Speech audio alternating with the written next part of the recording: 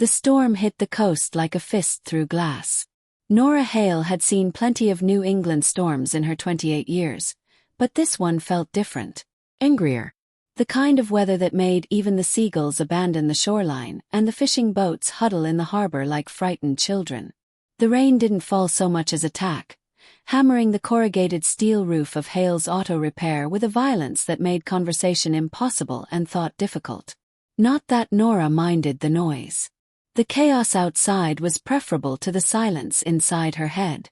She was 3 knuckles deep in the engine of a 1972 Dodge Challenger, her hands black with grease when the landline rang. The sound was so unexpected, so out of place at 11:30 on a Wednesday night, that for a moment she thought she'd imagined it.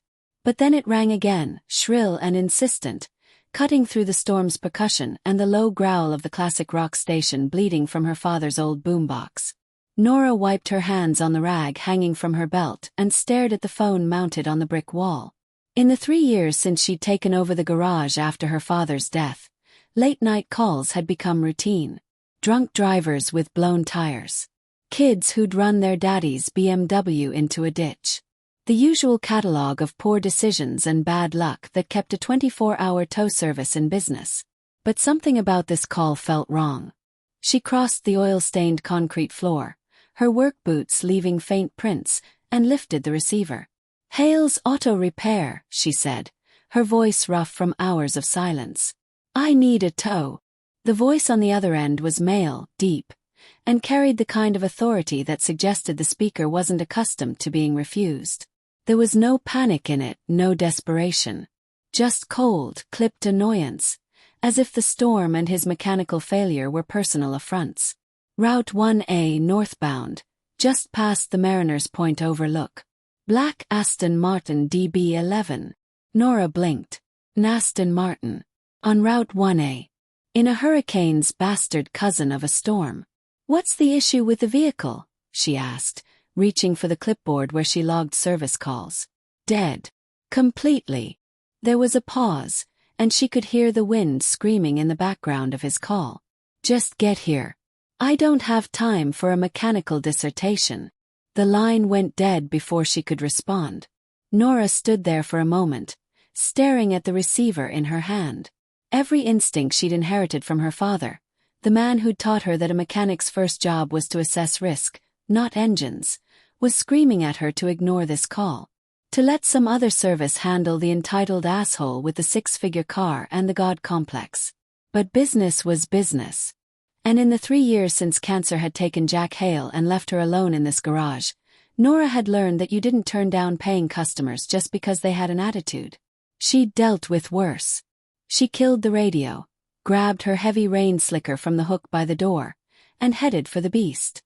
The beast was what her father had called the tow truck, a 1995 Ford F550 that had more miles on it than should be mechanically possible and a temperament to match.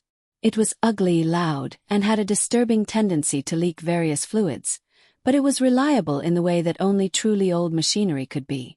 It started on the first try, and Nora had never met a car it couldn't haul. As she pulled out of the garage and into the deluge, the wipers fighting a losing battle against the wall of water, she couldn't shake the feeling that she was making a mistake. Route 1A was a scenic coastal highway by day, all ocean views and quaint seafood shacks. By night, in a storm like this, it was a black ribbon of asphalt barely distinguishable from the churning sea beside it. The beast's headlights carved pale tunnels through the darkness, illuminating sheets of rain and not much else. Nora drove slowly, her hands tight on the wheel, her eyes scanning for the overlook. When she finally saw it, a small pull-off with a historical marker she couldn't read through the rain, her heart did something strange in her chest. The Aston Martin was there, sleek and predatory even in distress, its black paint gleaming under the beast's worklights as she pulled up behind it. But it was the man standing beside it that made her foot hesitate on the brake. He was tall, broad-shouldered, and dressed in a suit that probably cost more than her truck. The rain had plastered his dark hair to his skull and soaked his clothes, but he stood utterly still, unconcerned by the tempest raging around him. Even from a distance, there was something about his posture, the way he held himself, the way he turned to watch her approach, that radiated danger. This was not a man who ever played the victim. Nora killed the engine and stepped out into the storm. The wind immediately tried to rip the door from her hand, and the rain hit her face like frozen needles. She pulled her hood up and walked toward him, her boots splashing through puddles that were rapidly becoming lakes. Up close, he was even more unsettling. His face was all sharp angles and hard planes, a strong jaw shadowed with dark stubble, and eyes that were so dark they looked black in the poor light. They watched her with an intensity that made her want to step back, to put the truck between them. "You're from Hale's?" he asked. His voice was even colder in person, clipped and precise. "I am Hale's," Nora corrected, keeping her tone level. She'd learned early that you couldn't show weakness in this business. Men assumed a woman with a wrench was an anomaly, a secretary playing at mechanic. She'd gotten very good at correcting that assumption. "What's the problem?" "It won't start." "Did you try?" "I'm not an idiot," he cut her off. "There's no power. No lights, no electronics. Nothing." Nora circled the Aston Martin, playing her flashlight over its flawless exterior.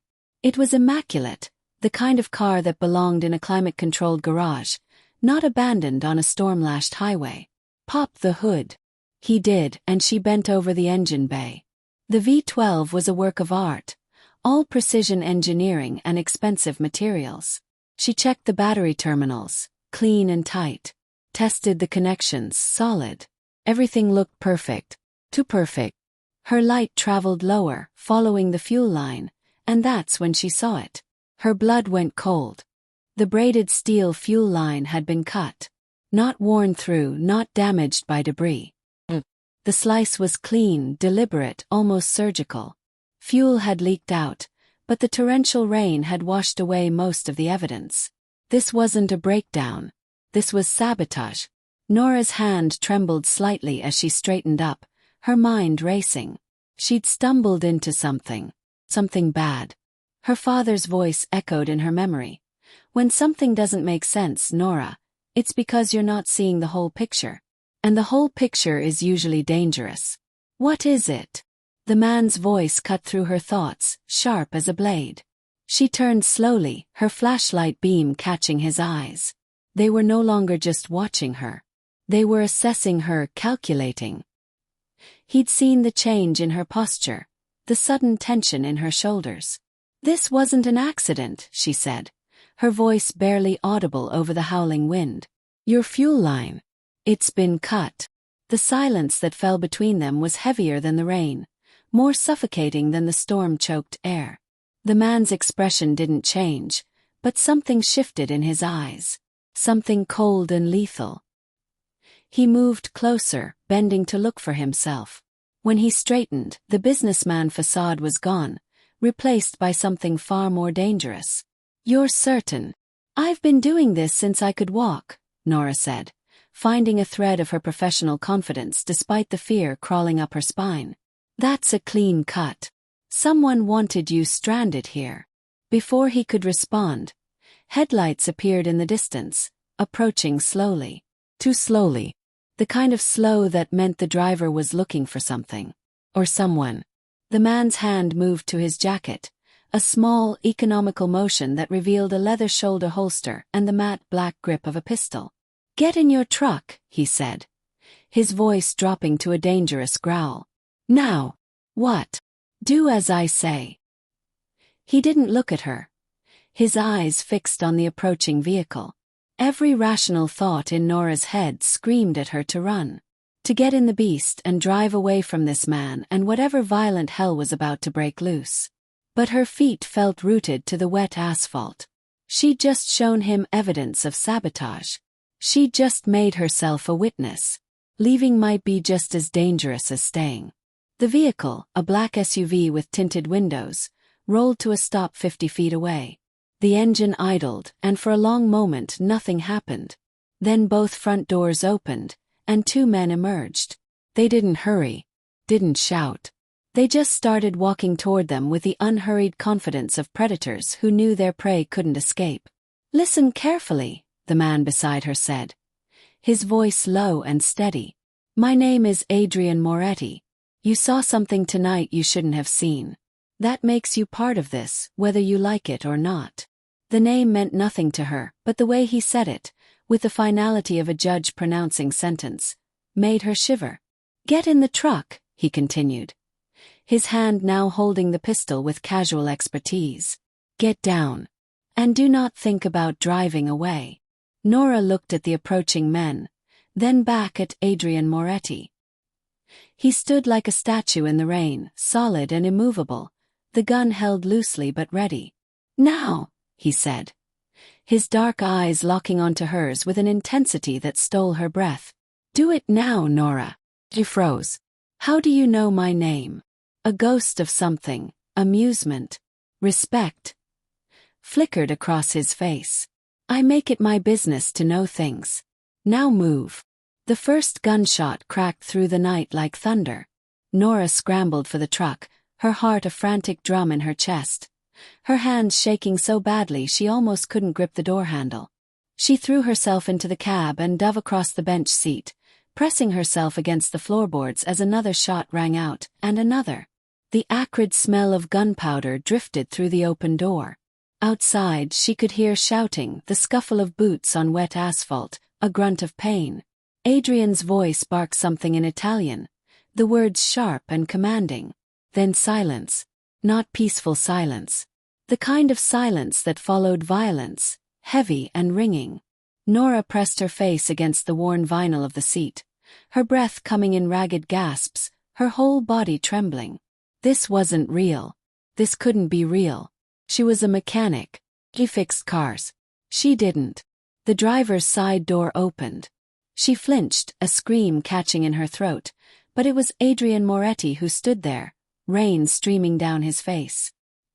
His suit jacket was torn at the shoulder, and a thin cut marked his cheekbone, but otherwise he looked unervingly unscathed. "It's done," he said flatly. "Get out." On shaking legs, Nora climbed out of the truck. The two men lay motionless on the asphalt, dark stains spreading beneath them despite the rain's best efforts to wash them away. Their SUV sat abandoned, its doors hanging open like broken wings. She was going to be sick. "Look at me." Adrian's hand caught her chin, forcing her gaze away from the bodies and onto his face. His touch was firm but not cruel. "You saw what you shouldn't have. Those men saw your face, your truck. They know you were here. If you go home, they'll come for you. And next time, I won't be there to stop them." "I'll call the police," Nora whispered, but even she could hear how hollow the words sounded. Adrian's laugh was sharp and humorless. "The police? You think they'll help you? This is family business, Nora. The kind of business that doesn't end with arrests and trials. It ends with bodies." He released her chin but held her gaze. "You have two choices. You can run. Spend the rest of your life looking over your shoulder, waiting for them to find you. Or you can come with me. Come with you where? Somewhere safe. Somewhere they can't reach you." He paused, studying her face. "You're smart. You figured out the sabotage. You didn't panic. Those are rare qualities, and I don't have time to find someone else I can trust right now." Trust. The word was laughable. She didn't know this man. Didn't know what he was involved in or why people wanted him dead. But as she looked at the bodies on the ground, at the dark promise in his eyes, she realized he was right about one thing. Her old life, the simple, predictable life of Hale's auto repair, was over. "All right," she heard herself say. "All right." Adrian nodded once, then turned to survey the scene. "We'll take your truck. Leave the Aston Martin. Someone will clean this up." "Clean it up." Nora's voice cracked. "Those are people. Dead people. They were dead the moment they agreed to come after me," Adrian said coldly. He walked to the beast and opened the passenger door, looking back at her with raised eyebrows. "Drive, Nora. We have a long night ahead of us." As she slid behind the wheel, her hands still trembling, her mind still reeling, Nora Hale knew with absolute certainty that she had just crossed a threshold. There was no going back to the woman she'd been an hour ago. That woman had died on this rain-slicked highway, along with the illusion that her quiet life could remain untouched by the darkness. Adrian Moretti had opened a door, and she had walked through it. Now all she could do was survive what waited on the other side. The beast's engine roared to life, and they drove into the storm, leaving the bodies and her innocence behind in the flooded darkness of Route 1A. Chapter 1. The Man Who Ordered the Storm. The drive back to the city was a descent into unreality. Nora's hands gripped the steering wheel with white-knuckled intensity, her eyes fixed on the rain-blurred road ahead. She was acutely aware of Adrian Moretti sitting beside her, a silent, imposing presence that seemed to fill the entire cab of the truck. He gave directions in a low, calm voice. Turn here, take the next exit, avoid the highway, guiding her through a maze of back roads and industrial districts she'd never known existed. She wanted to ask questions, wanted to demand explanations. Who were those men? Why had they tried to kill him? What the hell had she just become a part of? But every time she opened her mouth, the words died in her throat. The memory of those bodies on the wet asphalt, the casual way he dismissed them, kept her silent. This man was dangerous, and she was trapped in a truck with him. Take the next left, Adrian said, his voice cutting through her spiraling thoughts. There's a parking garage 2 blocks down. 3rd level. Nora followed his instructions, guiding the beast down a narrow street lined with abandoned warehouses and shuttered storefronts. The neighborhood looked like it had been forgotten decades ago, left to rot in the city's industrial wasteland. But when they reached the parking garage, a crumbling concrete structure that looked ready to collapse, a heavy steel gate rolled upward at their approach, revealing a brightly lit interior that starkly contrasted the derelict facade. Drive in, Adrian commanded.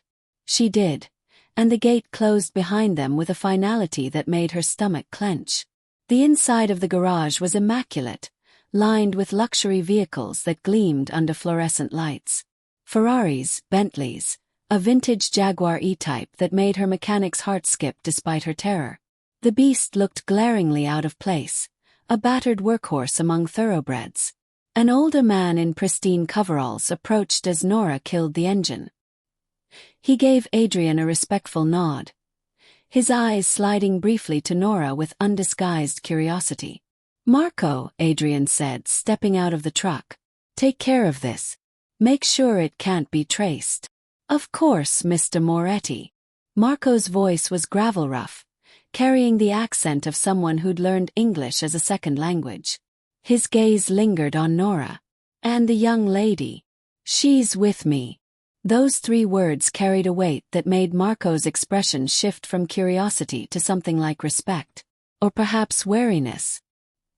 He nodded and moved toward the beast, already assessing it with a professional eye. Adrian turned to Nora, who was still sitting behind the wheel, her mind racing. Come on. You need to get out of those wet clothes. It wasn't a request. Nora climbed out of the truck on legs that felt disconnected from her body. She followed Adrian across the garage to a steel door marked Private, through a security checkpoint where cameras tracked their every move, and into an elevator with polished brass fixtures that looked like they belonged in a 5-star hotel. The elevator rose smoothly, and when the doors opened, Nora stepped into a world that made no sense. The penthouse was a study in contrasts. Exposed brick walls that hinted at the building's industrial past were balanced by floor-to-ceiling windows offering a panoramic view of the city skyline, glittering in the rain like scattered diamonds. The furniture was modern and minimalist, all clean lines and expensive materials. Art that looked original and prohibitively expensive hung on the walls. Everything was immaculate, sterile, utterly impersonal. It was a showroom, not a home. An older woman appeared from a hallway, her gray hair pulled back in a severe bun, her expression neutral. She spoke to Adrian in rapid Italian, and he responded in the same language. Then the woman turned to Nora, gesturing toward a doorway. Follow Rosa, Adrian said. She'll show you where you can clean up. There are clothes in the guest room. Nora wanted to argue, wanted to demand her keys and her truck and her life back. But she was exhausted, soaked to the bone, and still trembling from adrenaline. So she followed Rosa down a hallway lined with more expensive art and into a bedroom that was larger than her entire apartment. The attached bathroom was a shrine to luxury. Marble surfaces, a rainfall shower that could fit 4 people, heated floors. Rosa laid out clothes on the bed. Soft gray sweatpants, a cashmere sweater in deep burgundy, undergarments that still had tags attached, and left without a word. Nora stood in the middle of the bathroom, staring at her reflection in the enormous mirror. She looked like a stranger. Her dark blonde hair hung in wet tangles around her face. Her hazel eyes were wide with shock. There was a smudge of grease on her cheek she hadn't noticed before, and her hands were still stained despite the rain. She looked like what she was, a woman who'd just witnessed a murder. 2 murders.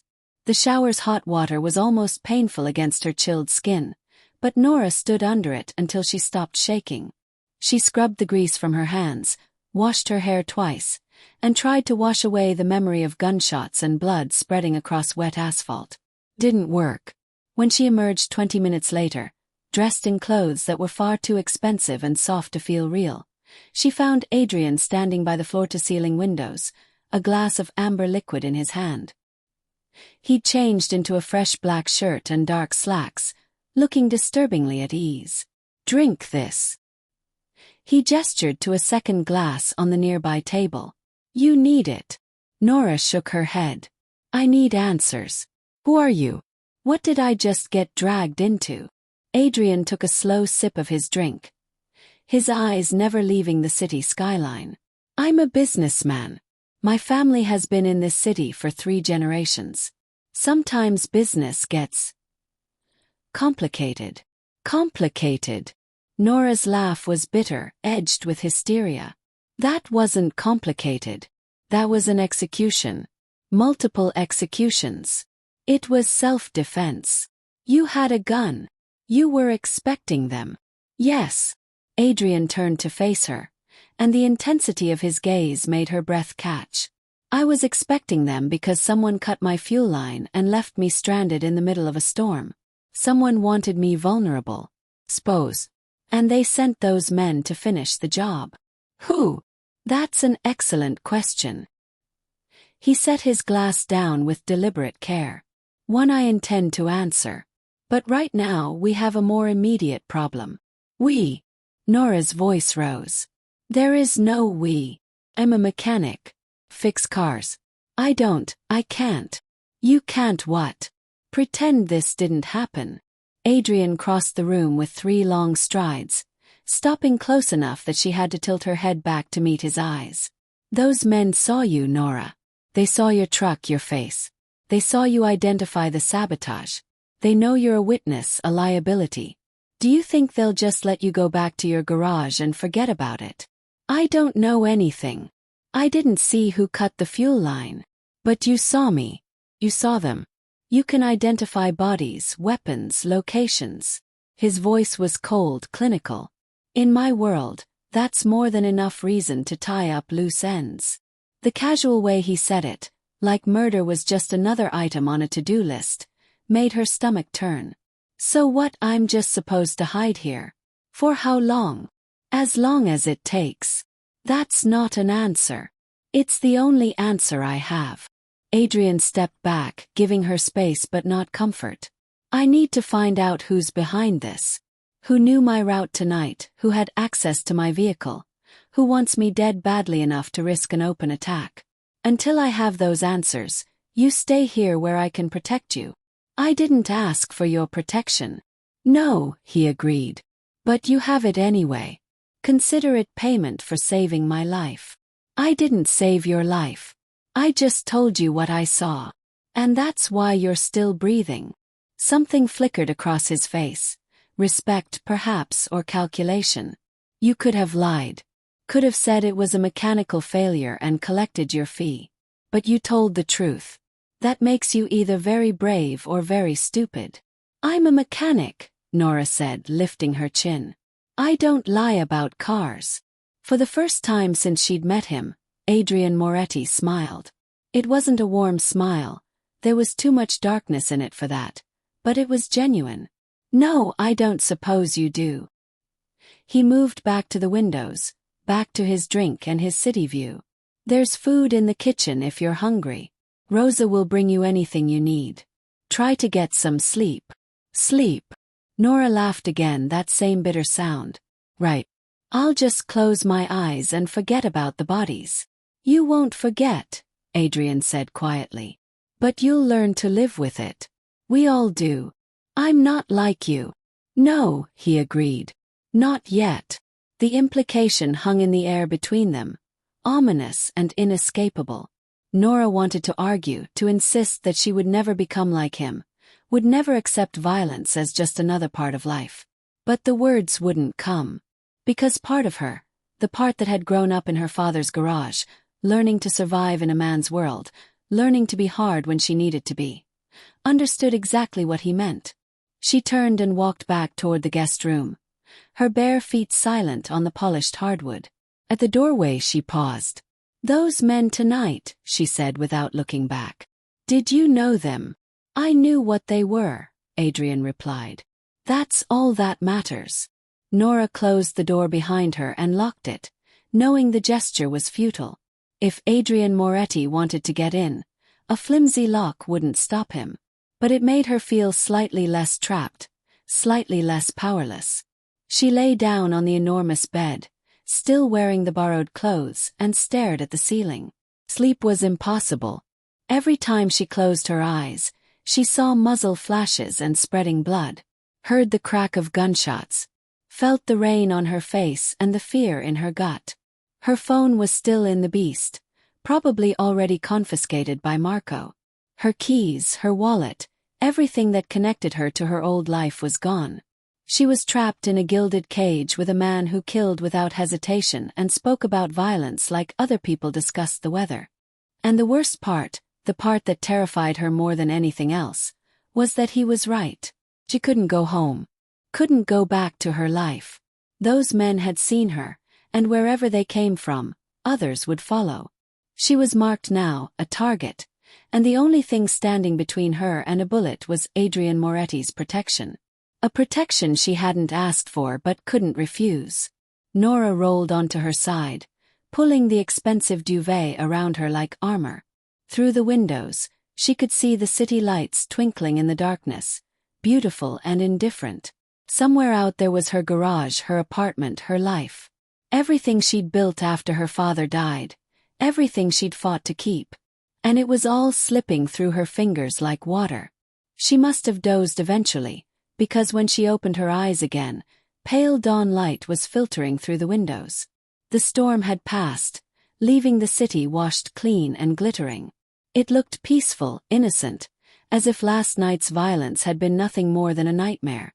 Nora got up, her body stiff and aching, and opened the bedroom door. The penthouse was silent, but she could smell coffee brewing. She followed the scent to a sleek, modern kitchen where Rosa was preparing breakfast with the efficiency of long practice. The older woman looked up, nodded, and poured a cup of coffee without being asked. She pushed it across the marble countertop along with cream and sugar. "Mr. Moretti?" Nora asked, her voice rough from crying she didn't remember doing. Rosa pointed toward a closed door off the main living area. The study, presumably. Nora took her coffee and walked to the door, hesitating with her hand on the knob. She could hear Adrian's voice, low and intense, speaking in Italian. She shouldn't interrupt. Shouldn't intrude on whatever business he was conducting. But she also couldn't just sit here like a prisoner waiting for her jailer's attention. She knocked once and opened the door. Adrian was behind a massive desk, his phone pressed to his ear, his expression thunderous. When he saw her, he said something sharp into the phone and ended the call. "I want to go home," Nora said before he could speak. "I want to check on my garage, get my things, and then I'll go somewhere safe. You can recommend a hotel or—" "No. You can't just keep me here." "I can and I will." Adrian stood, moving around the desk with predatory grace. "Until I know who's behind the attack, you stay here where I can control the variables." "I'm not a variable. I'm a person." "You're a complication," he corrected, but his tone wasn't cruel. An unexpected factor in a situation that's already spiraling. I need time to investigate, to shore up my security, to find out who in my organization is leaking information. Until then, you don't leave this building. That's kidnapping. That's protection. There's a difference. Not from where I'm standing. They faced each other across the study, two wills locked in silent combat. Nora was acutely aware of how close he was, how much larger, how easily he could overpower her if he wanted to. But she refused to back down, refused to let fear make her compliant. Her father had taught her never to show weakness, especially to men who expected it. Adrian's phone buzzed on his desk. He glanced at it, and whatever he saw there made his expression shift from frustration to something far more dangerous. "Get dressed," he said, his voice suddenly clipped. "We're leaving." "I thought I couldn't leave. Plans change."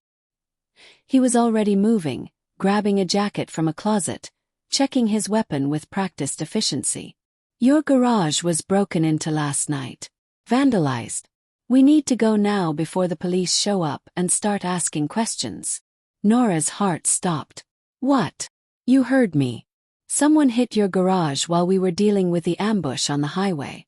They were thorough." He looked at her, and for a moment she saw something like sympathy in his dark eyes. "Get dressed, Nora. You're going to want to see this." Ran back to the guest room, pulling on jeans and a shirt Rosa had left, shoving her feet into the sneakers someone had thoughtfully provided. Her hands were shaking again, but this time it wasn't from fear. It was from rage. They descended to the garage in silence. Marco had the beast ready, keys in the ignition, tank full. Adrian slid into the passenger seat without asking, and Nora didn't argue. She just drove, her jaw clenched, her heart pounding, her mind filled with images of her father's garage. His legacy, her inheritance, destroyed. The drive across the city felt endless. Morning traffic was building, people heading to work, living their normal lives. Nora wanted to scream at them. Wanted to tell them that the world wasn't safe, wasn't normal, that violence and chaos were always just a heartbeat away. But she kept silent, kept driving, kept her rage burning cold and focused. When they finally turned onto her street, she saw it immediately. The roll-up door to the garage was buckled and bent, pried open with savage force. The window to her small office was shattered, glass glittering on the sidewalk like diamonds. Yellow police tape was already strung across the entrance, and a patrol car sat at the curb. "Drive past," Adrian ordered. "Don't stop. But drive past." His hand was on her arm, not restraining but insistent. "We'll circle back. I need to see the police response first." Nora drove past her garage, her vision blurring with tears she refused to shed. She circled the block twice while Adrian made a series of phone calls, his voice low and urgent. Then he directed her to a side street, a delivery alley behind the garage. They parked and approached on foot, using the cover of neighboring buildings. Adrian moved like a ghost, silent and alert, and Nora found herself unconsciously mimicking his careful, deliberate steps. The back door to the garage had been forced open as well. Adrian checked inside, then gestured for her to follow. The sight that greeted her was worse than she'd imagined. Her father's garage, the place where she'd learned to walk, learned to think, learned who she was, had been destroyed. Tools were scattered across the floor, some bent or broken. The Mustang she'd been restoring, a customer's pride and joy, had its tires slashed and windshield smashed. Her small office had been ransacked, files and manuals torn and scattered, her father's old desk overturned. But it was more than simple vandalism. Drawers had been pulled completely out, their contents dumped. The walls had been examined, panels removed. Even the floor mats had been lifted and tossed aside. They weren't just destroying, they were searching. What were they looking for? Nora whispered, her voice broken. Adrian was moving through the wreckage with sharp, analytical eyes. "Something they think you have. Or something they think your father had. My father was a mechanic. He didn't have anything. Everyone has something, Adrian said. He stopped in front of her father's old tool bench, studying the pegboard where Jack Hale's tools had hung in careful organization. Most of them had been swept to the floor, but the board itself was intact. Did your father have enemies? Old debts? Past associations you might not have known about? No, he was just my dad. He fixed cars. He taught me everything about engines. That was his life. Adrian turned to look at her, and his expression was surprisingly gentle. People have secrets, Nora. Especially people who want to protect their children. Are you sure you knew everything about him? The question hit her like a physical blow. Because she wasn't sure. Her father had been a quiet man, especially in his later years. There had been times when she'd catch him staring at nothing. His expression haunted. Times when he'd wake from nightmares he wouldn't discuss. She'd always assumed it was grief over her mother's death, the cancer diagnosis, the weight of trying to keep the garage running. But what if it was something else? I need to look around, she said, moving deeper into the chaos. There has to be something. Some clue about what they wanted. We don't have much time, Adrian warned. The police will be back, and you can't be here when they arrive. Not until we know who we can trust. Trust. They're the police. And the men who cut my fuel line knew exactly where I'd be and when. Someone is feeding information to my enemies. Until I know who, I trust no one. Including the authorities. Nora wanted to argue, but she couldn't. Not after last night. Not after seeing how easily violence could erupt, how quickly death could come. Adrian Moretti lived in a world where the normal rules didn't apply, where police couldn't or wouldn't help. And now she was in that world too.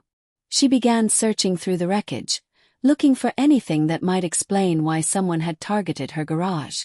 Her father's files were standard business records, invoices, receipts, service logs. Nothing unusual, nothing worth killing for. But as she reached the storage area at the back of the garage, she noticed something odd. The metal shelving unit had been pulled away from the wall. Not just searched, but physically moved, as if someone had been looking for something hidden behind it. Nora squeezed into the narrow gap and ran her hands along the brick wall. Her fingers found it. A loose brick, set slightly deeper than the others. Adrian, she called softly. He was beside her in seconds, his larger frame barely fitting in the tight space. She showed him the brick, and together they worked it free. Behind it was a cavity in the wall.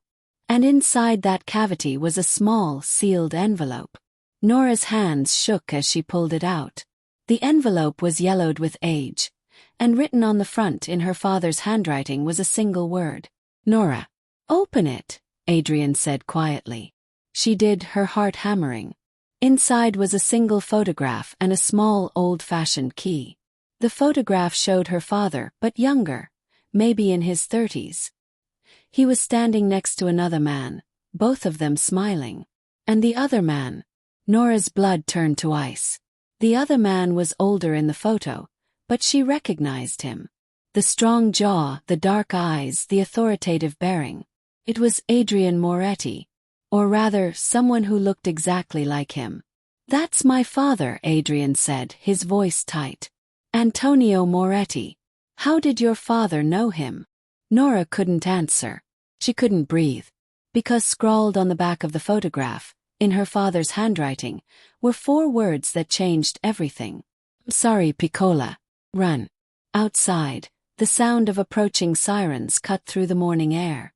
We need to go, Adrian said, pocketing the photograph and key. Now. But Nora couldn't move.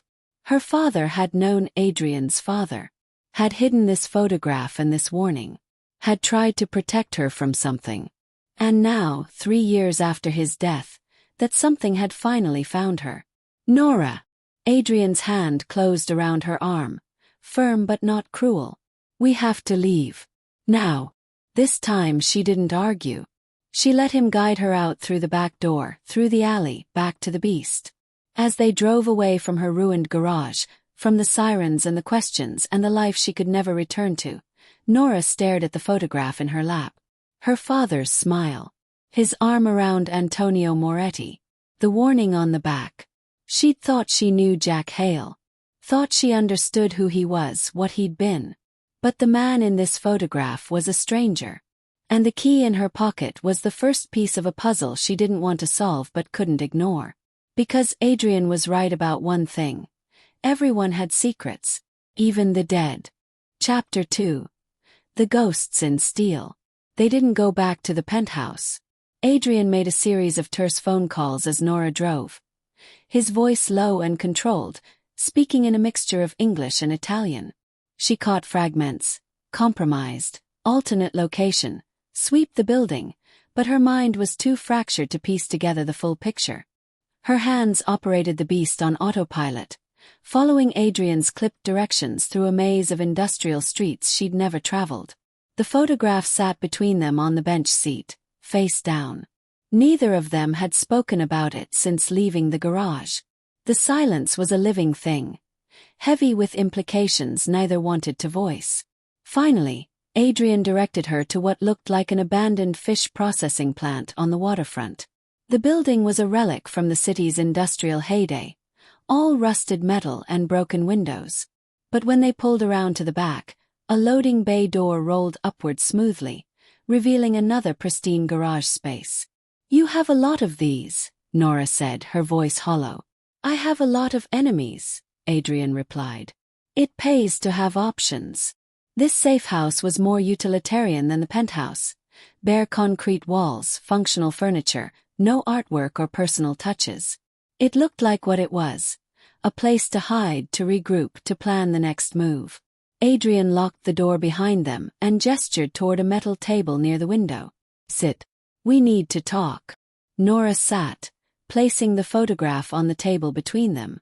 In the harsh overhead light, her father looked impossibly young, impossibly alive. The smile on his face was genuine, unguarded. She'd rarely seen him smile like that in her lifetime. Adrian picked up the photograph, studying it with an intensity that made the air feel thin. "This was taken about 30 years ago. I was 7, maybe 8. I remember my father had a mechanic he trusted absolutely. Someone outside the family business, someone clean. He said it was important to have one person who wasn't buried in the dirt. My father wasn't part of your world." "No," Adrian agreed. "But he knew about it.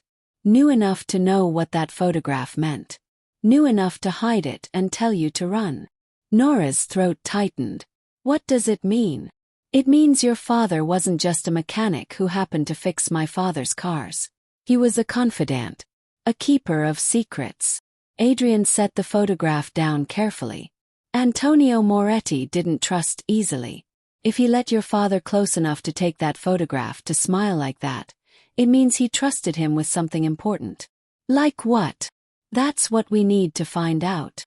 Adrian pulled the small key from his pocket, holding it up to the light.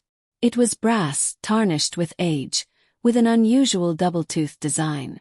"This isn't a house key or a safe deposit box key. Sold specialized. It opens something specific." "How do you know?" "Because my father collected locks. Strange hobby for a crime boss, but he said locks were honest. They either opened or they didn't. No politics, no betrayal." Adrian's jaw tightened. "He had a collection of antique locks in his study. I used to play with them as a child, learning how they worked. This key." He turned it over in his fingers. "This key is from a carry safe. 1950s, maybe 60s. Military grade. The kind of thing used to store classified documents or valuable intelligence." Nora felt her world tilting again. "My father didn't have anything like that. I would have seen it when I was going through his things after he died. Maybe he didn't have the safe. Maybe he just had the key." Adrian stood, pacing to the window that overlooked the gray waters of the harbor. "My father was killed 20 years ago. Shot in his office by a supposed burglar who was never caught. I was 19. The business passed to me, along with all his debts, enemies, and secrets." There was something in his voice, not quite pain, but an echo of it, carefully controlled and deeply buried. I'm sorry, Nora said quietly. Don't be. I barely knew him. He kept me separate from the business, sent me to boarding schools, kept me clean so I'd have choices he never had. Adrian's laugh was bitter. Ironic, really. All his planning to give me a different life. And here I am, running the same empire, making the same enemies, heading toward the same ending. You don't have to. Yes, I do. He turned to face her, his expression hard. This is my inheritance, Nora. Just like that garage was yours. We don't get to choose what our fathers leave us. We only get to choose what we do with it. The words hung between them, weighted with truth. Nora looked down at the photograph again, at her father's young, smiling face. He'd built her a simple life, taught her an honest trade, kept her away from darkness. And then he'd died, leaving her a warning and a key to something she didn't understand. So what do we do, she asked. We find out what that key opens. And we figure out why someone is willing to kill for it. Over the next several hours, Adrian made more calls while Nora examined every inch of her father's photograph, looking for hidden clues. The key yielded nothing. No markings, no serial numbers, just aged brass and cryptic teeth. Marco arrived around midday with supplies. Laptops, burner phones, food, and a large cardboard box that made Nora's heart clench. From the garage, Marco explained in his gravelly voice, setting the box on the table. Your personal effects. I got them before the police catalogued everything. Nora opened the box with trembling hands. Inside were items from her small office. Her father's old coffee mug, the framed photograph of her parents on their wedding day, her business licenses, and buried at the bottom, her father's old leather-bound ledger where he'd recorded every job, every customer, every penny earned for 30 years. She lifted the ledger reverently. It smelled of old paper and machine oil, so fundamentally her father that tears stung her eyes. May I? Adrian asked gently. She handed it over, watching as he flipped through pages of her father's meticulous handwriting. Most of it was mundane. Oil changes, brake jobs, transmission repairs. But about halfway through, Adrian stopped, his finger tracing a line of text. Here, he said, turning the ledger so Nora could see. 1997. A series of entries just listed as AM Special Service. No details, no parts listed, just hours logged and payment received. Always in cash. Nora leaned closer. There were dozens of these entries, spanning several years, always with the same cryptic notation. AM Adrian Moretti. Antonio Moretti, Adrian corrected. My father. These would have been the years right before he died. He continued flipping pages, and the entries continued, regular as clockwork until they stopped. The last AM Special Service entry was dated 3 weeks before Antonio Moretti's death. After that, nothing. Just regular customer work, regular payments. Your father stopped working for mine right before he was killed, Adrian said slowly. That's not a coincidence. Maybe my father just stopped wanting that kind of work. Or maybe he knew something was going to happen. Maybe my father gave him something to protect, something to hide. Adrian's eyes were sharp, calculating. Where did your father work before he opened the garage? I don't know. He never talked about it. I was born after he'd already established the business. No family stories. Nothing about his past. Nora searched her memory, trying to recall any fragments her father might have shared. He'd been a private man, especially about his life before her mother died. He said once that he'd worked at a military base, doing vehicle maintenance. Fort McClellan, I think. But that was before I was born. Adrian's expression sharpened. Fort McClellan was a chemical and military intelligence training center. It was closed in the 90s because of contamination concerns, but before that, it was where the military trained people to handle sensitive operations, classified materials. My father was just a mechanic. Was he? Adrian challenged. Or was he a mechanic who had security clearance, who knew how to keep secrets, who knew how to hide things where no one would think to look. The implications settled over Nora like a shroud. Her father, the quiet man who'd taught her to change oil and gap spark plugs, who'd made her breakfast and helped with her homework, had been something else entirely. Someone with skills and knowledge that went far beyond fixing engines. "We need to find that safe," Adrian said decisively. "The key is useless without it, and someone clearly thinks you know where it is. But I don't. Think, Nora. Your father left you that key for a reason.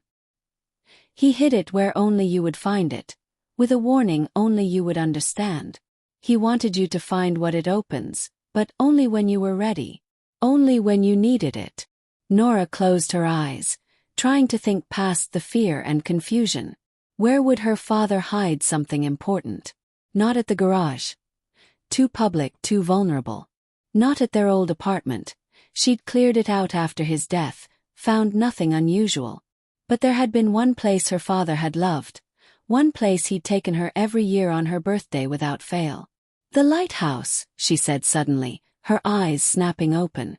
"There's an old lighthouse about 30 miles up the coast. It was decommissioned in the 70s, but my father loved it. We used to go there every year, have a picnic, watch the sunset. He said it was the only place in the world where everything made sense."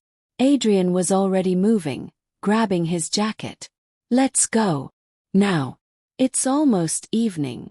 "Exactly. Less visibility means less chance of being followed. Come on." They took one of the cars from the safe house garage, a nondescript Honda sedan that wouldn't attract attention.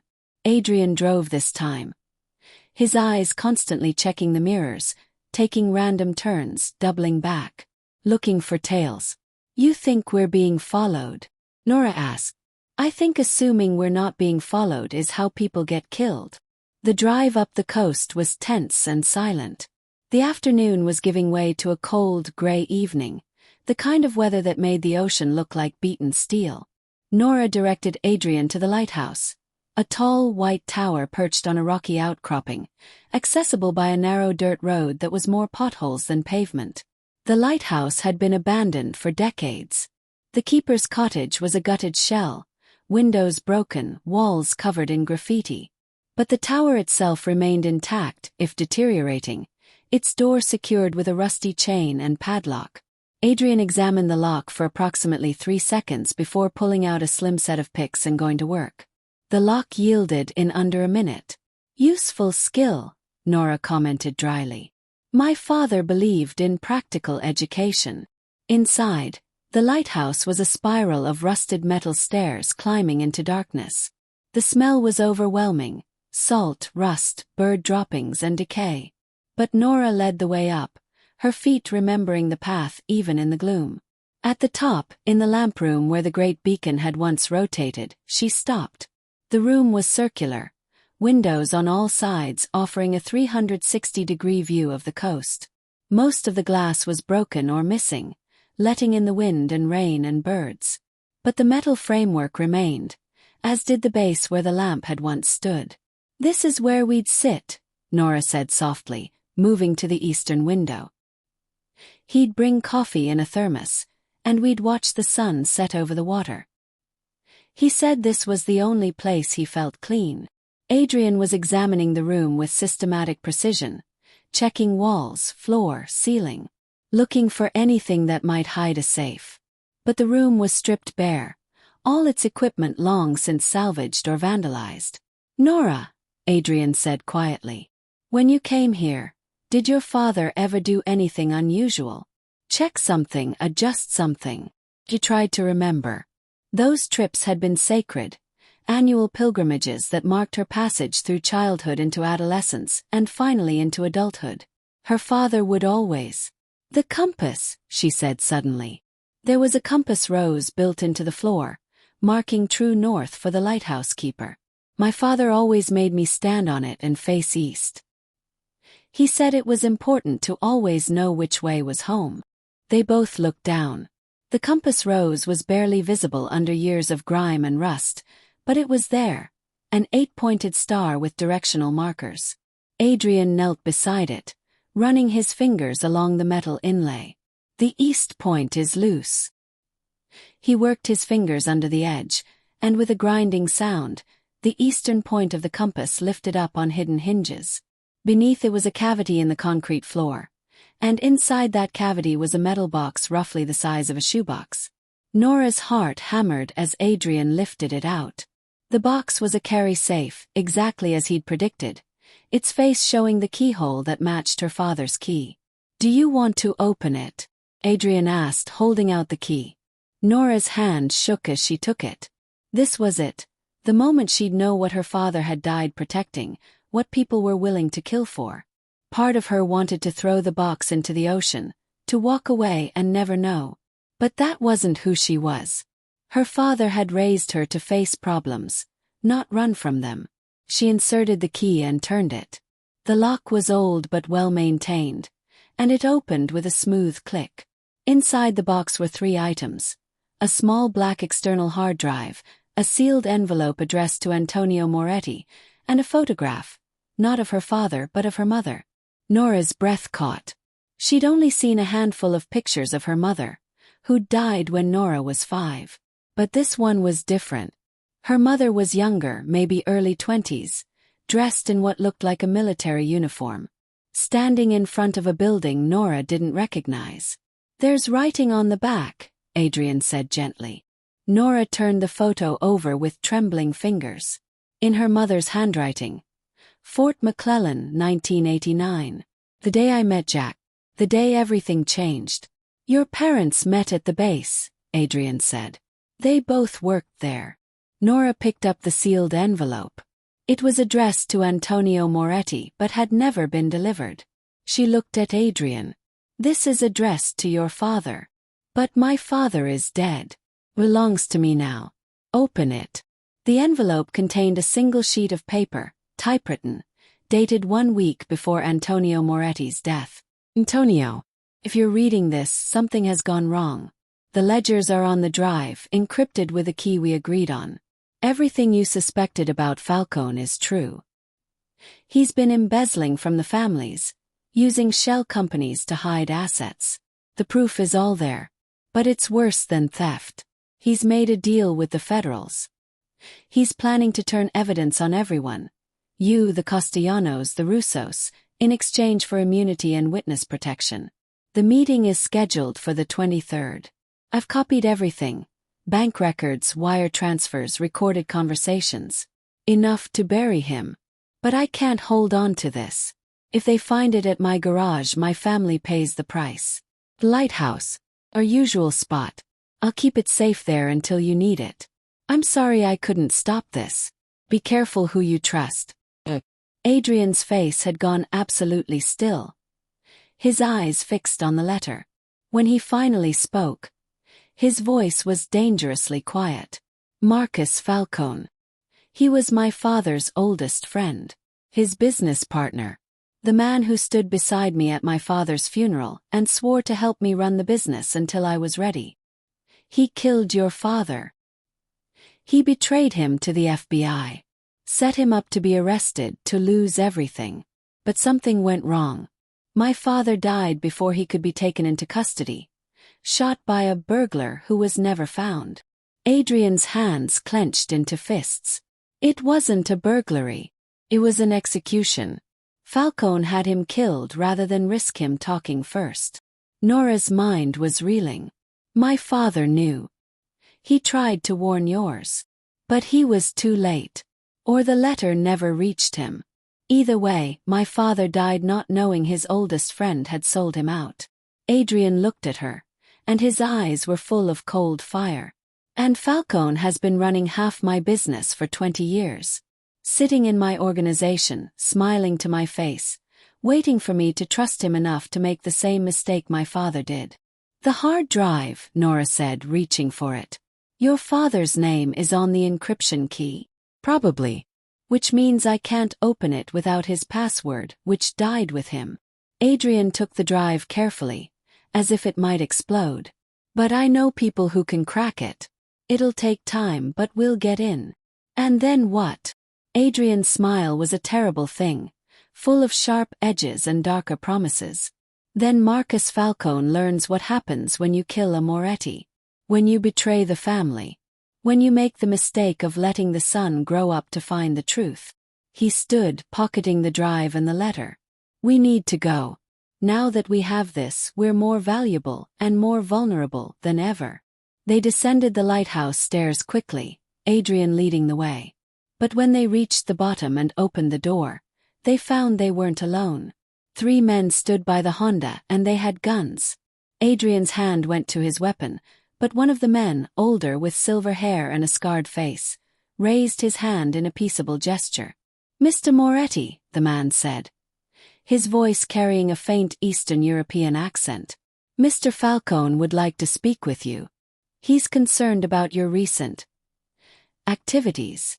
Tell Falcone I'm busy, Adrian said coldly. I'm afraid I must insist. You see, we know about the girl. We know she found something at her father's garage. Mr. Falcone would very much like to know what that something is.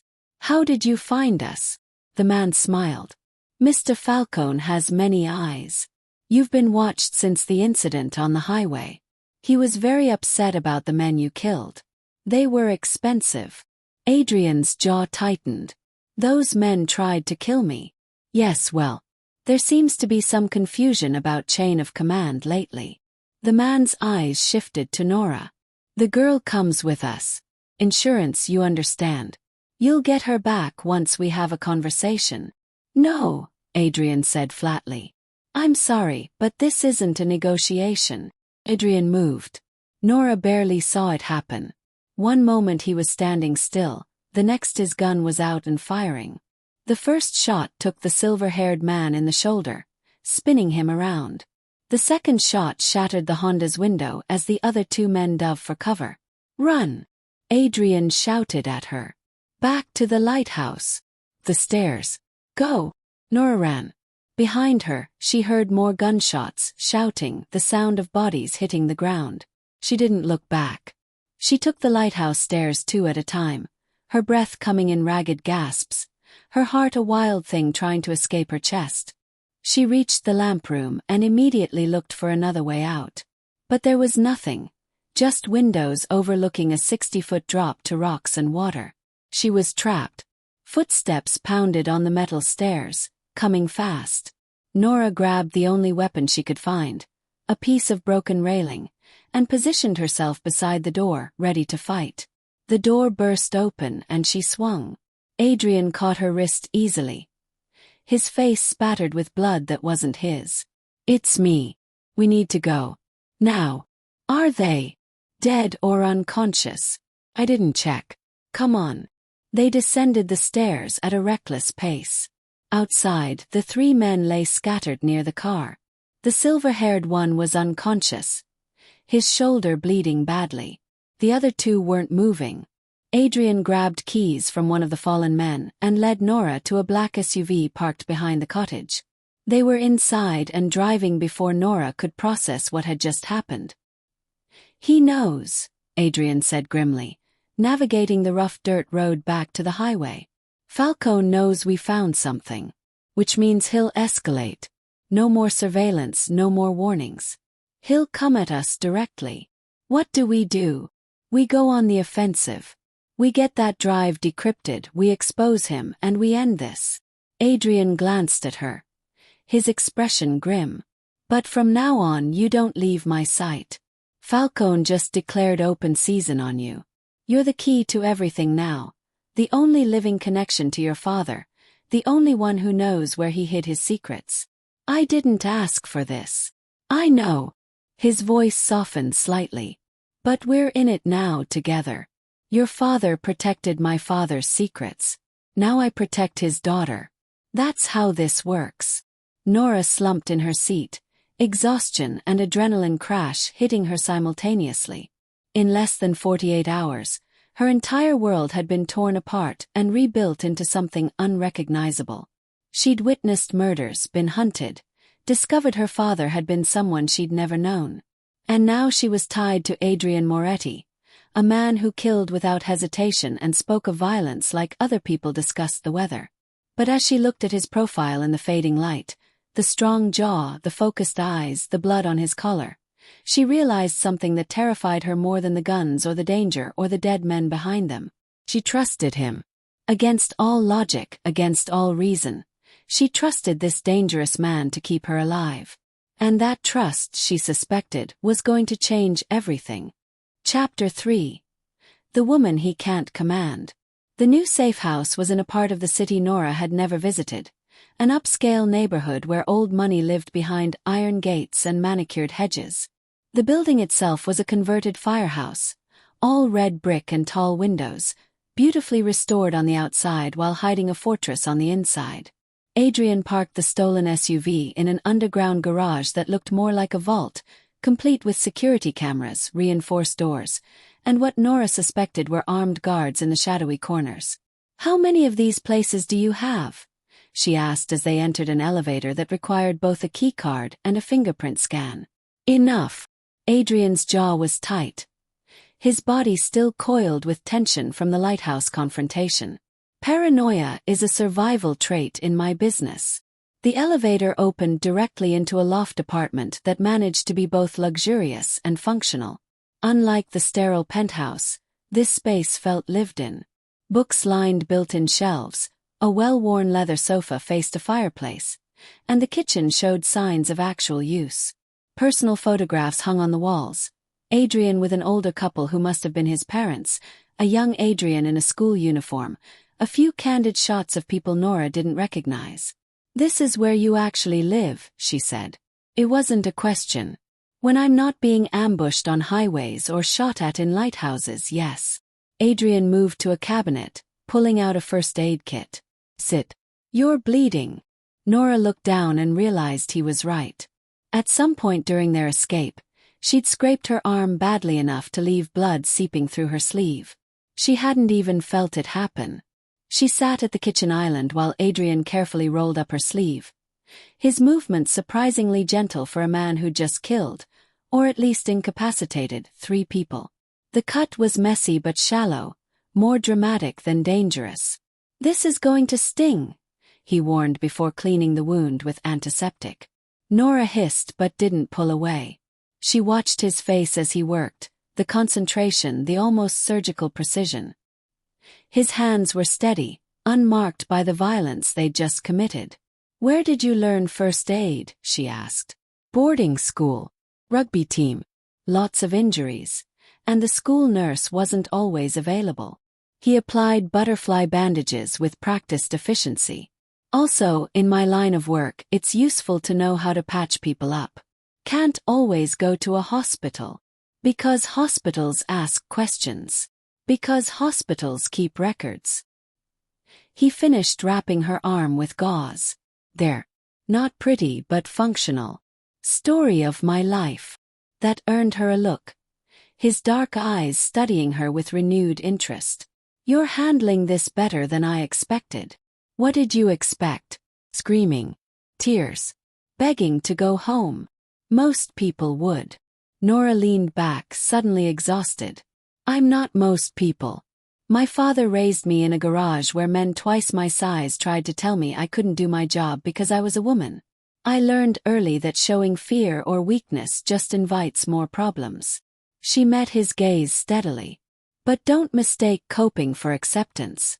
I'm not okay with any of this. I'm just doing what I have to do to survive." Something flickered across Adrian's face. Respect, perhaps, or recognition. "Fair enough." He moved to the kitchen, pulling ingredients from the refrigerator with the ease of someone who actually knew how to cook. "When was the last time you ate?" Nora tried to remember. "The coffee at the penthouse." No, Rosa had brought her toast, but she hadn't been able to eat it. Before that, dinner at the garage the night of the storm, which felt like a lifetime ago but was barely 36 hours. "I don't remember," she admitted. "Then you'll eat now. I can't protect someone who passes out from hunger." While Adrian cooked, pasta with what smelled like a homemade sauce, Nora explored the loft. The photographs drew her attention. The older couple were definitely his parents. She could see Adrian in both of them. His father's strong jaw and dark eyes. his mother's aristocratic cheekbones and straight nose. "They look happy," she said. They were. For a while.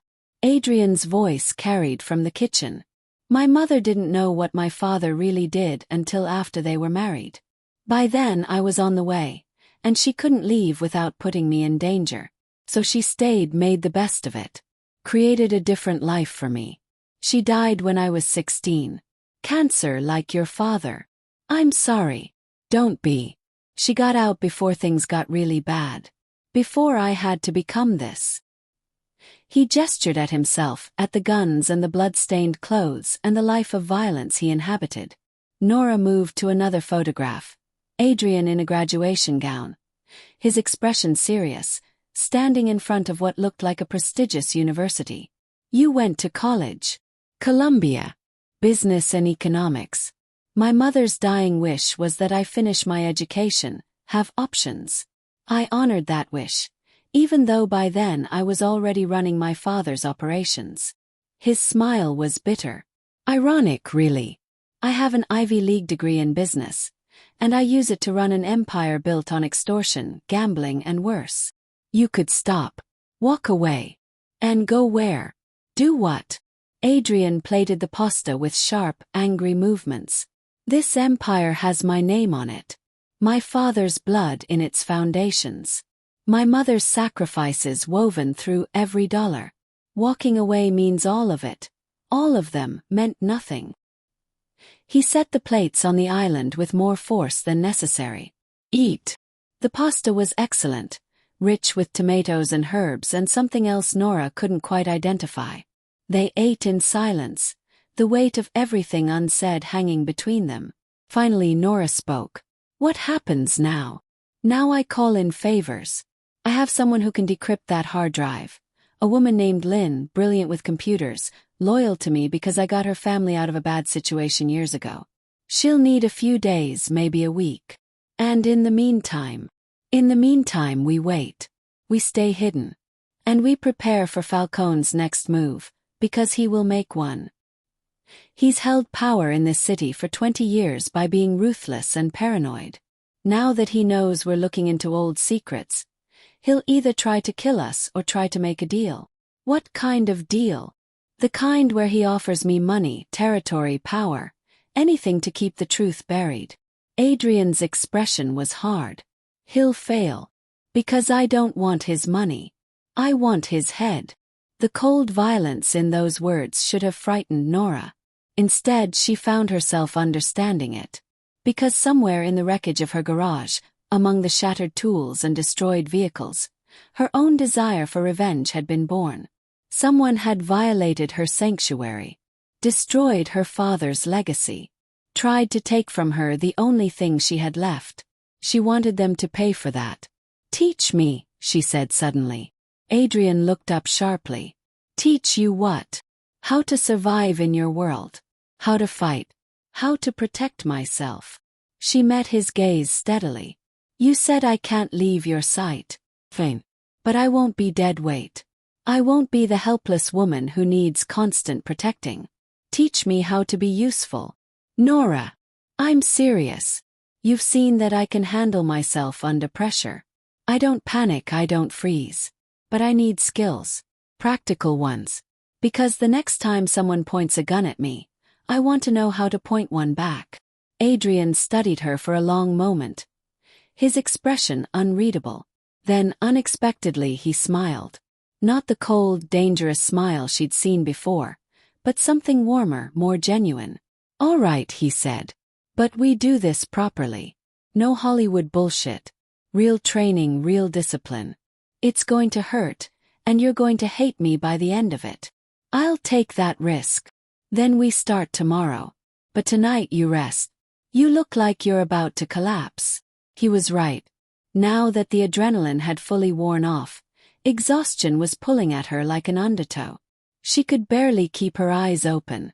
Adrian showed her to a guest room, smaller than the one at the penthouse but more comfortable, with a real bed and soft lighting and windows that overlooked the city.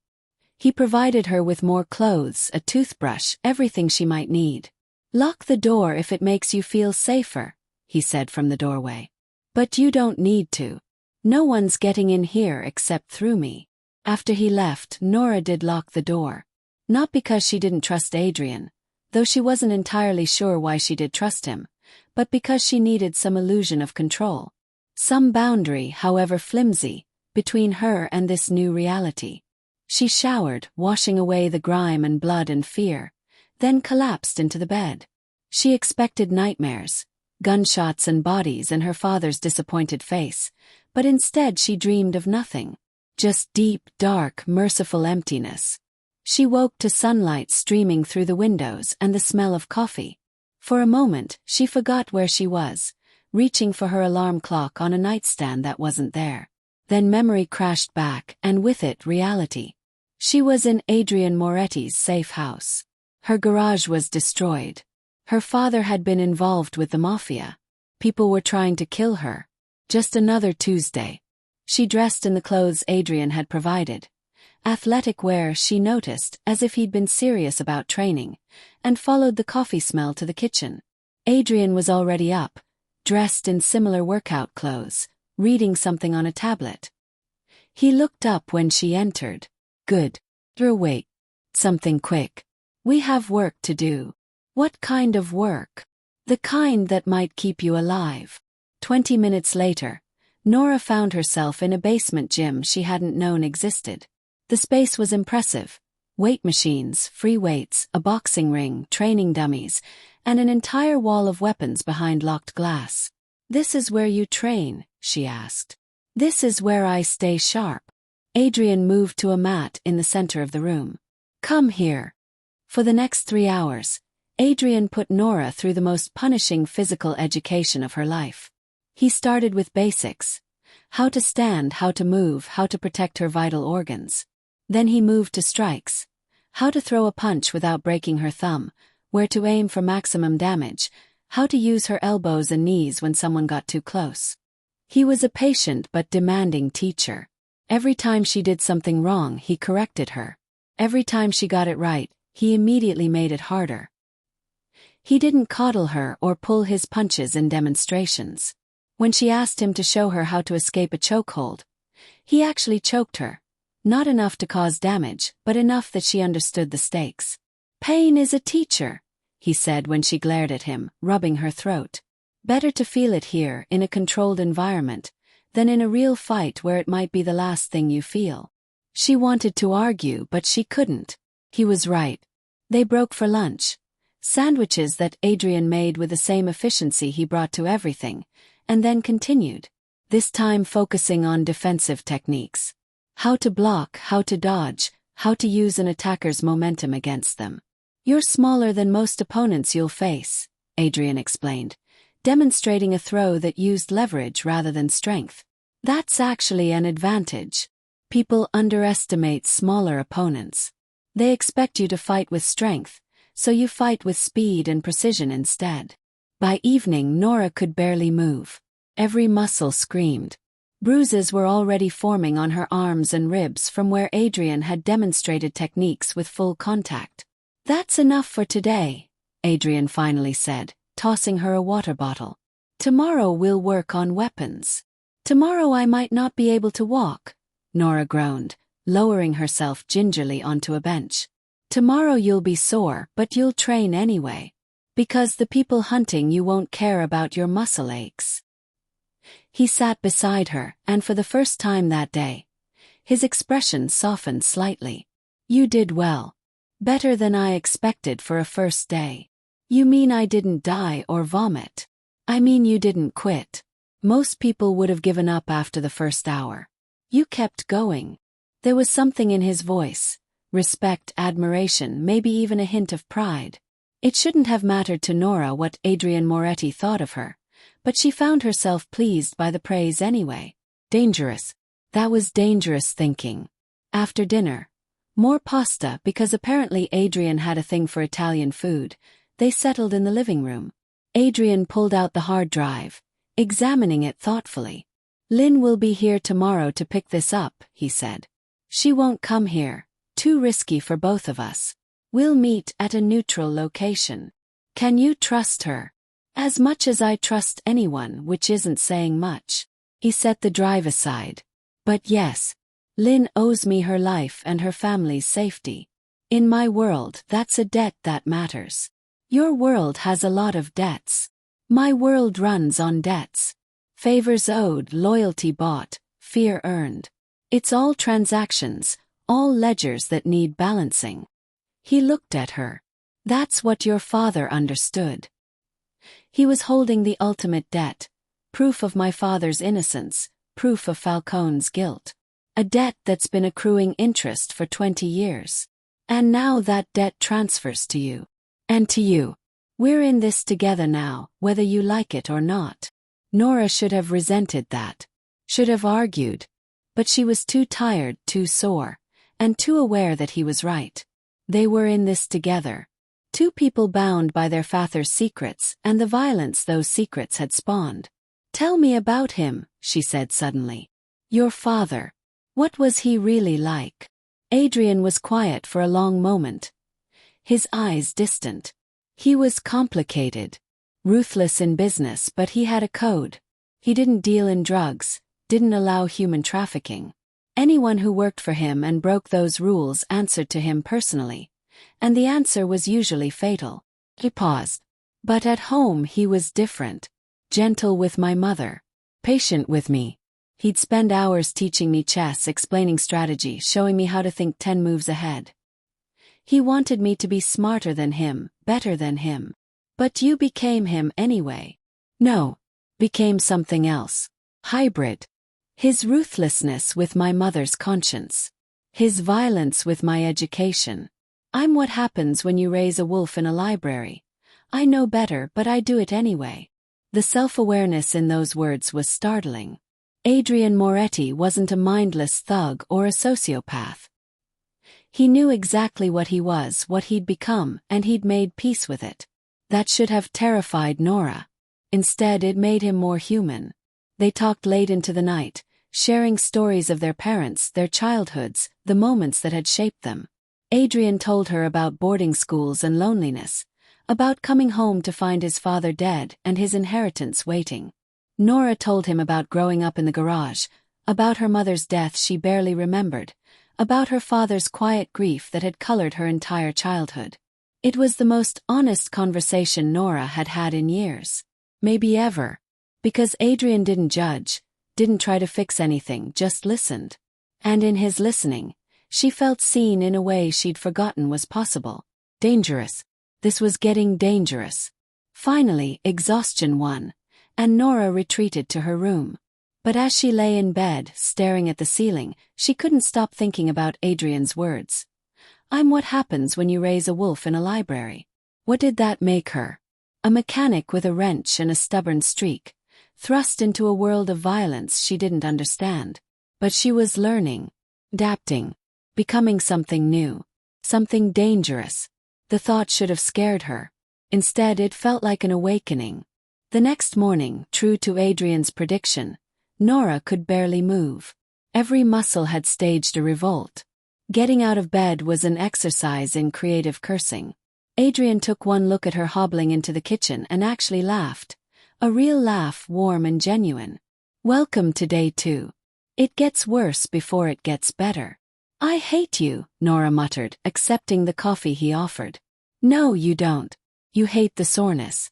There's a difference. He gestured to a bottle of ibuprofen on the counter. Take 3. Then we're doing light stretching and weapons training. No hand-to-hand today. The stretching helped, loosening muscles that felt like they'd been replaced with concrete. Then Adrian led her to the weapons wall, unlocking it to reveal an impressive arsenal. Choose your poison, he said. Nora had never held a gun before yesterday, when she'd carried the small pistol Adrian had given her at the penthouse.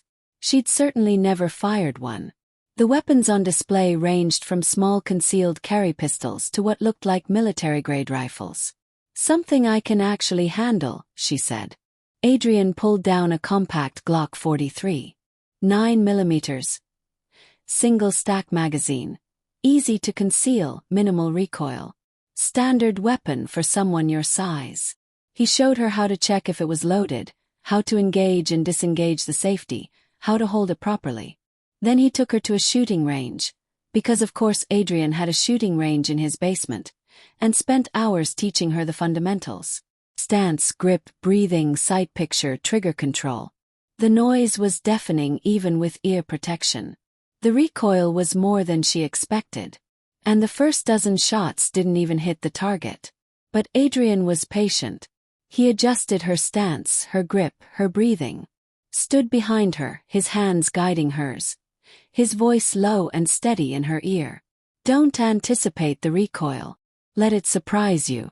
Smooth trigger press, not a jerk. Breathe out and squeeze.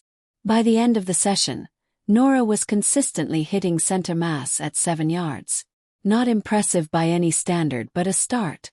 Good enough to scare someone, Adrian said. Which is often all you need. Most people don't want to get shot, even if you're not a great shot. The willingness to pull the trigger is what matters. Have you ever hesitated? Nora asked. When you had to shoot someone. Adrian's expression went carefully neutral. Once. When I was 19 and had just taken over. Someone challenged my authority, said I was too young, too soft. I hesitated just for a second. He went for his gun and I killed him. Never hesitated again. The casual way he said it, I killed him, should have made Nora recoil. Instead, she found herself understanding. In his world, hesitation meant death.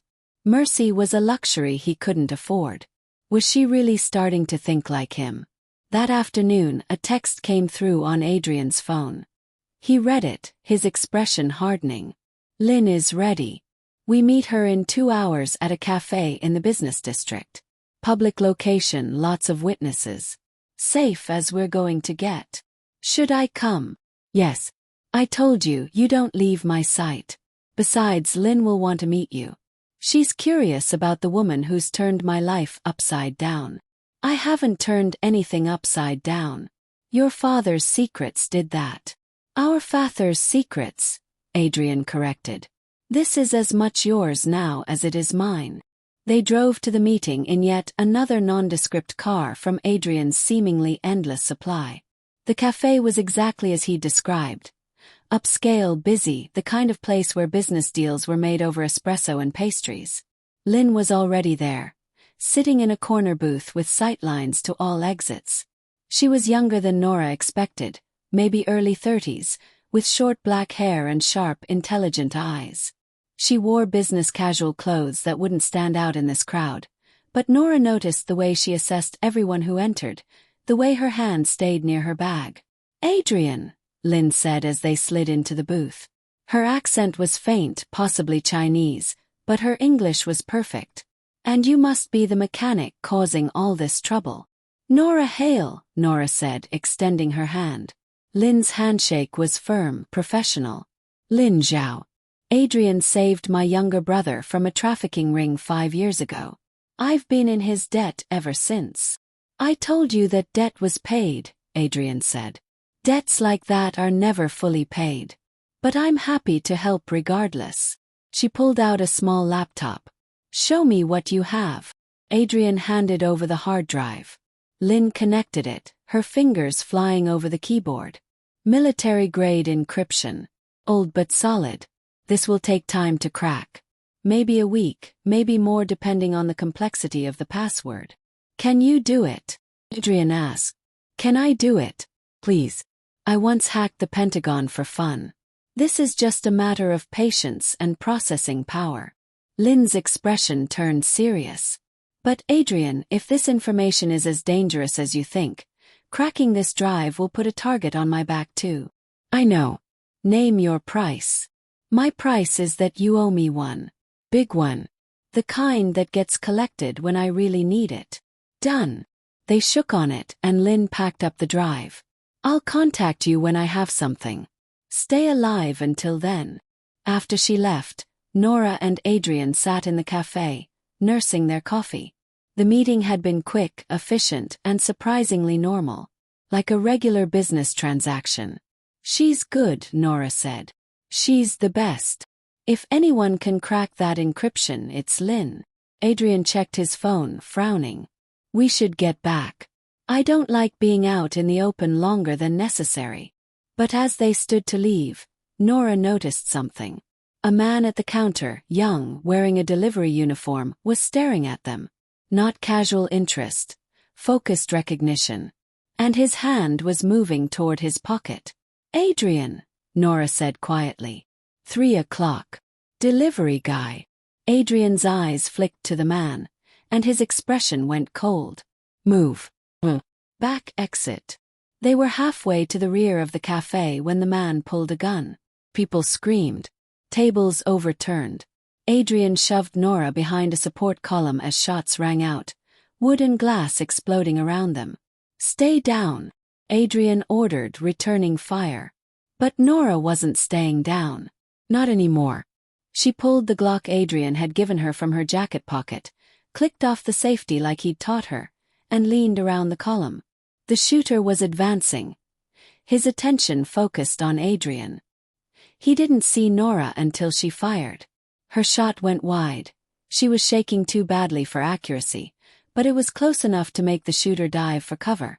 That gave Adrian the opening he needed. 2 shots, clinical and precise, and the shooter went down. Move! Adrian grabbed Nora's hand, pulling her toward the back exit as sirens wailed in the distance. They burst into an alley, sprinting for where they'd parked the car. Adrian drove like a man possessed, taking turns at speeds that defied physics, constantly checking mirrors. How did they find us? Nora gasped. I don't know. But they did. Which means we have a leak, or we're being tracked, or Falcone has more resources than I thought. Adrian's jaw was set, his knuckles white on the wheel. Either way, the gloves are off now. He's done playing games. Back at the safe house, Adrian immediately set up a perimeter check, calling in favors, deploying security. His casual demeanor was gone, replaced by the cold, calculating strategist underneath. Nora sat on the couch, her hands still shaking, the weight of the gun in her pocket both foreign and familiar. She'd fired a weapon at another human being. Had been prepared to kill someone if necessary. When had that become who she was? Adrian found her there an hour later, staring at nothing. He sat beside her, close but not touching. You did good today, he said quietly. You didn't freeze. You acted. That's the difference between living and dying in situations like that. I could have killed him. But you didn't. You gave me the opening I needed, and you stayed in control. That's what matters. Is this what my life is now? Running and shooting and never being safe. For now, yes. But it won't be forever. When we bring down Falcone, when we expose what he did, things will change. Adrian turned to face her. I can't promise you safety, Nora. I can't promise you a normal life. But I can promise you that I will do everything in my power to make sure you survive this. And when it's over, you can walk away if you want. No debts, no obligations. And if I don't want to walk away? The question hung between them, loaded with implications neither of them was ready to examine. Adrian's dark eyes searched hers, and for a moment, Nora saw past the cold exterior to the man underneath. The man who'd lost his father, who'd been forced into a life he hadn't chosen, who carried the weight of an empire on his shoulders. Then you stay, Adrian said simply. And we figure out what that means. He stood, offering her his hand. Come on. You need rest. Tomorrow we train again, and the day after that, and the day after that. Until you're ready for whatever comes next. Nora took his hand, let him pull her to her feet. As she walked to her room, she realized something had shifted. She wasn't just surviving anymore. She wasn't just coping. She was becoming someone new. Someone harder, stronger, more dangerous. Someone who could stand beside Adrian Moretti and not flinch from what that meant. And the most terrifying part was that she wanted it. Chapter 4. The File of Lies. 6 days passed in a strange rhythm of violence and domesticity. Every morning, Nora woke sore and exhausted. Every morning, Adrian pushed her harder. More training, more scenarios, more weapons. He taught her how to fight dirty, how to use everyday objects as weapons, how to read a room for threats and exits. He showed her pressure points and nerve clusters, taught her where to strike to incapacitate rather than kill. Because sometimes, he explained, demonstrating on a practice dummy, you need information more than you need a body count. But there were softer moments too. Evenings where they cooked together, Adrian teaching her his mother's recipes while sharing stories of Sunday dinners and family traditions. Nights where they sat and talked until the early hours, sharing pieces of themselves they'd never shown anyone else. Nora learned that Adrian played piano beautifully, a skill his mother had insisted on. That he'd wanted to be an architect before his father's death had redirected his life. That he still had nightmares about the night he found his father's body, blood spreading across an antique carpet while Antonio's eyes stared at nothing. Adrian learned that Nora had wanted to be a teacher before her father got sick. That she still kept every Father's Day card she'd ever made him, stored in a shoebox under her bed. That she blamed herself for not recognizing her father's cancer sooner, for not forcing him to see doctors when he'd insisted he was fine. They were becoming something. Nora wasn't sure what, exactly. Partners seemed too clinical, friends too simple. They existed in some undefined space where trust and danger and something else, something electric and unspoken, wove together into a connection she'd never experienced before. It should have terrified her. Sometimes it did. On the 7th day, Lynn called. "I'm in," she said without preamble when Adrian put her on speaker. The encryption was a beast, 3 layers, with a password that would have taken a standard computer about 200 years to crack. "But I have my ways. You want the good news or the interesting news?" "Start with good," Adrian said. "The good news is your father was meticulous. These files contain 20 years of financial records. Ledgers, wire transfers, shell company documents, recorded conversations. Everything you'd need to prove systematic embezzlement, fraud, and money laundering. And the interesting news. The interesting news is that it's not just Falcone. There are at least 6 other names in these files. People in your organization, people in city government, even a couple of federal agents. Your father was building a case against an entire network of corruption." Lynn paused. "Adrian, this isn't just evidence of a betrayal. This is a map of every dirty deal, every bribed official, every criminal conspiracy in the city for the past 2 decades. Adrian's expression had gone very still. "Send me everything. Encrypted. Already done. Check your secure server. And Adrian, be careful. Information like this has a way of getting people killed. Your father probably died because he had it." After Lynn hung up, Adrian immediately moved to his study, pulling up files on a computer that looked like it belonged in a tech startup rather than a converted firehouse. Nora followed, watching over his shoulder as document after document filled the screen. It was overwhelming. Spreadsheets detailing millions of dollars moved through dozens of shell companies. Audio files of conversations between Falcone and various accomplices. Scanned documents with signatures and notarizations. But it was one file in particular that made Adrian's hands clench into fists. A video file, timestamped 2 days before Antonio Moretti's death. Adrian clicked it open. The footage was grainy, clearly shot with a hidden camera. It showed an upscale restaurant, the kind where deals were made in private booths. 2 men sat across from each other. Antonio Moretti, younger but unmistakable, and Marcus Falcone, his supposed friend and partner. Nora had never seen a photograph of Falcone before. He was in his 40s in this video, handsome in a polished way, with silver threading through dark hair and an easy smile. He looked like someone you'd trust, someone you'd want to do business with. "Antonio," Falcone was saying, his voice warm and jovial. "You worry too much. The FBI isn't interested in us. They're focused on the Russians, the cartels.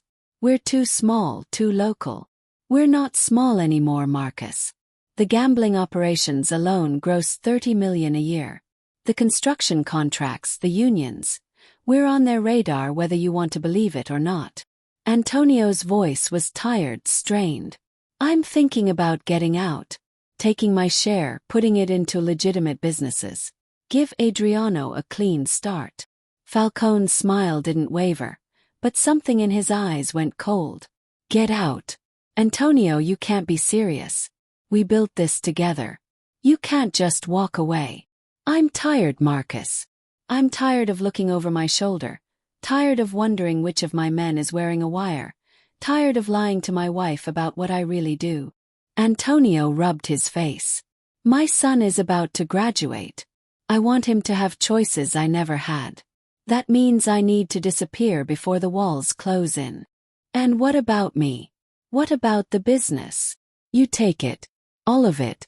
I'll sign over my shares, walk away clean. You've always been better at this than me anyway. You don't lose sleep over the things we have to do. Falcone was quiet for a long moment. When he spoke again, his voice was carefully controlled. You're making a mistake, Antonio. You can't just walk away from this life. It doesn't work that way. Watch me. The video ended there, cutting to black. Adrian sat frozen, staring at the blank screen. When he finally spoke, his voice was hollow. He was going to leave. My father was going to get out, give me a chance at a normal life. And Falcone killed him for it. Maybe he saw it as betrayal, Nora said softly. Or maybe he was afraid your father would talk, even if he said he wouldn't. Or maybe, Adrian's voice turned to ice. He saw an opportunity. With my father gone and me just a kid, Falcone could take control of everything. Which is exactly what he did. For 20 years, he's been running my father's empire, making decisions, taking profits, all while playing the loyal advisor to the grieving son. He stood abruptly, his chair scraping against the floor. I'm going to kill him. I'm going to look him in the eye and make sure he knows exactly why he's dying. Adrian, don't. He turned to face her, and the fury in his eyes was a physical force. Don't tell me to be calm or to think rationally or to use the legal system. This is beyond law, beyond reason. This is blood. I wasn't going to say that. Nora stood, meeting his gaze steadily. I was going to say that killing him isn't enough. He took 20 years from you. 20 years of lies and manipulation and stolen inheritance. If you just kill him, it's over too quickly. He doesn't suffer enough. Something shifted in Adrian's expression. Surprise, then dark approval. What are you suggesting? I'm suggesting you destroy him first. Use these files to expose him to everyone. The other families, his associates, the authorities.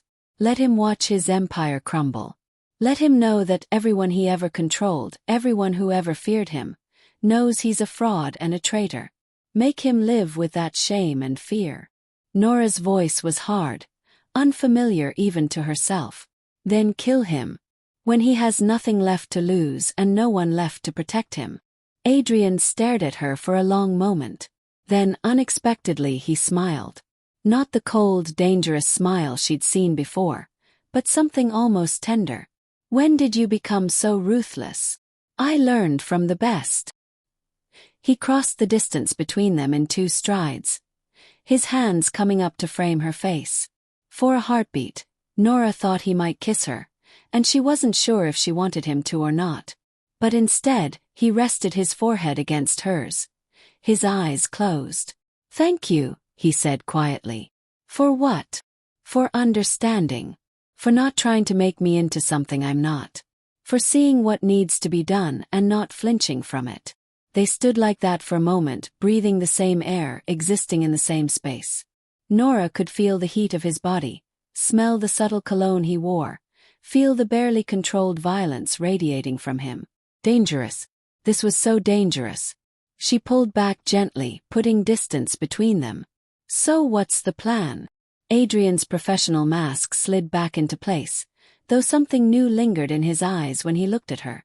We start by identifying everyone in these files. Figure out who's still alive, who's still in power, who might be useful. Then we decide how to use this information for maximum damage. They spent the rest of the day doing exactly that. The files contained dozens of names, some Nora recognized from news reports, others completely unknown. Councilmen and judges, police captains and federal agents, business owners and union leaders. An entire network of corruption, all connected to Falcone's web of influence. "This is bigger than I thought," Adrian muttered, adding another name to their list. "He's not just running criminal operations. He's bought half the city's power structure. Which means bringing him down brings them all down," Nora said. "No wonder your father was killed. If this information had gone public 20 years ago, it would have destroyed everyone. It still will." Adrian's smile was grim. "We just need to be strategic about how we release it. Some of these people might be useful as allies if we approach them correctly. Others need to be exposed and removed." As evening fell, they ordered takeout, Chinese food from a place Adrian trusted, meaning one where he'd helped the owner with a problem years ago and had earned lifetime loyalty. They ate while continuing to work, cross-referencing names, building a strategy. "There," Nora said suddenly, pointing to a name in one of the ledgers. "Detective Raymond Walsh, Homicide Division. He's listed as receiving monthly payments going back 15 years. What about him?" "He's the one who investigated your father's death. Called it a burglary gone wrong, case never solved." Nora pulled up another file. "But according to these notes, he was already on Falcone's payroll when it happened. He didn't fail to solve the case. He deliberately buried it." Adrian's jaw tightened. "Address. Adrian, you can't just." "I'm not going to kill him. I'm going to talk to him. See if he's willing to make a deal." At Nora's skeptical look, he added, "I'm capable of conversation, you know. Violence is a tool, not my only option." "Could have fooled me. That's because you've only seen me in crisis mode. Trust me, I can be very persuasive without pulling a trigger." They found Detective Walsh at a bar in a working-class neighborhood, nursing what looked like his 4th or 5th whiskey. He was older now, in his 60s, with the weathered look of someone who'd seen too much and drunk too much and stopped caring about either. Adrian slid onto the barstool beside him, and Nora positioned herself on Walsh's other side, boxing him in. "Detective Walsh," Adrian said pleasantly. "Buy you a drink." Walsh looked up, his eyes bleary, and it took him a moment to focus. When he did, recognition and fear flickered across his face. "Moretti. Jesus Christ. What do you want?" "Information. And maybe a confession if you're feeling cooperative." "I don't know what you're talking about." Adrian pulled out his phone, opened one of the audio files Lynn had decrypted, and played it. Walsh's voice, younger but unmistakable, discussing with Falcone how to make sure Antonio Moretti's death investigation went nowhere. All the blood drained from Walsh's face. "Where did you get that?" "My father was thorough. He recorded everything, kept copies of everything, including evidence that you helped cover up his murder." Adrian's voice was conversational, but his eyes were deadly. "Now you can either help me or I can release this to the press, your department, and every news outlet in the city. Your pension disappears, your reputation is destroyed, and you probably spend your retirement in prison. Your choice." Walsh's hands shook as he reached for his drink. "What do you want?" "I want you to testify. I want you to go on record about Falcone's involvement in my father's death. I want you to name every other cop he's bought, every case he's influenced, every piece of evidence he's had you bury over the years. He'll kill me. He'll try. But I'll protect you. Witness protection, new identity, money to start over. All you have to do is tell the truth." Walsh laughed bitterly. "The truth. 20 years I've lived with this. 20 years of looking at myself in the mirror and seeing a piece of shit staring back. You think I don't know what I am? What I've done? I think," Nora said quietly, speaking for the first time, "that you have a chance to make at least one thing right. To give a son justice for his father. It won't erase what you've done, but it's something." Walsh looked at her, really looked, and something in his expression cracked. "Who are you?" "Someone whose father also kept secrets. Someone who's trying to understand why good men do bad things." Nora held his gaze. "Help us. Please." The detective was quiet for a long moment. Then he drained his glass and nodded. All All right, I'll do it. But you better make damn sure your protection is solid, because Falcone doesn't leave witnesses. Neither do I, Adrian said. The difference is I keep my word. They arranged for Walsh to be moved to one of Adrian's safe houses that night, with guards and protection. As they drove back to the firehouse, Nora felt a strange mixture of triumph and unease. That was easier than I expected, she said. Guilty conscience is a powerful motivator. Walsh has been waiting 20 years for someone to hold him accountable. In a way, I think we did him a favor. You have a strange definition of favor. I have a realistic definition. In my world, there are no good choices. Only less bad ones. Back at the safe house, they continued working late into the night, building their case, planning their strategy. But around midnight, Adrian's phone rang. He looked at the screen, frowned, and answered. Marco. What is it? Nora couldn't hear the response, but she saw Adrian's expression shift from neutral to concerned to furious in the span of seconds. When? How many? Secure the perimeter and get everyone to the secondary location. I'll be there in 20 minutes. He hung up and turned to Nora, his face grim. We have a problem. Someone just hit one of my warehouses, the one where I store financial records and sensitive documents. They took everything. Falcone. Who else? He knows we have the drive, knows we're building a case. He's trying to destroy any physical evidence that might corroborate what's in the files. Adrian was already moving, grabbing weapons, checking ammunition. Which means he's panicking. That makes him more dangerous. What do? We accelerate the timeline. I was planning to take weeks building an airtight case, but we don't have weeks. We need to move now, before he destroys more evidence or kills more witnesses. Adrian looked at her. His expression serious. This is going to get ugly, Nora. Falcone is going to come at us with everything he has. If you want out, now's the time. I can get you somewhere safe, somewhere far from here. No. Nora. I said no. She moved closer, her jaw set. I'm not running. My father spent years protecting these secrets, protecting your father's legacy. I'm not going to abandon that now. We finish this. Together. For a moment, Adrian just looked at her. Then he nodded. Together. But that means you follow my lead. When I tell you to run, you run. When I tell you to hide, you hide. Because I can't do what needs to be done if I'm worried about you getting killed. Fair enough. But the same goes for you. You don't get to play martyr and sacrifice yourself for some noble cause. We both walk out of this alive or what? Or I'll find a way to bring you back just so I can kill you myself. Adrian laughed, the tension breaking for just a moment. Noted. Now grab your gear. We have a war to start. As Nora checked her gun and pulled on the tactical vest Adrian had given her, she caught her reflection in a window. The woman staring back was barely recognizable.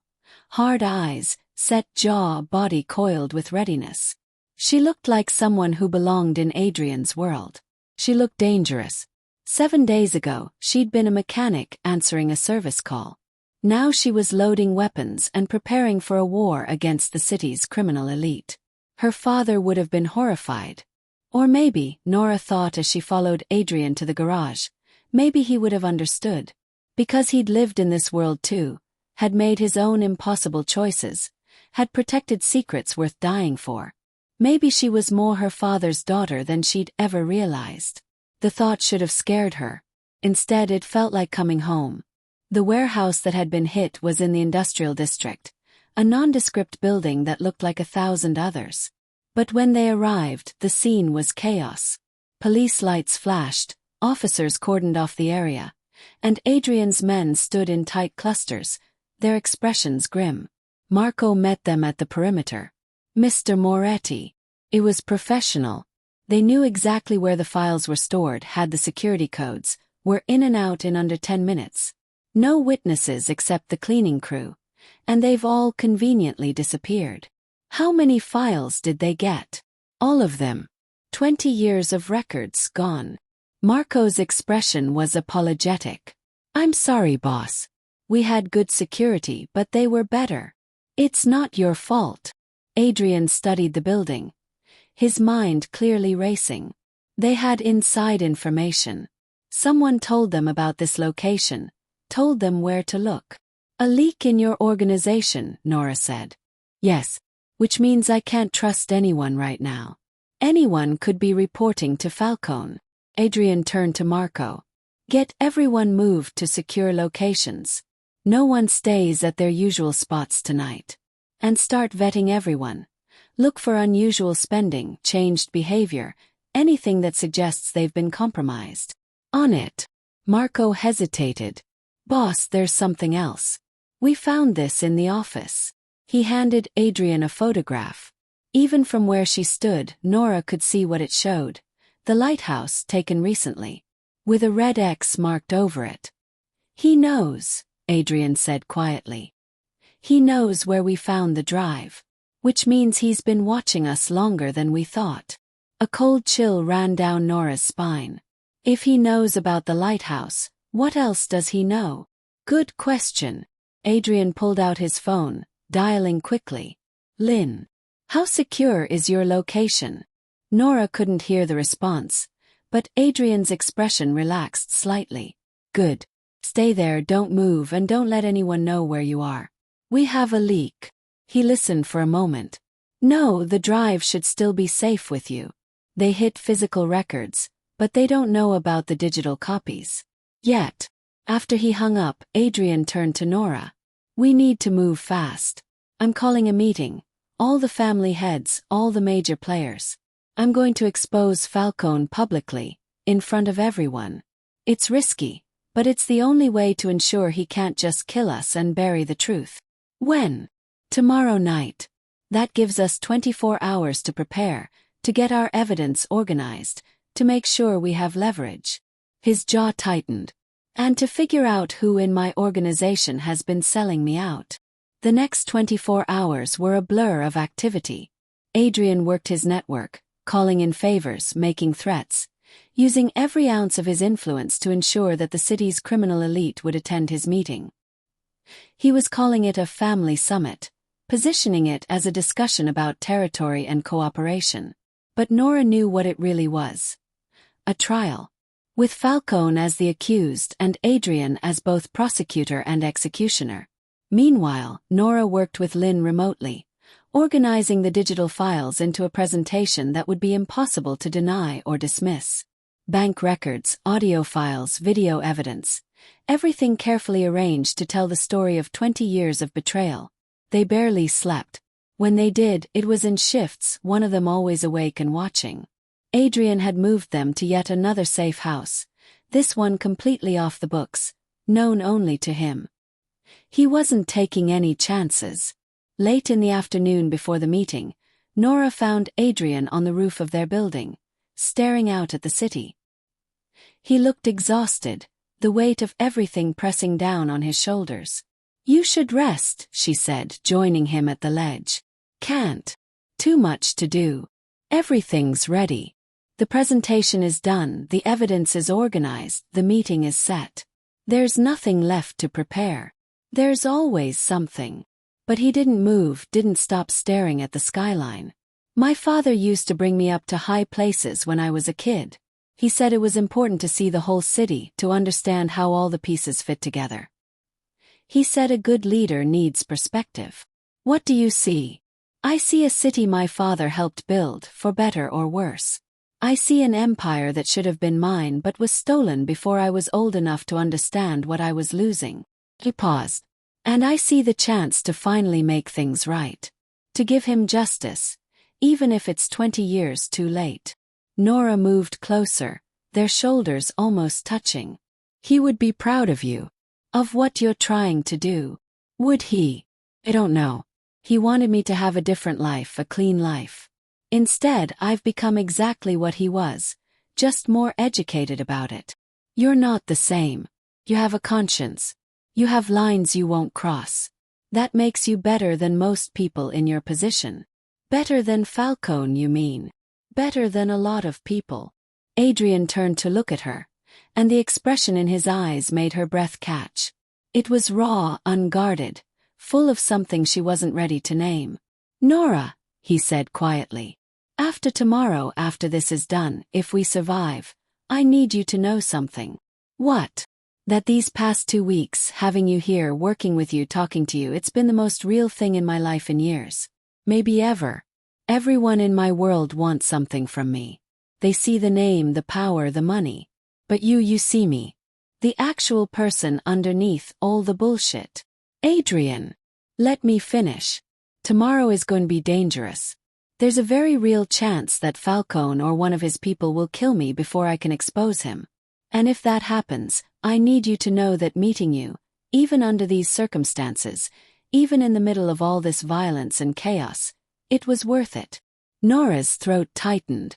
She wanted to say something flippant, something to break the intensity of the moment. But she couldn't. Because she felt it too. This connection, this understanding, this sense that they were somehow meant to crash into each other's lives despite all the reasons they shouldn't have. "You're not going to die tomorrow," she said firmly. "I won't let you. I don't think you get a vote. Watch me." She turned to face him fully. "We're going to walk into that meeting together. We're going to expose Falcone. We're going to watch his empire crumble. And then we're going to figure out what happens next. Both of us. Alive." Adrian's hand came up to cup her cheek, his thumb brushing along her jawline. "You've become formidable, you know that? When I first met you, you were terrified, out of your depth. Now you're standing here planning war strategy like you were born to it. I had a good teacher. You had good instincts. I just helped you see them." They stood there on the roof as the sun set over the city, painting the sky in shades of orange and purple. Tomorrow would bring violence and revelation and probably death. But right now, in this moment, there was just the two of them and the unspoken thing building between them. Adrian leaned in slowly, giving her time to pull away. When she didn't, when she instead tilted her face up to meet him, he kissed her. It wasn't gentle or tentative. It was fierce, claiming, full of all the tension and danger and desire that had been building since that first night on the rain-soaked highway. His hand slid into her hair, and hers gripped his jacket, and for a moment the world narrowed to just this.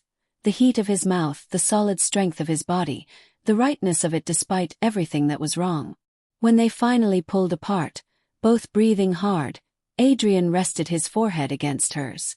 "That was probably a mistake," he murmured. "Probably," Nora agreed. "Want to make it again?" His laugh was low and genuine. "More than you know. But not yet. Not until after tomorrow. After we've survived. After we've won. Promise. Promise." They stayed on the roof until full dark, not talking, just existing together. Building strength for what was coming. Tomorrow they would face Marcus Falcone and the entire criminal infrastructure of the city. Tomorrow they would expose 20 years of lies. Tomorrow they would either win or die trying. But tonight they had this. Each other. And the promise of something more waiting on the other side of the coming storm. If they survived. Chapter 5. The Queen of the Garage.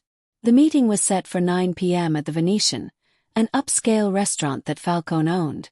A deliberate choice on Adrian's part. He wanted Falcone to feel safe, comfortable, untouchable. The fall would be so much more satisfying that way. Nora spent the day preparing in ways she never could have imagined 2 weeks ago. Adrian had brought in a stylist, the same woman who'd transformed her for the previous gala, but this time the goal was different. Not to blend in, but to command attention. The dress was black, simple but devastating, with a high neckline and long sleeves that somehow managed to be both modest and provocative. It fit like a second skin, emphasizing every line of her athletic frame. Her hair was pulled back in a severe style that highlighted the sharp angles of her face. Minimal makeup, but what was there was precise and dramatic. She looked like someone who belonged at Adrian's side. Someone dangerous. "You'll be wearing this," Adrian said, holding out a small device that looked like an expensive piece of jewelry, a delicate gold necklace with a pendant. "It's a recording device and a panic button. Lynn designed it. If anything goes wrong, you press here. He indicated a small depression on the pendant. "And my men will move in immediately." Nora let him fasten it around her neck, his fingers warm against her skin. "You really think Falcone will try something in a room full of witnesses?" "I think Falcone is desperate, and desperate men do stupid things. But he's also careful. He won't make a move unless he thinks he can get away with it." Adrian stepped back, his eyes traveling over her in a way that made heat pool in her stomach. "You look incredible. I look like I'm going to a funeral." "In a way you are." Falcone's. They arrived at the Venetian separately. Adrian in a town car with Marco and 2 other guards, Nora in a different vehicle with guards of her own. The security was intense. Men positioned at every entrance, metal detectors at the door, the kind of setup that suggested everyone expected violence. The restaurant had been closed to the public for the night, its private dining room converted into something that looked more like a boardroom. A long table dominated the space, and around it sat the most dangerous men in the city. Nora recognized some faces from news reports and Adrian's files. Vincent Castellano, head of the Castellano family, old and cunning with eyes like a shark. Dmitry Volkov, who controlled the Russian operations, massive and scarred. Chen Wei, who ran the Chinatown territories, small and precise. A dozen others, each representing their own piece of the city's criminal landscape. And at the head of the table, in the place of honor, sat Marcus Falcone. He was older than in the video files, his hair completely silver now, but still handsome in that polished way. He wore an expensive suit and an easy smile, the picture of confidence. When Adrian and Nora entered, his smile widened. "Adrian, so good of you to call this meeting. And you've brought a guest." His eyes settled on Nora with predatory interest. "Miss Hale, isn't it? Jack Hale's daughter. Your father was a good man. Such a tragedy what happened to him." The casual way he said it, the implied threat beneath the false sympathy, made Nora's blood boil. But she kept her expression neutral, letting Adrian guide her to seats near the middle of the table. "Gentlemen," Adrian said, his voice carrying easily through the room, "thank you for coming. I know many of you are wondering why I called this summit. Some of you probably think I'm making a power play, trying to consolidate territory or renegotiate agreements. Aren't you?" Vincent Castellano asked, his gravelly voice heavy with skepticism. "No, I'm here to talk about something more important than territory. I'm here to talk about betrayal." The room went very still. 20 years ago," Adrian continued, "my father, Antonio Moretti, was murdered. The official story was a burglary gone wrong, but everyone in this room knows that was bullshit. My father was killed because someone wanted him dead. Someone who stood to benefit from his death." "Ancient history," Falcone said smoothly. "We've all lost people, Adrian. It's the cost of this life. You need to move forward, not dwell on the past." "I would move forward if the past stayed buried. But recently, some interesting information has come to light. Information my father compiled before his death.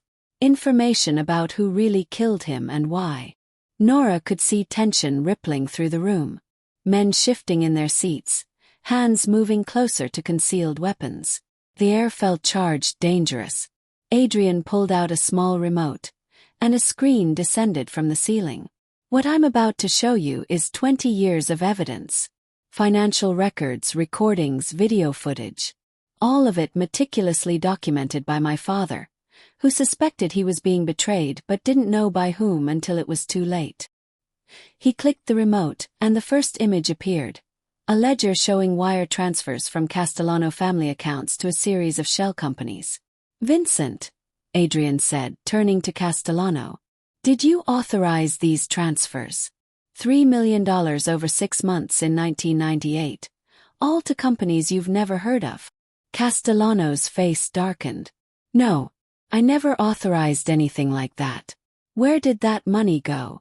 "To Marcus Falcone's private accounts, laundered through 5 different shell companies to hide the trail." Adrian clicked again, showing more records. And Dmitri, these transfers from your construction business. 15 million over 2 years. Did you authorize them? Nyet. Volkov's expression was murderous. That money was supposed to go to legitimate investments. His finger tightened on the trigger. 3 things happened simultaneously. Nora dropped, her years of working in tight spaces making her reflexes fast enough to fall before the shot. Adrian drew and fired, his bullet taking Falcone in the shoulder and spinning him around. And Dmitry Volkov, moving with surprising speed for his size, grabbed Falcone's gun hand and twisted, the sound of breaking bones audible across the room. Falcone screamed, dropping the pistol. Volkov shoved him back into his chair, applying pressure to the bullet wound with casual brutality. Nora scrambled to her feet, her heart pounding, adrenaline singing through her veins. Adrian was there immediately, his hands on her shoulders, checking for injuries. "I'm fine," she said, though her voice shook. "I'm okay." "You dropped. How did you know to drop?" "You taught me. Always protect your vital organs. Always look for an opening to move." She managed a weak smile. "I guess I was paying attention." Adrian pulled her close, his arms tight around her, and for a moment the room full of dangerous men watching them didn't matter. He pressed his face to her hair, and she felt him shaking with the aftermath of fear. "Don't ever do that again," he murmured. "Don't ever make me watch someone threaten to kill you." "I'll try to avoid it." A pointed cough from Vincent Castellano reminded them they had an audience. Adrian released Nora reluctantly, turning back to the room. "The question of Falcone's fate is now in your hands," he said to the assembled family heads. "He's betrayed every code we live by. The decision belongs to all of us." "There is no decision," Chinwei said coldly. "The penalty for betrayal is death. It has always been death." The others nodded, a unified chorus of agreement. Falcone, still held by Volkov, had gone pale. The reality of his situation was finally sinking in. "I have money," he pleaded. "Offshore accounts, millions of dollars. I can pay you all back with interest." "Stolen money," Castellano interrupted. "Money taken from our operations, from our families. You think we'd let you buy your way out of this? Please. Please, we can make a deal. Like the deal you made with the FBI?" Adrian's voice was ice. "Like the deal that got my father killed. No, Marcus. There are no more deals for you. Only consequences." He turned to the others. "I claim the right of execution. Family law. He killed my father, tried to destroy my inheritance. The final blow should be mine." No one objected. Adrian pulled his weapon, checked it with practiced efficiency, and walked to where Falcone sat. The older man was crying now, all his polish and confidence stripped away, leaving only a terrified old man who knew his time had run out. "You were like an uncle to me," Adrian said quietly. "After my father died, you were there. You taught me the business, showed me the ropes. And every moment of it was a lie. Every lesson, every piece of advice, every time you called me son. All lies. You turned me into my father's successor while hiding the fact that you'd killed him." "Adrian, please. My father wanted to give me a choice. Chance at a different life. You took that away when you killed him. You forced me into this world, into this life. Made me into exactly what he tried to prevent." Adrian's gun hand was steady. "You don't get to beg now. You don't get to ask for mercy. You get what you gave my father. A bullet and a lie." The gunshot was deafening in the enclosed space. Falcone slumped in his chair, dead before his body finished falling. Adrian holstered his weapon, his expression carved from stone. "Someone clean this up. The restaurant will be back to normal by morning. No evidence anything happened here." Men moved immediately, practiced and efficient. This wasn't their first body, wouldn't be their last. The family heads approached Adrian one by one, offering handshakes and brief words. Not sympathy exactly, but acknowledgement. He'd done what needed to be done, handled a problem that affected them all. "Your father would be proud," Castellano said, his grip firm. "You've proven yourself tonight. You're not just Antonio's son anymore. You're your own man." When they were finally alone, or as alone as they could be with guards and cleanup crews working around them, Adrian turned to Nora. His hands were shaking now, the adrenaline crash hitting him. "I killed him," he said, his voice hollow. "I looked him in the eye and I killed him. He deserved it." "I know. That's what makes it worse. Feel nothing. No guilt, no regret. Just empty." Nora took his hands, holding them steady. "You're not empty. You're just processing. You just got justice for your father after 20 years. That's not nothing. I became what my father tried to prevent. Killer. A man who solves problems with bullets. You became a man who protects what's his. Who stands up for what's right, even when it's hard. Even when it costs something." She squeezed his hands. "Your father would understand. He lived in this world too. He'd know that sometimes justice looks like violence." Adrian searched her face, looking for judgment or disgust. When he found only understanding, something in him broke. He pulled her close again, and this time when he kissed her, it wasn't fierce or claiming. It was desperate, seeking comfort, seeking connection, seeking proof that he was still human despite what he'd just done. Nora kissed him back, pouring all her own fears and relief and strange, complicated feelings into it.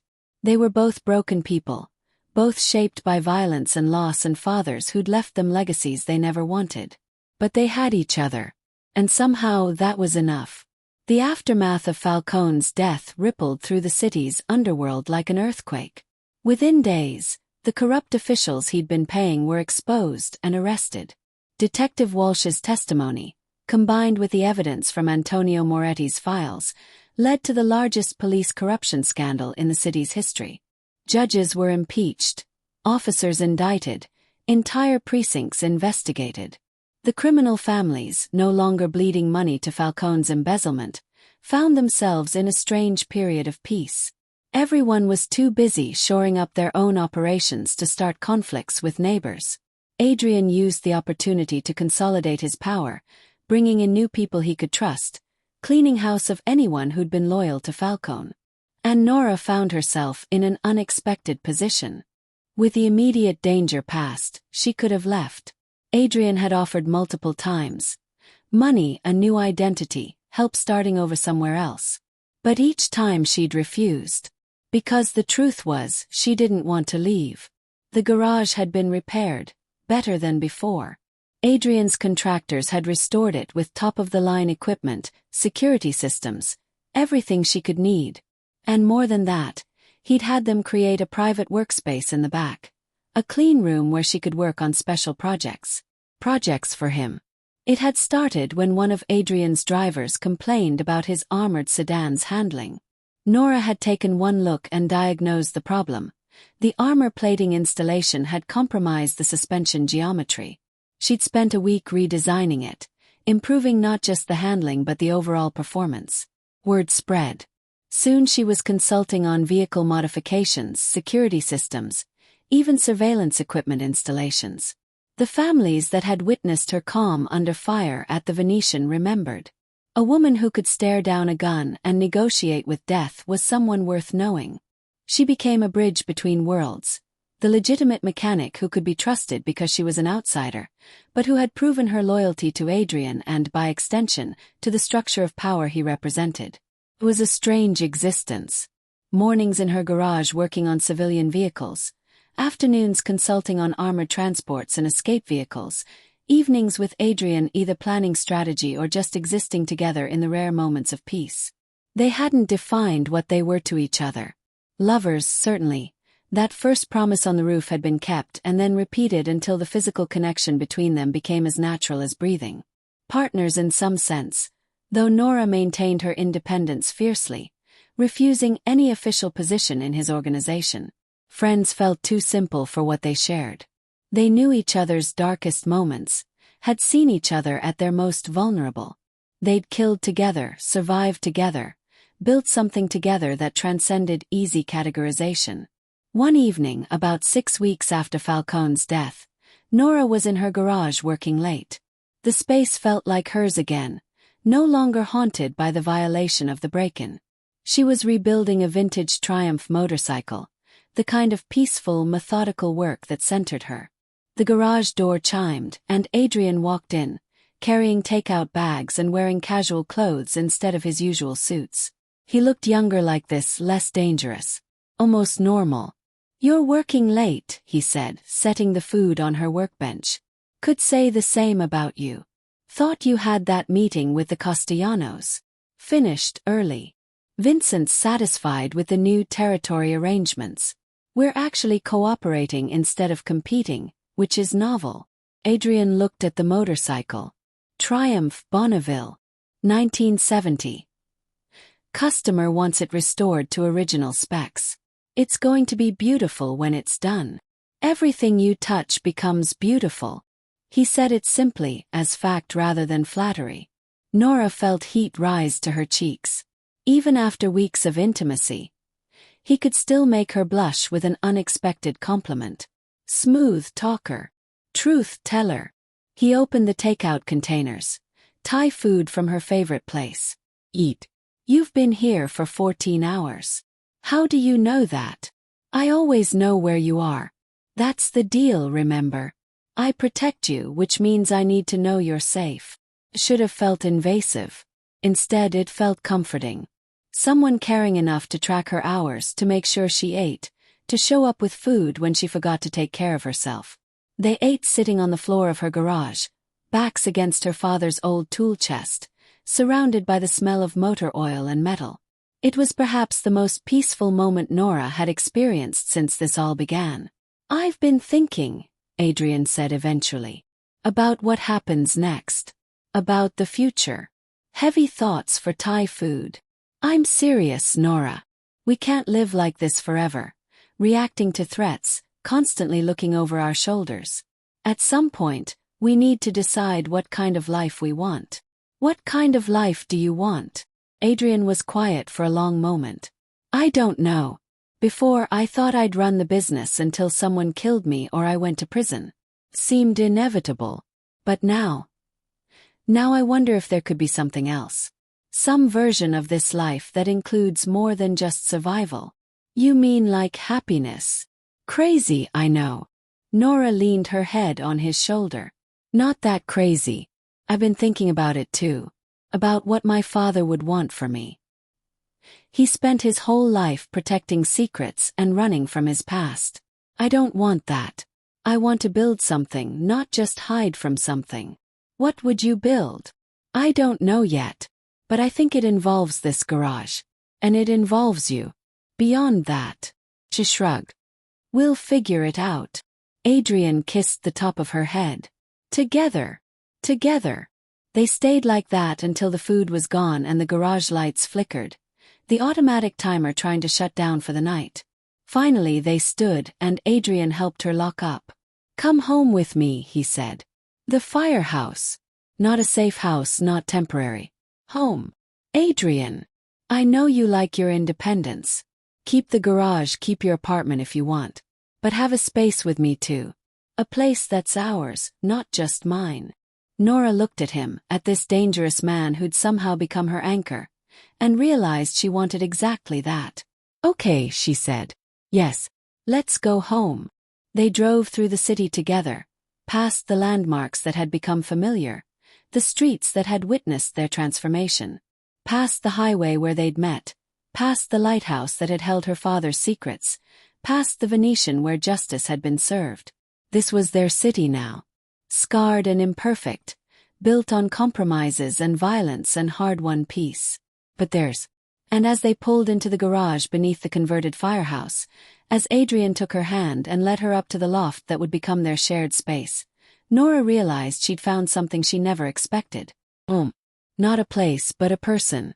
Someone who saw all her jagged edges and broken pieces and chose her anyway. Her father had tried to protect her from this world. But maybe, Nora thought as Adrian pulled her close, maybe he'd been preparing her for it all along. Teaching her to be strong, to survive, to become someone who could stand in the darkness and not be consumed by it. It went to Falcone. Just like money from every family in this room has been going to Falcone for 20 years. Skimmed off the top, hidden in false expenses, buried in complicated accounting.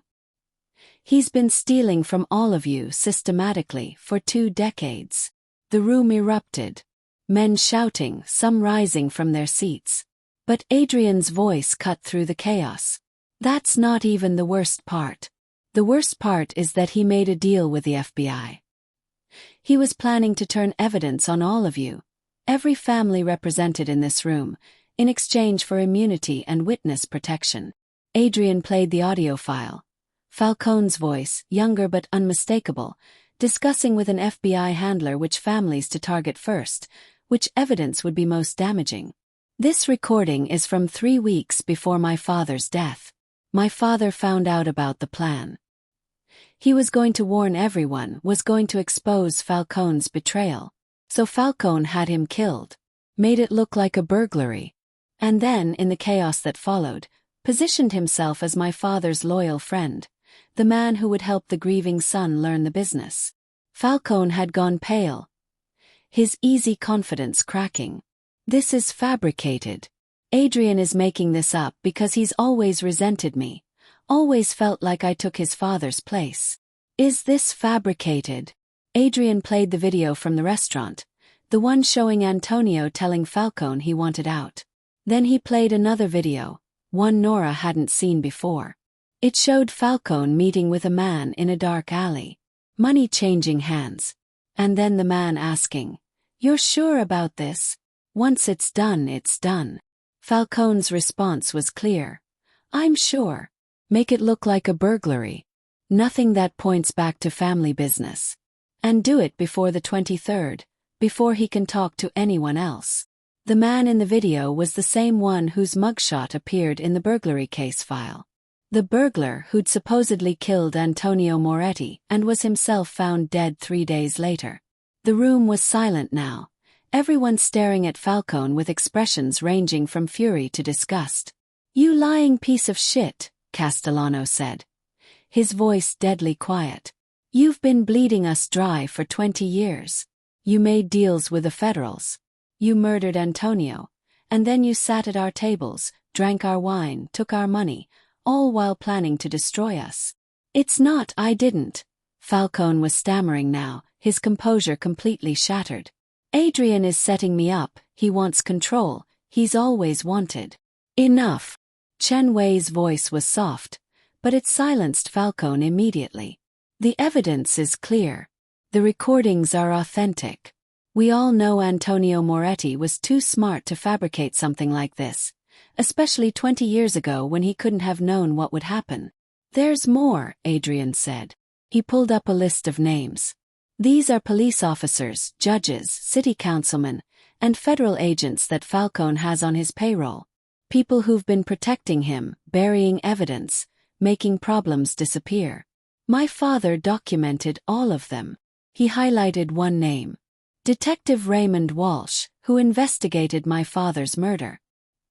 He's already agreed to testify about how Falcone paid him to make sure the case went nowhere." Dmitry Volkov stood, his massive frame intimidating even in a room full of dangerous men. "This is a violation of everything we stand for. We don't deal with federals. We don't steal from family. We don't murder and then smile in the faces of the dead." He looked at the other family heads. "There must be consequences." "I agree," Castellano said. "The question is what kind of consequences?" All eyes turned to Adrian. This was his moment, his opportunity to pass judgment. But before he could speak, Falcone moved. He was fast for a man his age, his hand diving inside his jacket and emerging with a small pistol. But he didn't aim it at Adrian. He aimed it at Nora. "Nobody moves," Falcone shouted, his gun steady despite his shaking hands. "Adrian, you think you're so smart, so righteous. But you're just a boy playing at being a king. Your father was weak, and you're weaker. Put the gun down, Marcus." Adrian's voice was calm, but Nora could see the tension in every line of his body. His hand was near his own weapon, but he couldn't draw, not without risking Nora's life. No. Here's what's going to happen. You're going to destroy all those files, all that evidence. And then you're going to tell everyone here that this was a misunderstanding, that you made a mistake. Falcone's smile was manic. Or I kill the girl. She means something to you, I can see it. You won't let her die. The room was frozen, everyone calculating, waiting to see how this would play out. Nora's mind was racing.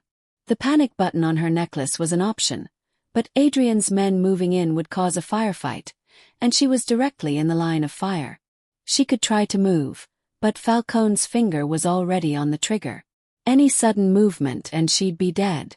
So she did something else. She spoke. You killed my father, Nora said, her voice steady despite the gun pointed at her head. Not directly, maybe, but you destroyed his life. He spent 20 years looking over his shoulder, terrified that your people would come for him because of what he knew. He died of cancer, but the stress of hiding your secrets probably caused it. You killed him slowly, Marcus. Just like you killed Antonio Moretti. Your father was a coward.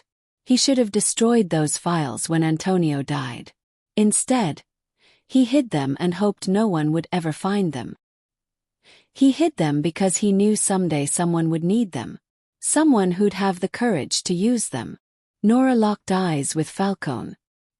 He hid them for me. Then he condemned you. Because you're going to die for his mistake. If you shoot me, Nora said calmly, you die next. Look around this room, Marcus. These men don't care about me. I'm nobody to them. But you've been stealing from them for 20 years. Do you really think they'll let you walk out of here alive just because you shot some mechanic's daughter?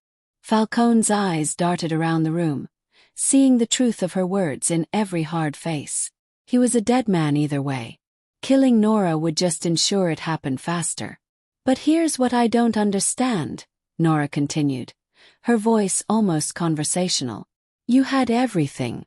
Money, power, respect. Why risk it all to betray people who trusted you? Was it just greed? Or was there something else? You wouldn't understand, Falcone spat. Antonio had everything handed to him. Family legacy, connections, respect from day one. I had to fight for every scrap, had to prove myself over and over. And even then I was always second. Always in his shadow. The deal with the FBI was supposed to be insurance, a way out if things went bad. But then Antonio wanted to leave, wanted to walk away and take his half with him. After everything I'd done, everything I'd sacrificed. He was just going to leave me with nothing. So you killed him. So I took what should have been mine from the beginning. The confession hung in the air, clear and damning. Everyone had heard it. There was no walking it back. Adrian's voice cut through the silence. Marcus, it's over. Put the gun down. Accept your judgment with whatever dignity you have left. Dignity. Falcone laughed, a broken, manic sound. There's no dignity in this life. Only winning and losing. And I'm not going to lose to Antonio Moretti's son. She'd started this journey as a mechanic who fixed cars. She'd become a woman who could stand beside a king and shape empires. And she'd done it by staying true to who she was, even as everything around her changed. The grease would never completely leave her hands. The smell of motor oil would always feel like home.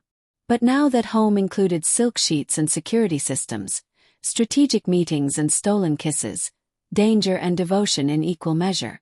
It was messy and complicated and probably insane. It was perfect.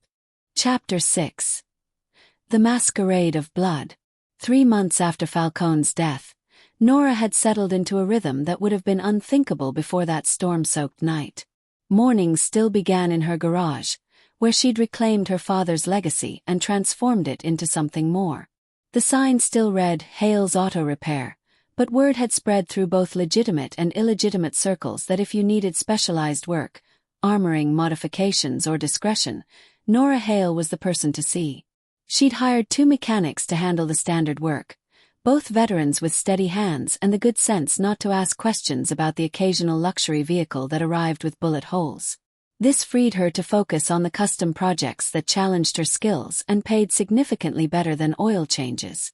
But the real change was in how she moved through the world. She'd learned Adrian's lessons well.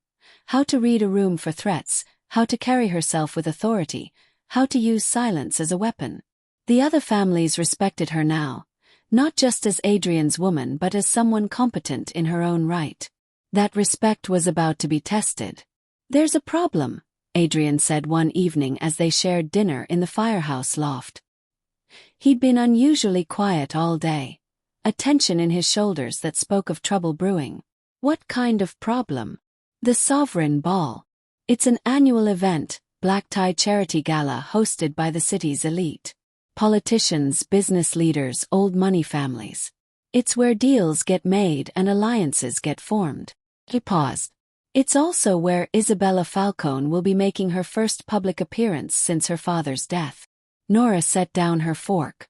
She'd heard about Isabella, Marcus Falcone's only daughter, who'd been studying abroad when everything went down. By all accounts, she'd been kept completely separate from her father's criminal activities, living a life of legitimate luxury in Europe. "She's back. Returned last week. She's been asking questions, making calls, trying to understand what really happened to her father. The official story is that he was killed in a gang dispute, a territory war that got out of hand. But Isabella isn't stupid. She knows there's more to it." "Does she know about you?" "She knows I called the meeting where her father died. She doesn't know why, doesn't know about the evidence or the betrayal. As far as she's concerned, I murdered her father in a power play." Nora could see where this was heading. And now she's going to be at this gala, where she'll be surrounded by the city's power structure, many of whom were on her father's payroll, where she can whisper in the right ears, plant seeds of doubt, position me as a dangerous upstart who needs to be controlled. Adrian's jaw tightened. "It's a smart move. She can't come at me directly. She doesn't have the resources or the organization. But she can turn public opinion against me, make my business operations more difficult, create problems that bleed money and attention. So what do? We attend the ball. We present a united front. And we make it clear that any attempt to undermine my position will be met with consequences." He looked at her, his expression serious. "I need you there with me. Not as arm candy or window dressing but as my partner. As someone the old money families will have to acknowledge and respect." "Adrian, I'm a mechanic. These people aren't going to respect me. They'll respect the woman who stared down Marcus Falcone with a gun to her head and negotiated her own survival. They'll respect someone who's proven useful to multiple families, who handles sensitive work with discretion and skill." He reached across the table, taking her hand. "And they'll respect someone who stands beside me and doesn't flinch." Nora wanted to argue, to say she wasn't ready for this kind of spotlight. But the truth was, she'd been preparing for exactly this moment since the day Adrian started training her. This was just another kind of battlefield, one where weapons were words and armor was confidence. "All right," she said. "But if I have to wear heels that make my feet bleed, you're carrying me out at the end of the night." Adrian's smile was genuine, warm. "Deal." The preparation for the Sovereign Ball made the previous gala look like casual Friday. Adrian brought in not just a stylist but an entire team. Fashion consultants, jewelers, even an etiquette coach who spent 2 days teaching Nora the subtle art of high society warfare. "It's all about positioning," the coach explained, a razor-sharp woman named Patricia who'd worked with diplomats and royalty. "Who you speak to, in what order, for how long. Every conversation is a negotiation. Every gesture sends a message. You'll be representing not just yourself but Adrian's entire organization." They practiced scenarios. How to deflect unwanted questions, how to extract information without seeming to pry, how to make someone feel dismissed without being overtly rude. It was exhausting, like learning a new language where every word had 3 meanings. "The key," Patricia said, "is to remember that you have something they want. Adrian Moretti is the most powerful man in the room, And you're his partner. That makes you valuable. Don't forget that. The dress they selected was a departure from the previous simple black. This one was deep emerald green, the color rich and jewel-like, with a fitted bodice and a skirt that moved like water. The back was cut low, showing the lean muscles Nora had developed through months of training. It was elegant but also showed she was someone who could fight if necessary. The jewelry was more controversial. Adrian wanted her to wear the diamond necklace that had belonged to his mother, the same one from the last gala. It was a statement, a claim of permanence and belonging that made Nora's stomach flutter with something between excitement and terror.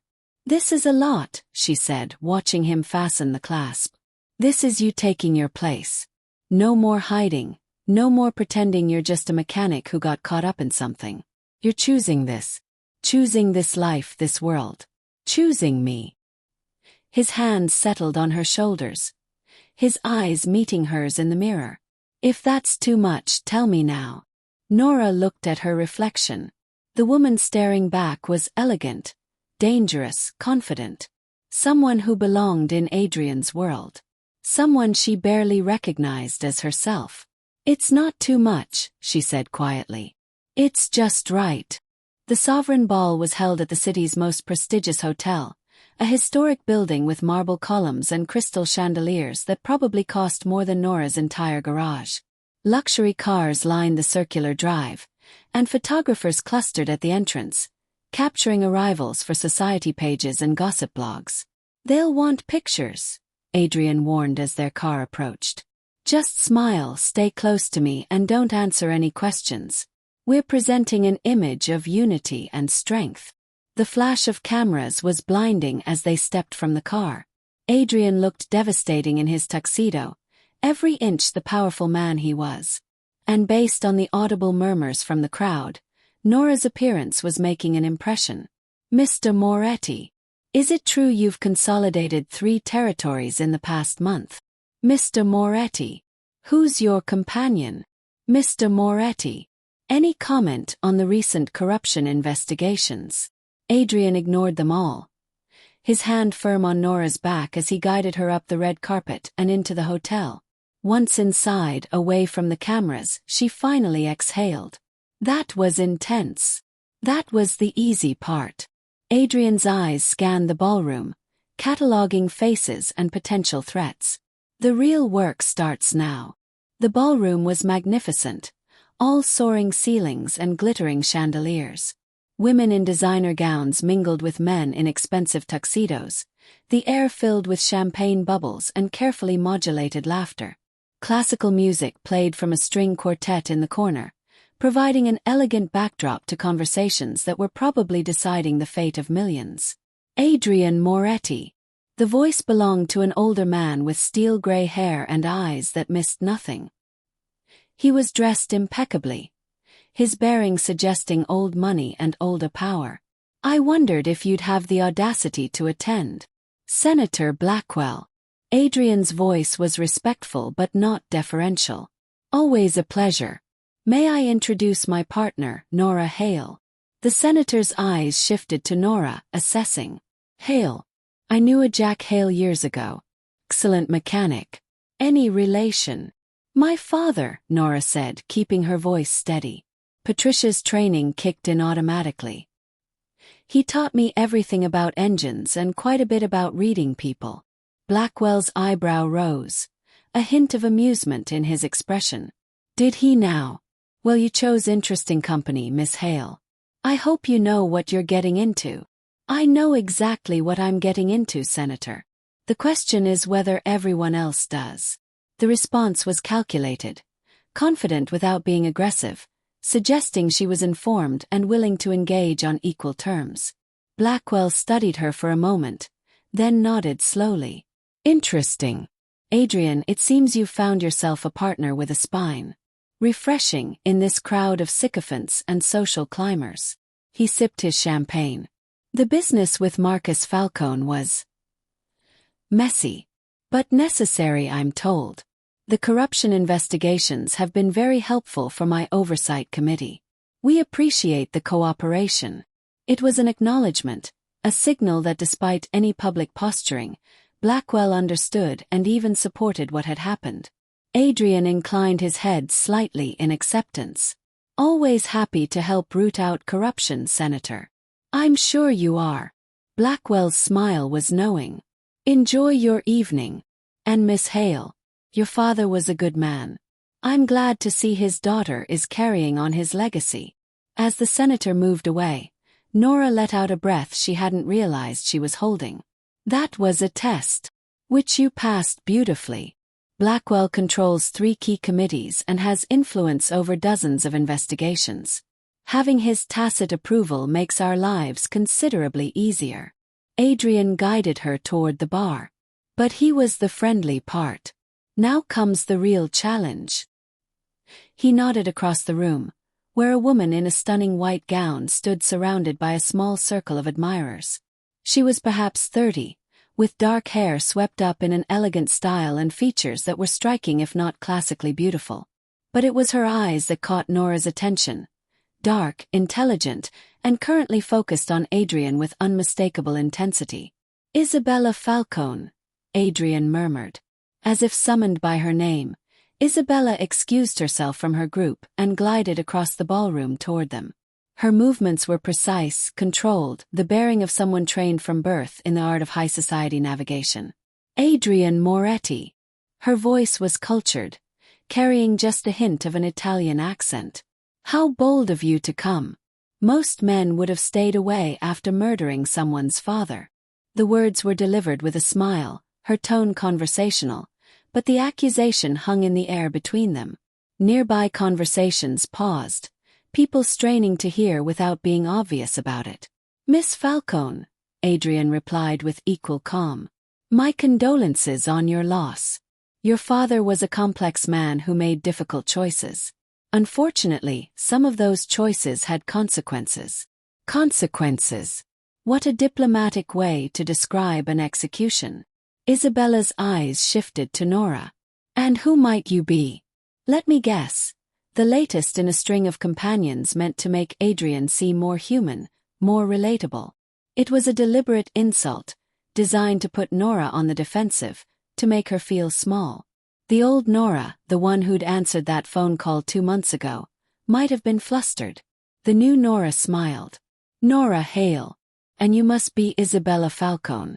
I've heard so much about you. Mostly about your degrees from prestigious European universities and your complete ignorance of what your father actually did for a living. That must be convenient. Isabella's smile froze. Excuse me. Well, it allows you to play the grieving innocent while ignoring the fact that your father was an embezzler, a traitor, and a murderer who got exactly what he deserved. Convenient ignorance is a luxury the rest of us can't afford.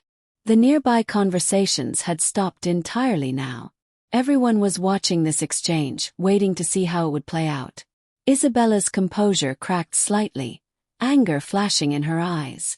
You have no idea what you're talking about. I have every idea. I've seen the evidence.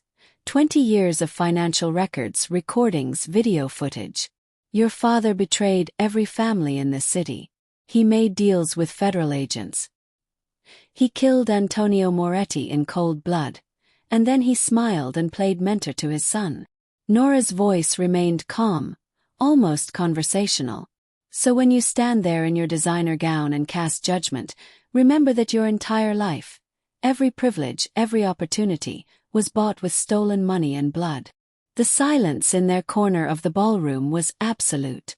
Isabella looked like she'd been slapped, her carefully constructed poise shattered. You're lying, she said, but her voice wavered. I'm really not. Ask anyone who was at the Venetian the night your father died. Ask about the evidence that was presented, the confessions that were recorded. Or keep living in your convenient fantasy where your father was a legitimate businessman unfairly targeted. Either way, the truth doesn't change. Adrian's hand found Nora's back, a subtle gesture of support and partnership. When he spoke, his voice carried to the watching crowd. Your father was given every opportunity to defend himself, Isabella. The evidence was presented to the heads of every major family. They all saw, they all heard, they all judged. His death wasn't murder. It was justice served by the very system he betrayed. Justice. You killed him in cold blood. I executed a traitor after a fair hearing before his peers. There's a difference. Adrian's voice was cold now, all pretense of politeness gone. You're welcome to pursue whatever vendetta you think you're entitled to. But understand this.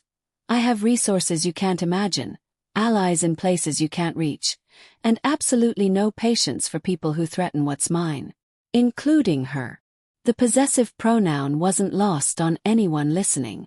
This wasn't just a warning, it was a declaration of protection and partnership. Isabella's eyes darted around the ballroom, looking for support, but found only carefully neutral expressions. No one was willing to take her side against Adrian Moretti, not after everything that had been revealed about her father. This isn't over, she said finally, trying to salvage some dignity from the confrontation. Yes, Nora said quietly. It is. You just don't realize it yet. Isabella turned and walked away, her back rigid, her earlier confidence completely demolished. As she left, the conversations around them resumed, but Nora could feel the weight of dozens of eyes still assessing her, reassessing her place in this world. That was brutal, Adrian murmured in her ear. I'm impressed. She came at me. I just returned fire. Nora took a glass of champagne from a passing waiter. Her hands steady despite the adrenaline coursing through her. Was I too harsh? You were perfect. She needed to understand that attacking you means attacking me, and that's a losing proposition. You delivered that message with style. He clinked his glass against hers. To partnerships. To survival. They drank, and Nora felt something shift in the room's atmosphere. She'd passed some invisible test, proven herself capable of navigating this world of veiled threats and social warfare. The looks she received now were different. Not curiosity or dismissal, but consideration. She was no longer just Adrian Moretti's companion. She was a player in her own right. The rest of the evening became a masterclass in political theater. Adrian introduced her to business leaders and crime bosses, politicians and power brokers. Each conversation was a careful dance, information traded for influence, alliances subtly reinforced or challenged. And Nora held her own. She discussed classic car restorations with a real estate magnate who collected vintage Ferraris. She traded maintenance tips with a tech CEO whose security vehicles she'd modified. She even found herself debating the merits of different armor plating with a defense contractor who was surprised and delighted by her technical knowledge. You're a natural at this, Vincent Castellano said when he found her between conversations. The old crime boss looked genuinely pleased. When Adrian first brought you to that meeting, I thought you were just a frightened girl out of her depth. I was wrong. You've got steel in you. I learned from my father. He taught me that competence is its own kind of power. Wise man. Speaking of which, Castellano lowered his voice. I knew Jack Hale. Not well, but enough to know he was good people. He did some work for my family years ago, always professional, always discreet. When he disappeared from that world, I respected his choice. He was trying to protect his daughter. Did you know about the files? About what he was keeping for Antonio Moretti? Not specifically, no. But I knew he had information, knew he was Antonio's insurance policy. When Antonio died, I assumed the insurance had died with him. Castellano's expression turned thoughtful. Your father was smarter than that. He kept the insurance alive, kept it safe, passed it on to you. That takes planning and courage. It also took a heavy toll. He spent 20 years looking over his shoulder. That's the price of knowledge in our world. Information is the most valuable commodity, and the most dangerous. Castellano paused. Your father made choices to protect you. Now you're making choices to honor him. That's good. That's right. Just be careful. This world has a way of consuming people who aren't careful. I'll be careful. See that you are. Adrian needs someone like you, someone who keeps him grounded. Without that, men in his position become monsters. With it, they might stay human. Castellano nodded toward where Adrian was deep in conversation with the mayor. He's a good man, as far as men in our business can be good. Don't let him forget that. As the evening wore on, Nora found herself on a balcony, taking a break from the endless conversations and political maneuvering. The city spread out before her, lights twinkling in the darkness, beautiful and deceptive. Hiding? Adrian asked, joining her. Regrouping. There's a lot of sharks in that ballroom. And you swam with them like you were born to it. He leaned against the railing beside her. Isabella left about an hour ago. Word is she's planning to return to Europe, that she realizes she can't win this fight. Good. I didn't enjoy humiliating her, but she needed to understand the reality of the situation. You were protecting yourself. Protecting us. There's no shame in that. Adrian was quiet for a moment. You know, when this all started, I thought I was protecting you. Keeping you safe from Falcone, from my world, from all the violence and darkness. But somewhere along the way, it became something else. What do you mean? I mean you're not someone who needs protecting anymore. You're someone who fights beside me, who makes me stronger, who challenges me to be better. You're not my responsibility, you're my equal. The words settled over Nora like a benediction. Everything she'd worked for, trained for, become, acknowledged and validated. I'm not sure I'm your equal, she said. You've been in this world your whole life. I'm still learning. You're learning fast. And you bring something to this that I never had. Perspective. You came from outside so you can see things I'm blind to.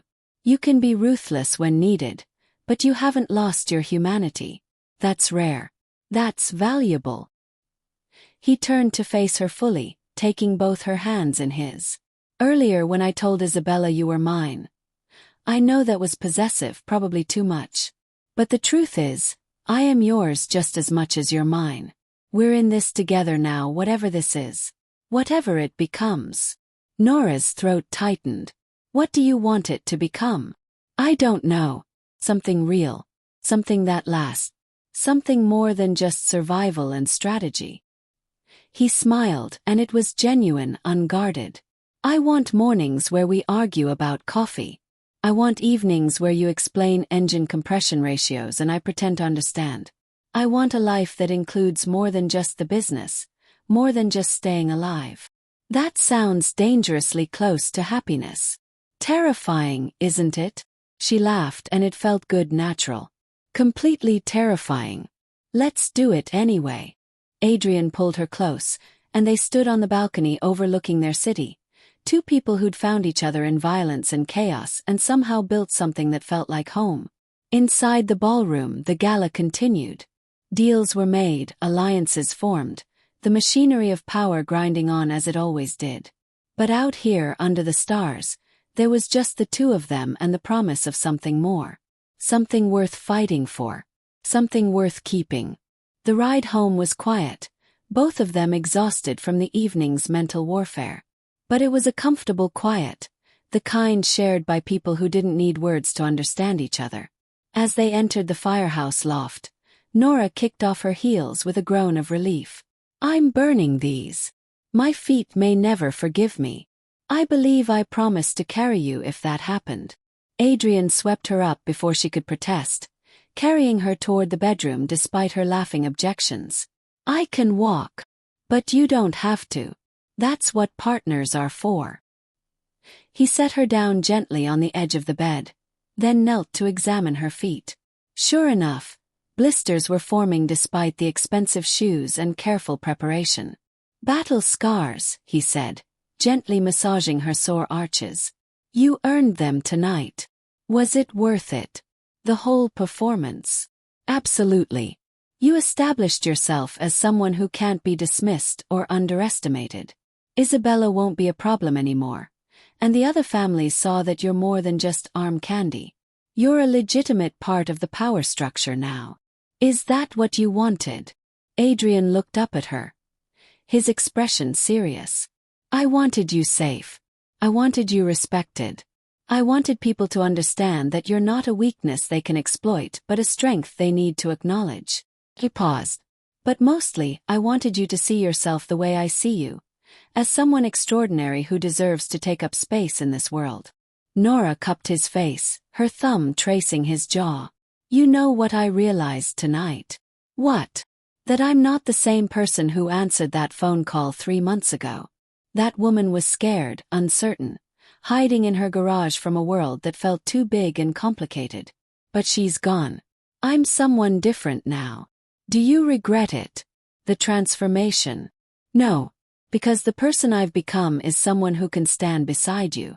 Someone who can navigate shark-infested waters and come out stronger. Someone who knows what she wants and isn't afraid to fight for it. And what do you want? Nora leaned down, her lips brushing against his. This. Whatever that means, whatever that becomes. I want all of it. The kiss deepened, becoming less gentle, more urgent. Months of tension and trust and shared danger had built something between them that was both tender and fierce. They came together like opposing forces finding equilibrium, passion tempered by genuine affection. Later, tangled in expensive sheets with Adrian's heartbeat steady under her ear, Nora stared at the ceiling and thought about her father. About the choices he'd made, the secrets he'd kept, the legacy he'd left her. He'd tried to protect her from this world. But maybe in his own way he'd been preparing her for it all along. Teaching her to be strong, to think critically, to survive in spaces that didn't want her. She'd honored his memory by using his gifts to build something new. Something dangerous and beautiful and entirely her own. What are you thinking? Adrian's voice was drowsy. His fingers tracing lazy patterns on her shoulder. That my father would either be horrified or proud, and I'm not sure which. Probably both. That's what good parents do. They worry while simultaneously believing in you. He pressed a kiss to her hair. But I think he'd understand. He lived in this world too, made his own impossible choices. He'd recognize the necessity of what you've become. I hope so. I know so. Because you're his daughter. Practical, intelligent, brave. You're exactly who he raised you to be. You've just learned to apply those skills in a different arena. Nora closed her eyes, letting exhaustion finally claim her. Tomorrow would bring new challenges, new threats, new battles to fight. But tonight she had this safety, warmth partnership. She had chosen this life, chosen this man, chosen to stand in the darkness and make it her own. And she would face whatever came next with the same courage that had carried her this far. Together. Chapter 7. The woman who pulled the trigger. The problem with victory, Nora learned, was that it made enemies complacent. And complacent enemies became careless enemies. 6 weeks after the sovereign ball, life settled into something almost resembling normalcy. Adrian's business operations ran smoothly.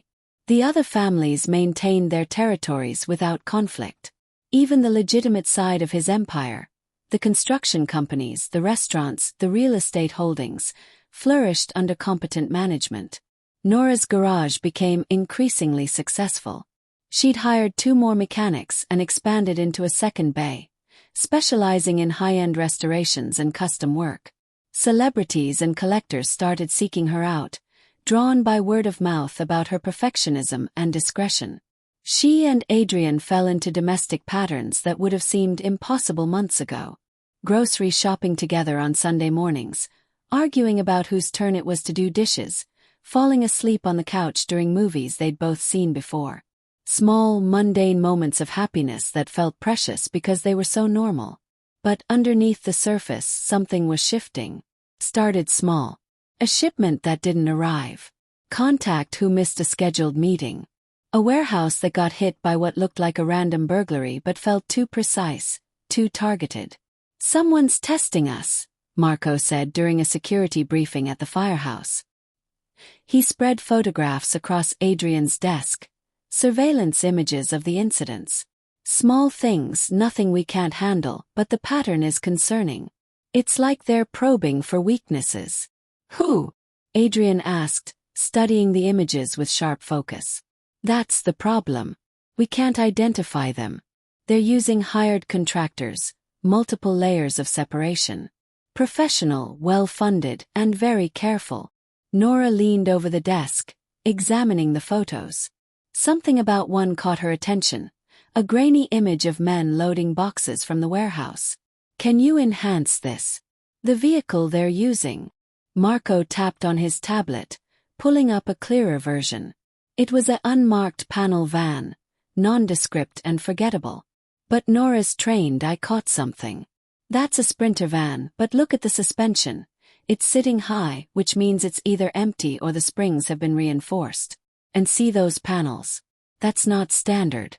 Someone's modified this for weight capacity and probably added armor.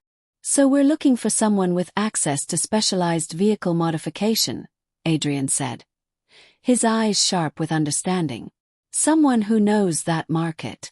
There are maybe 5 shops in the city that do that kind of work, Nora said slowly. And I know 3 of them personally. They refer clients to me when they need precision work. Can you ask around? Discreetly. I can try. Over the next few days, Nora reached out to her network. The automotive world was small and incestuous. Everyone knew everyone, and gossip traveled fast. She framed her inquiries as professional curiosity, asking about unusual custom jobs, clients who paid cash and didn't want documentation. The third shop she contacted, a place called Apex Modifications run by a man named Tommy Chen, gave her something useful. Funny you should ask, Tommy said over the phone. I had a weird one about 2 months ago. Guy wanted a fleet of vans modified. Armor plating, reinforced suspension, the works. Paid cash up front, 50 grand per vehicle. Said he was starting a security transport business. Did you get a name? Sure, but it was probably fake. John Smith, can you believe it? But here's the thing, when his guys came to pick up the vans, one of them had an accent. Eastern European, maybe Russian.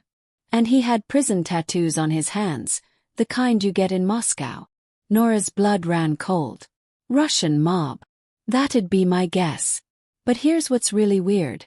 When I tried to look up the company he said he was starting, couldn't find any registration, no business license, nothing. The whole thing was a front. After hanging up, Nora immediately called Adrian.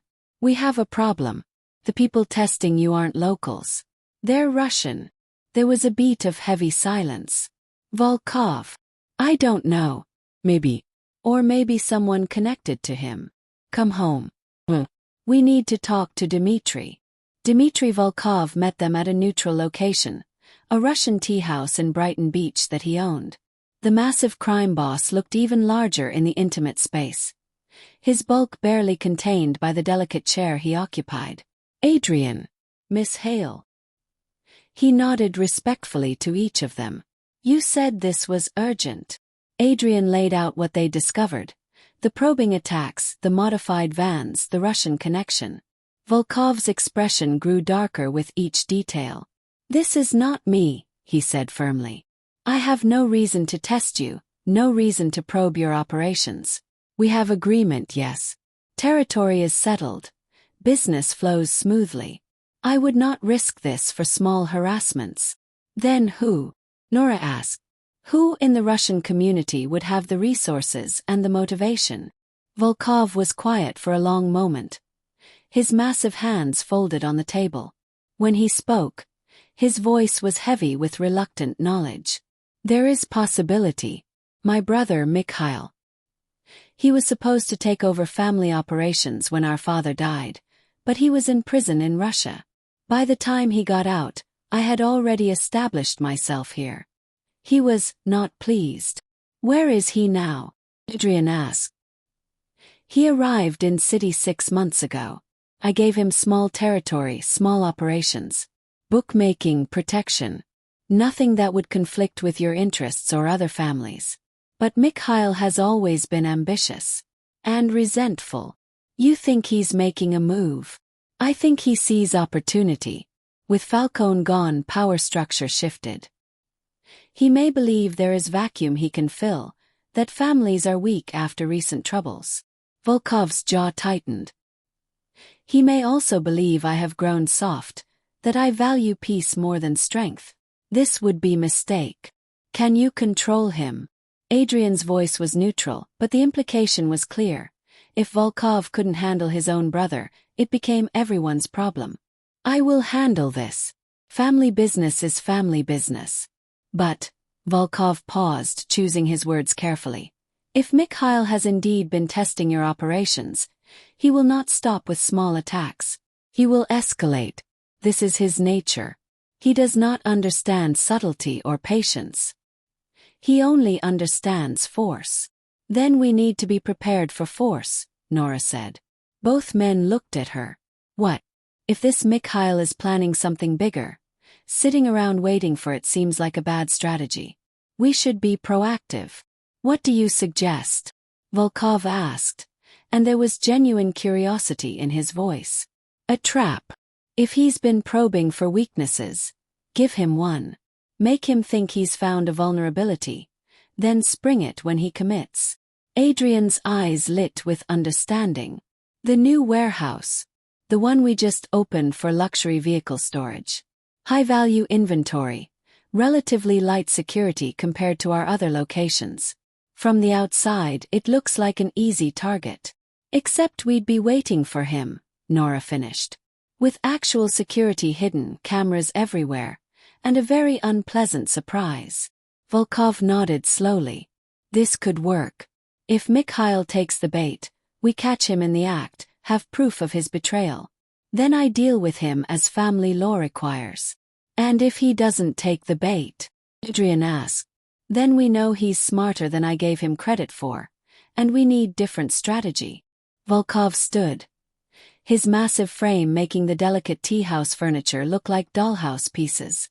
I will have my people watch Mikhail, see if he makes any preparations. You prepare your trap. And Miss Hale. Yes. Your father was good man who understood how to survive in dangerous world. I see he taught his daughter well. This is good. Adrian needs someone who thinks like this. After Volkov left, Adrian turned to Nora with an expression mixing admiration and concern.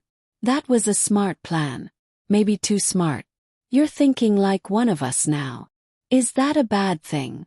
No. But it means you're committed to this life in a way you weren't before. There's no going back from planning ambushes and setting traps for Russian mobsters. Nora thought about that. He was right. The woman who'd answered that phone call 4 months ago would have been horrified by what she was becoming. But that woman was gone, replaced by someone harder, more pragmatic, more dangerous. I know, she said simply. But I'm not interested in going back. Only forward. The trap was set over the next week. The warehouse, a converted factory space near the waterfront, was stocked with legitimate high-end vehicles. Ferraris, Lamborghinis, a few vintage Porsches. Enough value to make it a tempting target, not so much that it would seem suspicious. The visible security was minimal. A single guard at the front gate, standard cameras, basic alarm system. But hidden in the walls and ceiling were military-grade surveillance equipment, motion sensors, and Adrian's best men positioned in concealed locations throughout the building. Nora insisted on being there for the operation. Adrian argued, of course, but she was immovable. I set this trap, she said. I'm seeing it through. You're not trained for tactical operations. I'm trained enough. You've spent months teaching me how to handle myself. Besides, I know these cars know the building layout. If something goes wrong, I can navigate this space better than any of your men. He didn't like it, but he couldn't argue with her logic. She'd proven herself capable time and again. Treating her like someone who needed protection now would be an insult to everything she'd become. So on the night they expected Mikhail's move, Nora found herself crouched in a converted office on the warehouse's second floor, wearing tactical gear and carrying the Glock that had become as familiar as a wrench in her hand. Marco was positioned nearby, and Adrian was in the command center with communication equipment, coordinating their forces. They waited. 10 p.m. came and went. 11. Midnight. Maybe he's not coming, Nora whispered into her radio. Patience, Adrian's voice crackled back. If Volkov's intel was right, Mikhail has been planning this for weeks. He'll come. At 1:47 a.m., the perimeter alarm pinged. A van, one of the modified sprinters Tommy had built, pulled up to the side entrance. 6 men emerged, all carrying weapons, moving with military precision. "Here we go," Adrian said quietly. "Everyone hold position until they're fully committed. We want them inside, surrounded, no escape routes." Nora watched through the office window as the men worked on the door. They were good. The lock was bypassed in under 3 minutes. They entered the warehouse in 2-man teams, spreading out to cover more ground. One team headed for the exotic cars in the main bay. Another moved toward the vintage collection in the back. The third team, led by a man who had to be Mikhail Volkov based on his size and bearing, headed for the office section where the supposedly valuable paperwork was kept. Straight toward Nora's position. She pressed herself against the wall, breathing slowly, steadily, every sense heightened. She could hear their footsteps on the metal stairs, could hear them speaking in Russian, their voices low and confident. They thought they'd won. Thought they were pulling off the heist of the year. They had no idea they were walking into a killbox. Mikhail and his partner entered the office. Through the crack in the door, Nora could see him. A younger, meaner version of Dmitry Volkov, all the bulk but none of the wisdom. His eyes were cold, predatory, scanning the room for anything of value. "Now," Adrian's voice said in her earpiece. Lights blazed throughout the warehouse. Hidden doors opened. Adrian's men emerged from concealment points, weapons trained, escape routes blocked. "Don't move. Hands up." Mikhail's reaction was instantaneous and violent. Instead of surrendering, he grabbed his partner and shoved him toward the door as a shield, his gun coming up to fire blindly into the hallway. The partner, unlucky bastard, took 3 rounds from Adrian's men before Mikhail retreated back into the office. The same office where Nora was hiding. She saw the moment he noticed her. His eyes widening, then narrowing with calculation. Hostage. Way out. He swung his gun toward her. Nora didn't think. Didn't hesitate. Didn't freeze. He fired. The first shot caught Mikhail in the shoulder, spinning him around. The second hit his thigh, dropping him to one knee. The third she didn't take. Because Adrian was suddenly there, kicking Mikhail's gun away. His own weapon trained on the Russian's head. "Don't move," Adrian said, his voice deadly calm. "Nora, you okay?" "I'm fine." Her voice was steadier than she felt. "Is he? He'll live." Unfortunately for him. Adrian looked at Mikhail with disgust. "Your brother is going to be very disappointed in you." Mikhail spat blood. His face twisted with pain and rage. "Go to hell. Already there. You're just visiting." Outside the office, the rest of Mikhail's crew had surrendered. Adrian's men had them zip-tied and kneeling, weapons confiscated. It was over almost before it had really begun. Marco appeared in the doorway. "All secured, boss. No casualties on our side. 3 of theirs dead. The rest captured, including this piece of shit." "Good. Call Dmitry. Tell him we have a delivery for him." As Marco left, Adrian finally turned his full attention to Nora. He saw the gun still in her hand, still pointed where Mikhail had been. Saw the slight tremor that had started in her fingers. Gently, he reached out and lowered her weapon. "Hey, look at me." Nora met his eyes, and suddenly the adrenaline crash hit her. "I shot him. I actually shot him. You defended yourself. He was going to kill you." "I know. I know I had to, I just..." She looked down at her shaking hands. "I thought I'd feel something. Guilt or horror or something. But I just feel empty." Adrian pulled her close, his arms solid and warm around her. "That's normal. The emotions come later, after your brain processes what happened. Right now you're just in survival mode. When will it hit? Maybe tonight. Maybe tomorrow. Maybe never. Everyone's different." He pulled back to look at her face. "But whatever you feel or don't feel, it's okay. You did what you had to do. No one gets to judge you for that." Nora nodded, trying to believe him.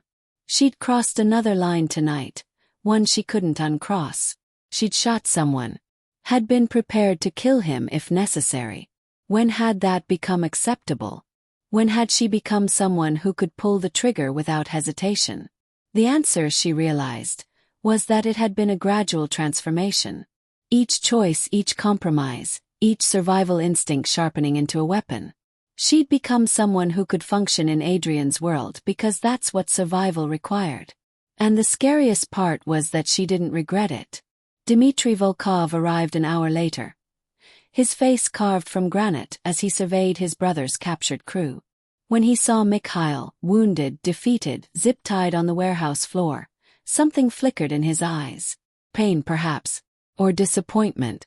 "Mikhail," he said in Russian, his voice heavy.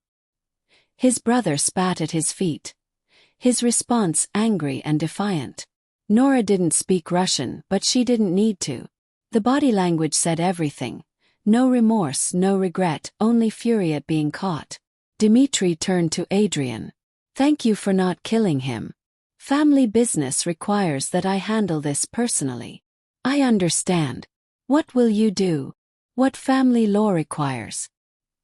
He betrayed his blood, attacked allies without cause, brought shame to our name. There is only one response. Volkov's expression was granite hard. "But I will give him choice. Quick end here, or return to Russia to face father's old associates. Either way, he does not walk away from this." It was a death sentence delivered with the weight of absolute certainty. Mikhail's face went pale, some of his bravado cracking. "This is your doing," Mikhail snarled at Adrian in accented English. "You and that whore." He didn't finish the sentence. Dmitry's backhand was massive and brutal, snapping Mikhail's head to the side and splitting his lip. "You do not speak," Dmitry said coldly. "You lost that right when you betrayed family." He turned back to Adrian. "Again, I apologize for my brother's actions.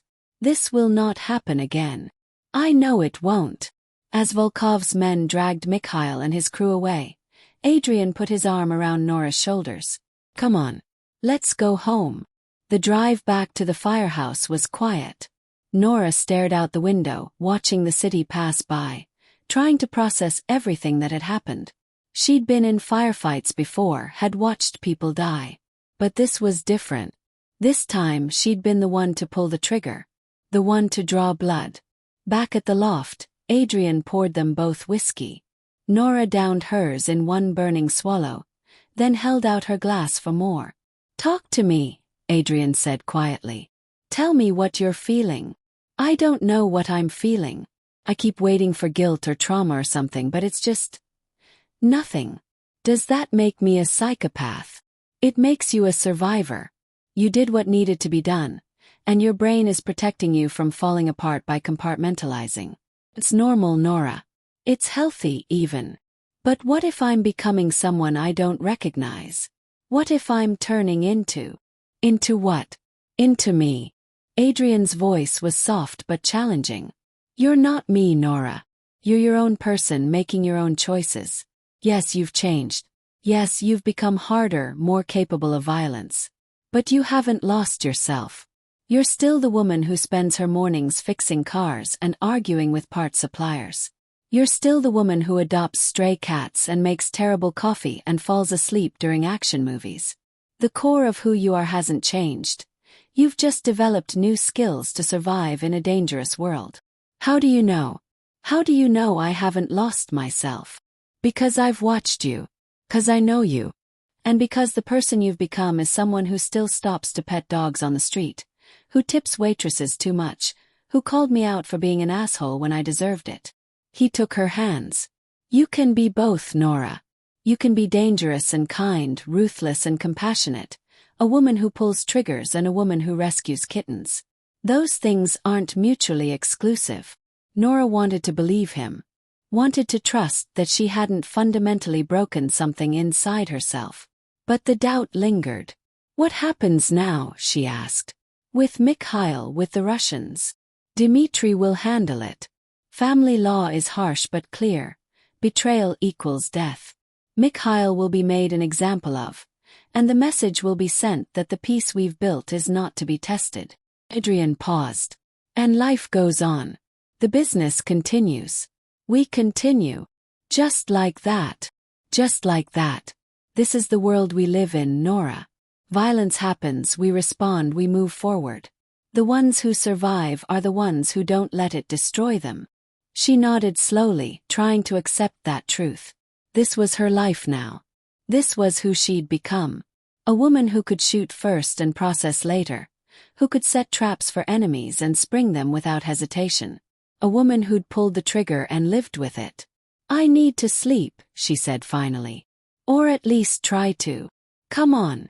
In bed, wrapped in Adrian's arms, Nora finally let herself feel the emotions she'd been holding back. Not guilt exactly, but a kind of grief for the woman she used to be. The innocent mechanic who thought the world was simple, that right and wrong were clear lines. That woman was gone, buried under months of violence and survival and transformation. And Nora wasn't sure if she should mourn her or celebrate her replacement. I've got you, Adrian murmured against her hair.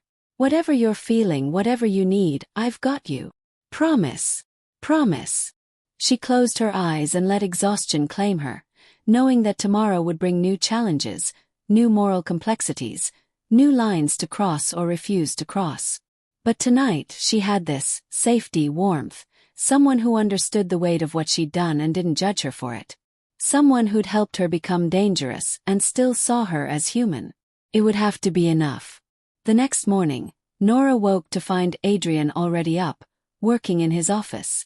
She made coffee, terrible coffee that he'd complain about but drink anyway, and joined him. How are you feeling? He asked without preamble. Surprisingly okay. I think I'm going to be fine. She sat across from him. I've been thinking about what you said last night about being both things at once. Maybe that's the key. Not choosing between the old me and the new me, but integrating them. That's very psychologically healthy of you. I have my moments. She sipped her coffee. So what's on the agenda? More tactical operations. Russian mobster hunting. Actually, I was thinking we could take the day off. Go to your garage, work on something with our hands, pretend to be normal people for a few hours. That sounds perfect. They spent the day at Hale's auto repair, working side by side on a vintage Mustang restoration. Adrian proved surprisingly competent with a wrench, following Nora's instructions with the same focus he brought to everything. It was peaceful, meditative work. The kind of honest labor that didn't involve weapons or strategy or moral complexity. Just metal and oil and the satisfaction of making something broken work again. I see why you love this, Adrian said as they stood back to admire the Mustang's rebuilt engine. There's clarity in it. Do the work right, the engine runs. Do it wrong, it doesn't. No politics, no betrayal, just mechanical truth. That's what my father always said. He loved that engines were honest. They couldn't lie or scheme or betray you. They just worked or didn't work. Nora wiped her hands on a rag. I think that's why he stayed in this world even after he got out of yours. Because he needed that honesty after years of living in shadows. Do you need that too? Sometimes. But I also need the other world now. The strategy, the challenge, the partnership with you. I need both to feel complete. Adrian pulled her close, not caring that they were both covered in grease. Then you'll have both. The garage and the empire, the simplicity and the complexity. All of it. Nora leaned into him, feeling more settled than she had since the shooting. Maybe Adrian was right. Maybe she could be both people at once. Maybe she didn't have to choose between who she'd been and who she'd become. Maybe she could be all of it, integrated and whole. Her phone buzzed. A text from Marco. Mikhail's situation handled. Won't be a problem anymore. Was done then. The threat eliminated, the message sent, the balance restored. Life going on just as Adrian had said it would. Nora deleted the text and kissed Adrian, tasting coffee and possibility and the future they were building together. A future that was messy and complicated and occasionally violent. But hers. And that was enough. Chapter 8. The Price of Survival. The calm lasted exactly 3 weeks. It was late October when everything went to hell, the kind of crisp autumn day that made the city feel almost innocent. Nora was at the garage, working on a particularly challenging restoration. A 1963 Corvette Stingray that had been sitting in a barn for 40 years. The owner was willing to pay obscene amounts for perfection, and Nora was determined to deliver. She was so focused on the carburetor rebuild that she almost missed the black sedan pulling up outside. Almost, but not quite. 4 months in Adrian's world had taught her to always notice vehicles that didn't belong. The man who emerged was someone she recognized from photographs in Adrian's files. Luca Castellano, Vincent's nephew and heir apparent. He was young, maybe 35, with a kind of polished good looks that came from expensive grooming and entitled confidence. He also had 2 bodyguards with him, which was unusual for a casual visit. Nora set down her tools and wiped her hands, her other hand instinctively checking that her concealed carry was accessible. She'd started wearing it everywhere after the warehouse incident, and right now she was grateful for the habit. "Miss Hale," Luca said as he entered the garage. His smile was pleasant, but there was something calculating in his eyes. "I hope I'm not interrupting." "That depends on why you're here. If you need automotive work, I'm happy to schedule an appointment. If you're here for other reasons, you should probably call Adrian first." Direct. "I like that." Luca gestured to the Corvette. "Beautiful car. My uncle had one just like it. Sold it years ago, regretted it ever since.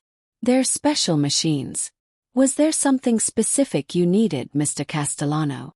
"Actually, yes. I wanted to speak with you about a business opportunity. Privately, if you don't mind." Every instinct Nora had was screaming warnings. Luca showing up without going through Adrian first, asking for a private conversation, the careful positioning of his bodyguards. None of it felt right. "I don't do private business meetings without my partner's knowledge," she said carefully. "That's just good practice." "Your partner?" "Yes, Adrian Moretti." Luca's smile shifted slightly, becoming sharper. "That's actually what I wanted to discuss. You see, some of us in the organization have concerns about Adrian's recent decisions. His handling of the Falcone situation. His alliance with the Russians, his distractions." The last word was delivered with a pointed look at Nora. The implication was clear. She was the distraction. "I'm not sure what this has to do with me," Nora said, though she knew exactly where this was going. "It has everything to do with you. You're an intelligent woman, Miss Hale. Surely you've noticed how Adrian has changed since you entered his life. How he's become softer, more concerned with things like loyalty and honor instead of profit and power. How he's made decisions based on emotion rather than strategy. You mean how he's been successful in consolidating territory, eliminating threats, and building stronger alliances than this city has seen in decades?" Luca's smile thinned. "Success is temporary. Power is what lasts. And Adrian is diluting his power by letting personal relationships influence business decisions. The heads of several families have noticed. They're concerned." "By several families, you mean you and whoever else you've managed to recruit for whatever play you're making?" Nora crossed her arms. "Let me guess. You want me to step aside, remove myself from Adrian's life, stop distracting him so he can focus on business. And in exchange you'll..." "What? Let me keep my garage. Give me money. Ensure my safety. You are perceptive." "Yes, essentially. Walk away now, while you can do so with dignity and compensation. Stay, and you become a liability that needs to be managed." That sounds like a threat. It's a reality. Adrian's protection only extends as far as his power. And if that power is challenged, if the families decide he's become more of a problem than an asset, well. Luca shrugged elegantly. Accidents happen. Especially to people who are in the wrong place at the wrong time. Nora felt ice in her veins, but she kept her voice level. "You're planning a coup. Against Adrian." "Coup" is such a dramatic word. I prefer to think of it as a necessary reorganization of leadership. Adrian did good work taking down Falcone, but he's proven that he's not suited for long-term leadership. He's too emotional, too concerned with abstract concepts like justice and honor. This business requires pragmatism, not sentiment. And you think you're more qualified? I know I am. I have the support of key families, the connections in city government, and the willingness to make hard decisions without being swayed by personal attachments. Luca took a step closer. So here's my offer. You disappear for a while. A long vacation somewhere nice, all expenses paid. When you come back, the transition will be complete, and you can resume your life without any complications. Or you can stay and watch Adrian fall, knowing you could have prevented it. Nora's hand drifted toward her concealed weapon, but Luca's bodyguards tensed immediately. Not yet. Not when she was outnumbered and outgunned. I need time to think about it, she said. Of course. You have 48 hours. After that, my offer expires and things get significantly more complicated. Luca handed her a business card. Call me when you've made the smart choice. After they left, Nora immediately pulled out her phone and called Adrian. No answer. She tried again. Still nothing. A text from Marco appeared. Boss is in meeting with the Castellanos. Phone off. Should be done in an hour. Castellanos. Course. This wasn't just Luca making a move. This was coordinated. Vincent was either involved or about to be blindsided, and Adrian was walking into a room full of potential enemies with no idea what was coming. Nora's mind raced. She couldn't call Adrian without tipping off whoever might be monitoring communications. She couldn't go to the meeting, she didn't know where it was, and showing up would just create more chaos. But she also couldn't do nothing. She pulled up her contacts and called the one person who might be able to help. Lynn. I need a favor. A big one. 20 minutes later, Nora was in her truck racing toward downtown, Lynn's voice in her ear via Bluetooth. I've got access to Marco's phone through the security network, Lynn said, her fingers flying over keyboards in the background. The meeting is at the Castellano estate in Greenwich. High-level summit, heads of 4 families attending. Adrian went in with just Marco and 2 guards. Standard for these meetings. Can you get me eyes inside? Their security is good but not that good. Give me 5 minutes. While Lynn worked, Nora drove with single-minded focus, every lesson Adrian had taught her about tactical thinking running through her mind. If this was an ambush, the Castellanos would want deniability. They couldn't just kill Adrian outright, that would start a war. They'd need to make it look justified, like self-defense or a mutual combat situation. Which meant they'd provoke him. Get him angry, make him draw first, then respond with overwhelming force. Got it, Lynn said. Sending you the feed now. Nora's phone buzzed with a secure video link. She pulled over to watch, her stomach knotting with dread. The footage showed an elegant dining room where 5 men sat around a table. Adrian, Vincent Castellano, and 3 other family heads Nora recognized. The conversation appeared civil, but the body language was wrong. Too stiff, too formal. The accusations are serious, Adrian, Vincent was saying, his voice grave. If true, they represent a fundamental breach of our agreements. What accusations? Adrian's voice was controlled but sharp. That you've been using your position to consolidate personal power rather than maintain the balance we agreed upon. That you've made deals with federal investigators in exchange for immunity. That you're planning to eliminate the other families one by one, starting with mine. That's insane. Who told you this? Multiple sources. Independent verification.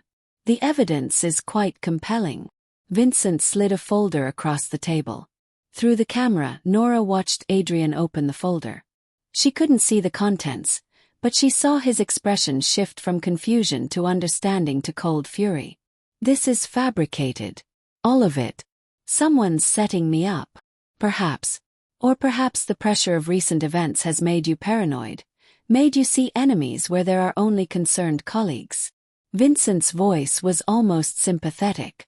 Either way, the other families have concerns. They want assurances. What kind of assurances? Step back from active operations.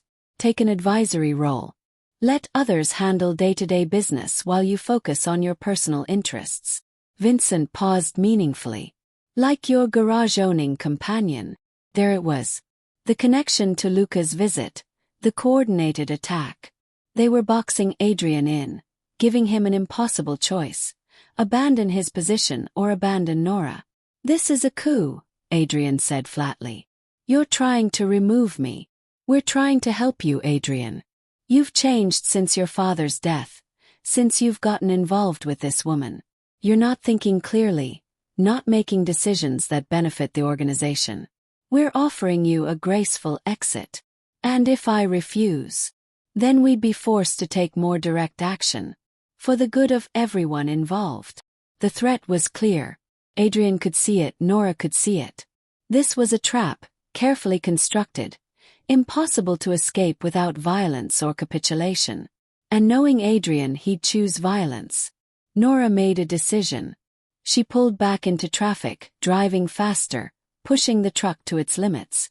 If this was going to go bad, when this was going to go bad, she needed to be there. Lynn, I need you to do something. Send that video to Detective Walsh, the one who testified against Falcone. Include a message. Attempted coup in progress, Castellano Estate. Officer needs assistance. That's going to bring police. That's the point. Adrian won't back down, and the Castellanos won't back down. The only way to stop this from becoming a massacre is to force everyone to stand down by introducing an outside authority. The police showing up makes it impossible for anyone to start shooting without serious consequences. Smart. Sending now. Lynn paused. Nora, you know this means you're burning bridges, right?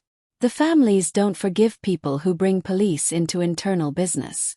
I know. But I'm not letting Adrian die in some bullshit ambush because he refused to abandon me. We'll deal with the consequences later. She was 10 minutes away when Lynn spoke again. Her voice urgent. Nora, it's going bad. They just accused Adrian of wearing a wire. His guards are being disarmed. You need to gunfire. Nora's foot slammed to the floor, the truck's engine roaring in protest. She was 5 minutes away. 5 minutes that might as well be 5 hours. The video feed showed chaos. Adrian had flipped the table, using it as cover. His guards were down, shot in the opening seconds. The family heads were scrambling for exits while their own guards moved in. But Adrian wasn't running. He was fighting, his weapon out, trading shots with at least 6 men in a room that had become a kill box. He was going to die. Nora could see it, could feel it. He was outnumbered, outgunned, and backed into a corner with no exit. Sirens, Lynn said suddenly. Police are 2 minutes out, multiple units responding. Walsh came through. Nora could hear them too, wailing in the distance. She was almost there, flying through traffic, praying she wasn't too late. The truck skidded to a stop outside the Castellano estate just as police cars were arriving, their lights painting the mansion in alternating red and blue. Nora jumped out, ignoring the officers shouting at her, running toward the house. Ma'am, you need to stay back. There are men with guns inside. Someone's trying to kill Adrian Moretti. More gunfire from inside the house. The officers drew their weapons, calling for backup, establishing a perimeter. Standard procedure that was taking too long. Nora didn't wait. She slipped around the side of the house, finding a window that opened into a hallway. She climbed through, her own weapon drawn, moving toward the sound of gunfire with her heart hammering. The dining room was a war zone. Bodies on the floor, blood on the walls, the acrid smell of gunpowder thick in the air. Adrian was still behind the overturned table, but he was wounded. She could see blood soaking his shirt. 2 of the Castellano guards were still standing, moving to flank him. Nora didn't think. He fired.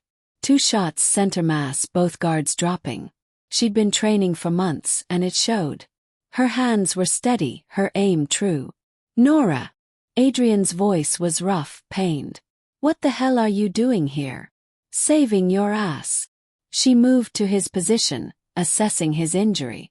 Shoulder wound. bleeding badly but not immediately fatal. Can you walk? Yeah, but police are outside.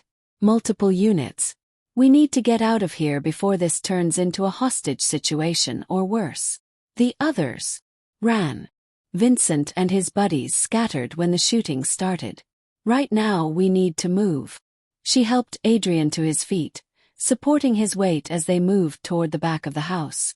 Behind them, she could hear police entering the front, shouting commands, establishing control. They made it to the garden, then to a back gate that opened onto a side street. Nora's truck was too far and too exposed, but there was a car parked nearby, probably belonging to one of the Castellano guards who wouldn't be needing it anymore.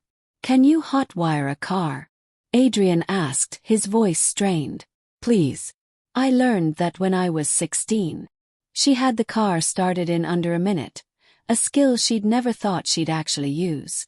They drove away from the sirens, from the chaos, from the attempted coup that had nearly killed them both. Adrian was fading, the blood loss taking its toll, but he stayed conscious through sheer force of will. Hospital, Nora said. No. Too many questions. There's a doctor, one of mine. I'll give you the address. The doctor, a nervous man named Kumar who'd apparently patched up Adrian before, worked quickly to remove the bullet and close the wound. It had missed major arteries. A lucky shot in an unlucky situation. You need rest, Kumar said firmly. Real rest, not your usual brand of I'll sleep when I'm dead. This was serious trauma.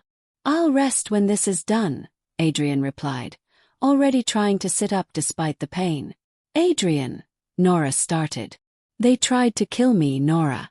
They manufactured evidence, lured me into an ambush, and would have succeeded if you hadn't intervened. This isn't over. It's just beginning. I know. But you can't fight a war when you can barely stand. You need. Her phone rang. Lynn's number. Turn on the news, Lynn said without preamble. Channel 7. Now. Nora pulled up a live stream on her phone. The breaking news banner read, Massacre at Castellano Estate. 5 dead, crime boss implicated. The reporter was breathless with excitement. Sources say Adrian Moretti, controversial figure in organized crime, was present at the estate when gunfire erupted. Police found 5 bodies, including 2 members of the Castellano family security team. Vincent Castellano himself is claiming that Moretti initiated the violence as part of a power grab. They're spinning it, Adrian said, his voice cold. Making me the aggressor. Setting the narrative before I can defend myself. We have evidence, Nora said. The video Lynn recorded. It shows them threatening you, disarming your guards. It proves this was an ambush. Evidence that was obtained illegally, through hacking their security systems. It'll never hold up in court, and more importantly, it doesn't matter in the court that actually counts, the families. Vincent's story will spread faster than the truth. By tomorrow, half the city's underworld will believe I'm planning a hostile takeover. So what do we do? Adrian was quiet for a long moment, his expression distant. When he spoke, his voice was heavy with resignation and determination. We go to war, but not the kind they're expecting. Vincent wants to make this about violence and territory. We make it about truth and legitimacy. He looked at Nora. Remember when I said you'd be the queen of the garage? It's time to actually claim that title. I don't understand. The families respect strength, but they also respect independence and neutrality. You've built relationships with all of them through your work. You're seen as outside the power structure, someone who serves everyone fairly. That makes you valuable in a way I can't be. Adrian, what are you saying? I'm saying you're the only person who can broker peace. The only one they might listen to who isn't part of the coup or loyal to me. You're the neutral party who can reveal what really happened, who can force Vincent and the others to answer for their actions. That's insane. They'll never listen to me. They will if you make them. He grabbed her hand, his grip surprisingly strong despite his injury. You've proven yourself time and again. You've earned respect through competence and discretion. And most importantly, you saved my life tonight, which means you've demonstrated loyalty while also maintaining your independence. That combination is rare and valuable. Nora wanted to argue, to say this was too much responsibility, too much risk. But looking at Adrian's face, pale from blood loss but determined, trusting her to do what needed to be done, she couldn't refuse. "Tell me what you need," she said. The summit took 3 days to arrange. Days during which Nora operated as a neutral intermediary, calling in every favor she'd accumulated, leveraging every relationship she'd built. The message was simple. What happened at the Castellano estate wasn't the truth Vincent was selling, and everyone needed to hear the real story before the city descended into war. The location was neutral ground, a conference room at a downtown hotel, secured by private security hired by Nora herself, paid for with money Adrian had transferred to her accounts. The attendees were the heads of the 5 major families, plus their top advisors. And Nora, standing alone at the head of the table, about to do something absolutely insane. "Thank you for coming," she said, her voice steady despite her racing heart. "I know many of you are questioning why you're here, why you should listen to a mechanic instead of handling this the traditional way. So let me be clear about my credentials. I've worked for all of you. I've modified vehicles, repaired damage, maintained security systems. I've been trusted with sensitive operations because I've proven I can be discreet and competent. That hasn't changed." "Miss Hale," Vincent Castellano interrupted, his voice smooth and condescending. "While we appreciate your service, this is a matter for the families to resolve. It's not appropriate for an outsider to interfere." "You're right. Normally it wouldn't be." Nora pressed a button on her laptop, and the large screen behind her lit up with the security footage Lynn had captured. "But this stopped being an internal matter when you tried to have Adrian Moretti killed based on fabricated evidence. The video played, all of it. The accusations, the manufactured proof, the threat, the ambush. When it reached the part where Vincent's guards shot Adrian's men without provocation, several of the family heads shifted uncomfortably. This footage was obtained illegally," Vincent said, but his voice had lost some of its certainty. "Probably. But it's also accurate, which you're not denying. You lured Adrian to your estate under the pretense of a legitimate meeting, then accused him of crimes he didn't commit, and tried to force him to abdicate power. When he refused, your guards opened fire. That's not family justice. That's an assassination attempt. Adrian Moretti has become a liability," one of the other heads, Dmitry Volkov, said. His voice was measured, considering. "His relationship with you has made him soft, distracted." Luca Castellano's concerns were not unreasonable. "Luca Castellano is a coward who sent thugs to threaten me instead of facing Adrian directly," Nora replied, her voice hard. "And the idea that Adrian has become soft is laughable. In the past 6 months, he's eliminated Falcone's corruption network, exposed police and political contacts that were liabilities to everyone, and prevented a territorial war with the Russians. What exactly about that suggests weakness?" "He chose you over power," Vincent said. "That's the definition of weakness in our world." "No. That's the definition of having priorities beyond paranoia and greed." Nora looked around the table, meeting each set of eyes. "Here's what I see. A group of men who are so terrified of change, so addicted to the old ways, that they'd rather destroy someone competent and forward-thinking than adapt. Adrian Moretti is the best leader you've had in decades, and you're trying to tear him down because he dared to have a personal life." "You're biased," one of the other heads said. "Of course I'm biased. I love him. But that doesn't make me wrong." Nora leaned forward, her hands flat on the table. "So here's what's going to happen. You're going to acknowledge that the accusations against Adrian were fabricated.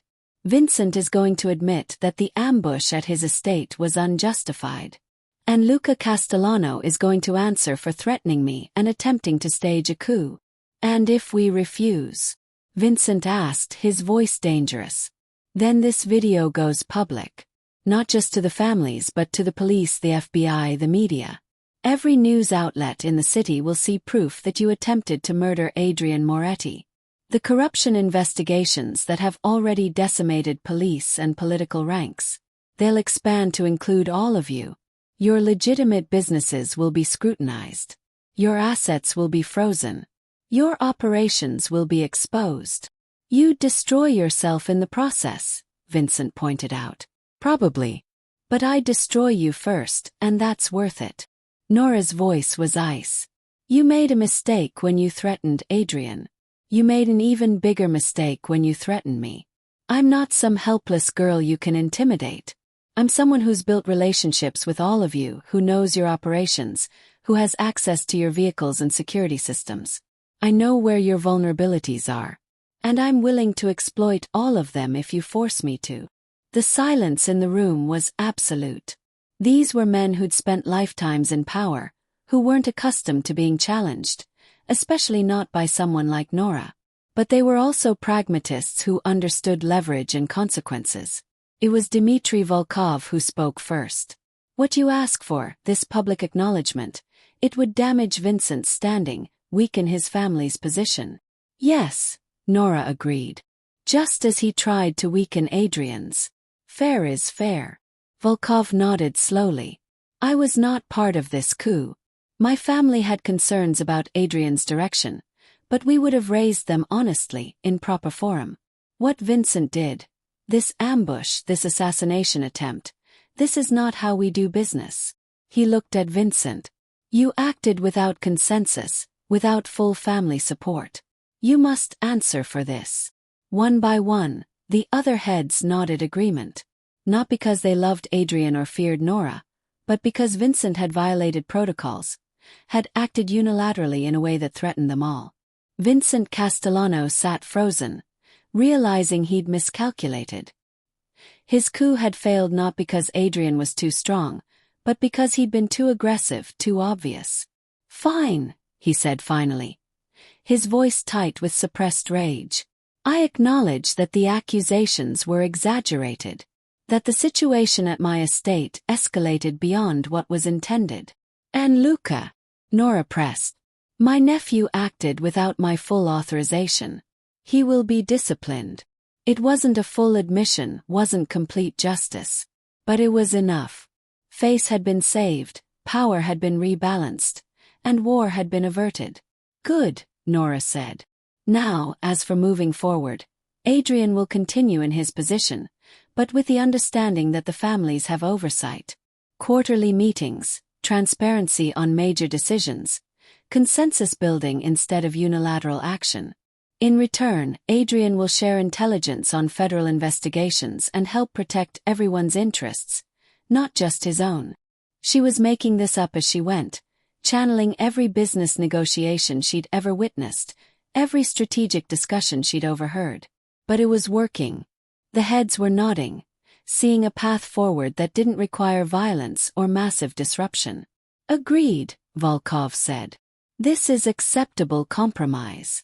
The others murmured assent, even Vincent, though his expression suggested he was filing this humiliation away for future revenge. Then we're done here, Nora said. Thank you for your time. As the families filed out, Dmitry Volkov paused beside Nora. You have steel, Miss Hale. Your father would be proud. You used his skills, the honesty of a mechanic, the discretion of a confidant, to broker peace between killers. This is a remarkable thing. I just did what needed to be done. That is what remarkable people always say. He smiled, a rare expression on his granite face. Adrian Moretti is lucky man. Try not to let him get killed again, yes. After everyone left, Nora collapsed into a chair, the adrenaline finally draining away. She'd done it. Against all odds, against all reason. She'd walked into a room full of crime bosses and forced them to back down. Her phone buzzed. A text from Adrian. How did it go? I think I just became the most powerful mechanic in the city, she replied. I could have told you that months ago. Come home. Miss you. Nora smiled, gathering her things. To the converted firehouse, to the man who'd dragged her into this world and then trusted her to navigate it on her own terms. She'd pulled a trigger to save Adrian's life. But today, she'd wielded words as weapons and achieved something even more impressive.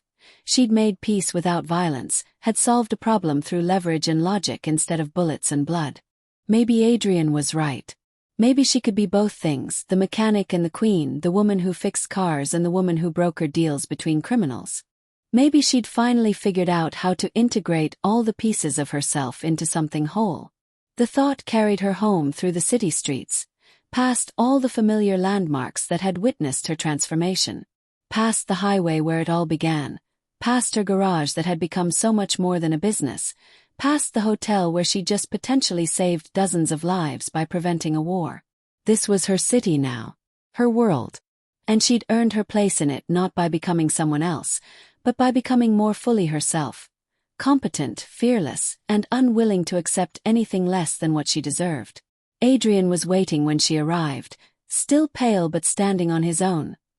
His eyes bright with pride and something deeper. "You did it," he said simply. "We did it. You trusted me to handle it, which is maybe the scariest thing you've ever done." "Not scary, just smart. You're the best decision I ever made, Nora Hale." She moved into his arms, careful of his injury, and let herself finally relax. "Even though I keep getting you shot. Especially because of that. Keeps life interesting." They stood there in the loft that had become their sanctuary, two people who'd found each other in chaos and built something that felt like peace. It wouldn't last forever. There would be more threats, more challenges, more nights when survival was the only goal. But for now they had this, each other. And the knowledge that whatever came next, they could face it together. The mechanic and the monster. The queen and the king. Partners in every sense of the word. Epilogue. The garage by the sea. 6 months later. The spring morning arrived soft and golden, sunlight streaming through the floor-to-ceiling windows of the firehouse loft. Nora woke to find Adrian's side of the bed empty, which was unusual. He was typically the one who had to drag her out of bed, complaining about her ability to sleep through anything short of an explosion. She found him on the roof terrace he'd had built over the winter, a project he'd claimed was for strategic observation, but was really just an excuse to have coffee outside while watching the sunrise. He was standing at the railing in sweatpants and a t-shirt, his shoulder showing the scar from the Castellano ambush, holding 2 mugs of coffee. "You made coffee," Nora said, accepting one of the mugs. "Am I dying? Is this a last meal situation? Your coffee-making skills haven't improved, so I took pity on us both." He pulled her against his side, his arm warm around her shoulders. "I have something to show you." He handed her a tablet displaying architectural plans. It took Nora a moment to recognize the location. It was the old lighthouse, the one where they'd found her father's safe. "You bought it?" she asked, surprised. "I bought it. The whole property, including the keeper's cottage and about 5 acres of coastline. It's been sitting abandoned for decades, so the state was happy to unload it." He swiped to show renovation plans. The lighthouse restored to working condition, the cottage rebuilt into a modern home with clean lines and huge windows. "I thought, maybe we could use a place away from the city. Somewhere that's just ours, no business, no family politics. Somewhere we can be normal people for a few days at a time." Nora studied the plans, her throat unexpectedly tight. The lighthouse had been her father's special place, the location of their annual pilgrimages. The idea of reclaiming it, of turning it from a site of secrets and danger into something beautiful, it felt like redemption. "It's perfect," she said quietly. "But Adrian, this must have cost." "I don't care what it cost. Some things are worth more than money." He turned her to face him. "You've given up a lot to be with me. Your simple life, your safety, your moral certainty about right and wrong. I can't give those things back. But I can give you this, a place where we can pretend, even if just for weekends, that we're not who we are. That we're just 2 people who happen to love each other." "I do love you," Nora said, the words still feeling new despite how many times she'd said them over the past months. "Even though you're dramatic and overprotective and have a concerning number of guns." I love you too. Even though you're stubborn and reckless and your coffee tastes like motor oil. They kissed as the sun climbed higher, warming the city spread out below them. It was a perfect moment, the kind Nora had learned to treasure because she understood how fragile peace could be. Her phone buzzed. She ignored it. Buzzed again. You should check that, Adrian said. Could be important.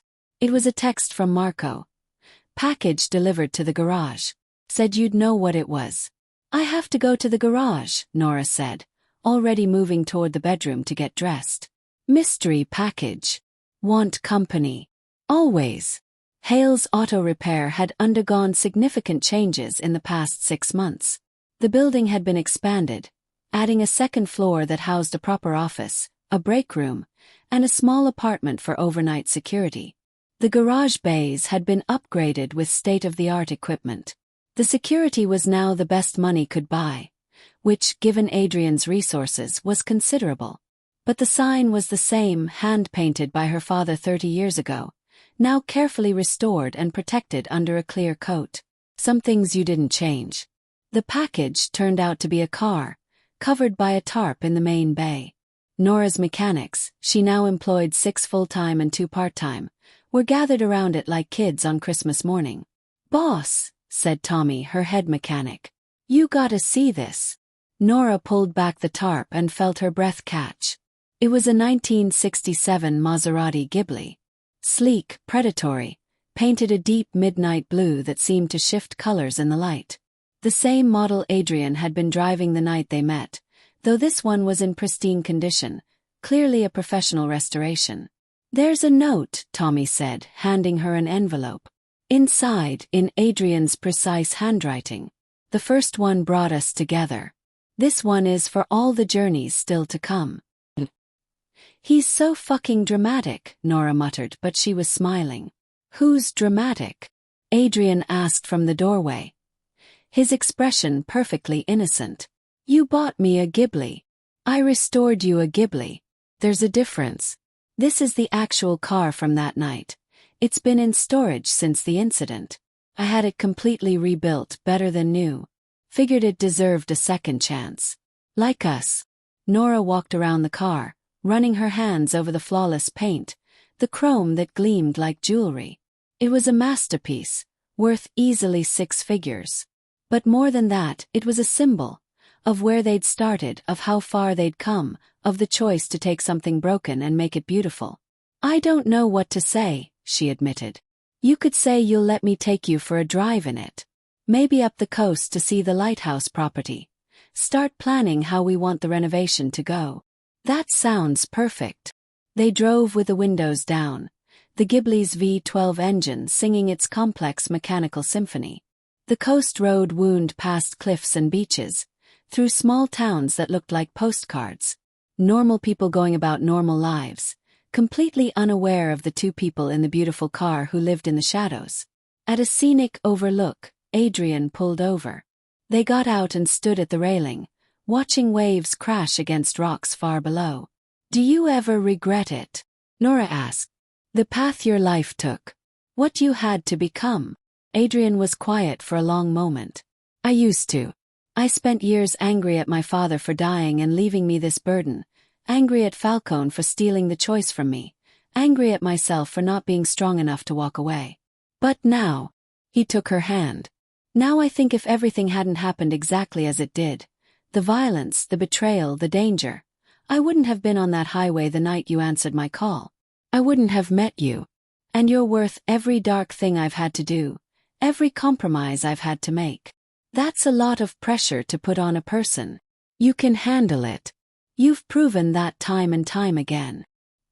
He turned to face her fully.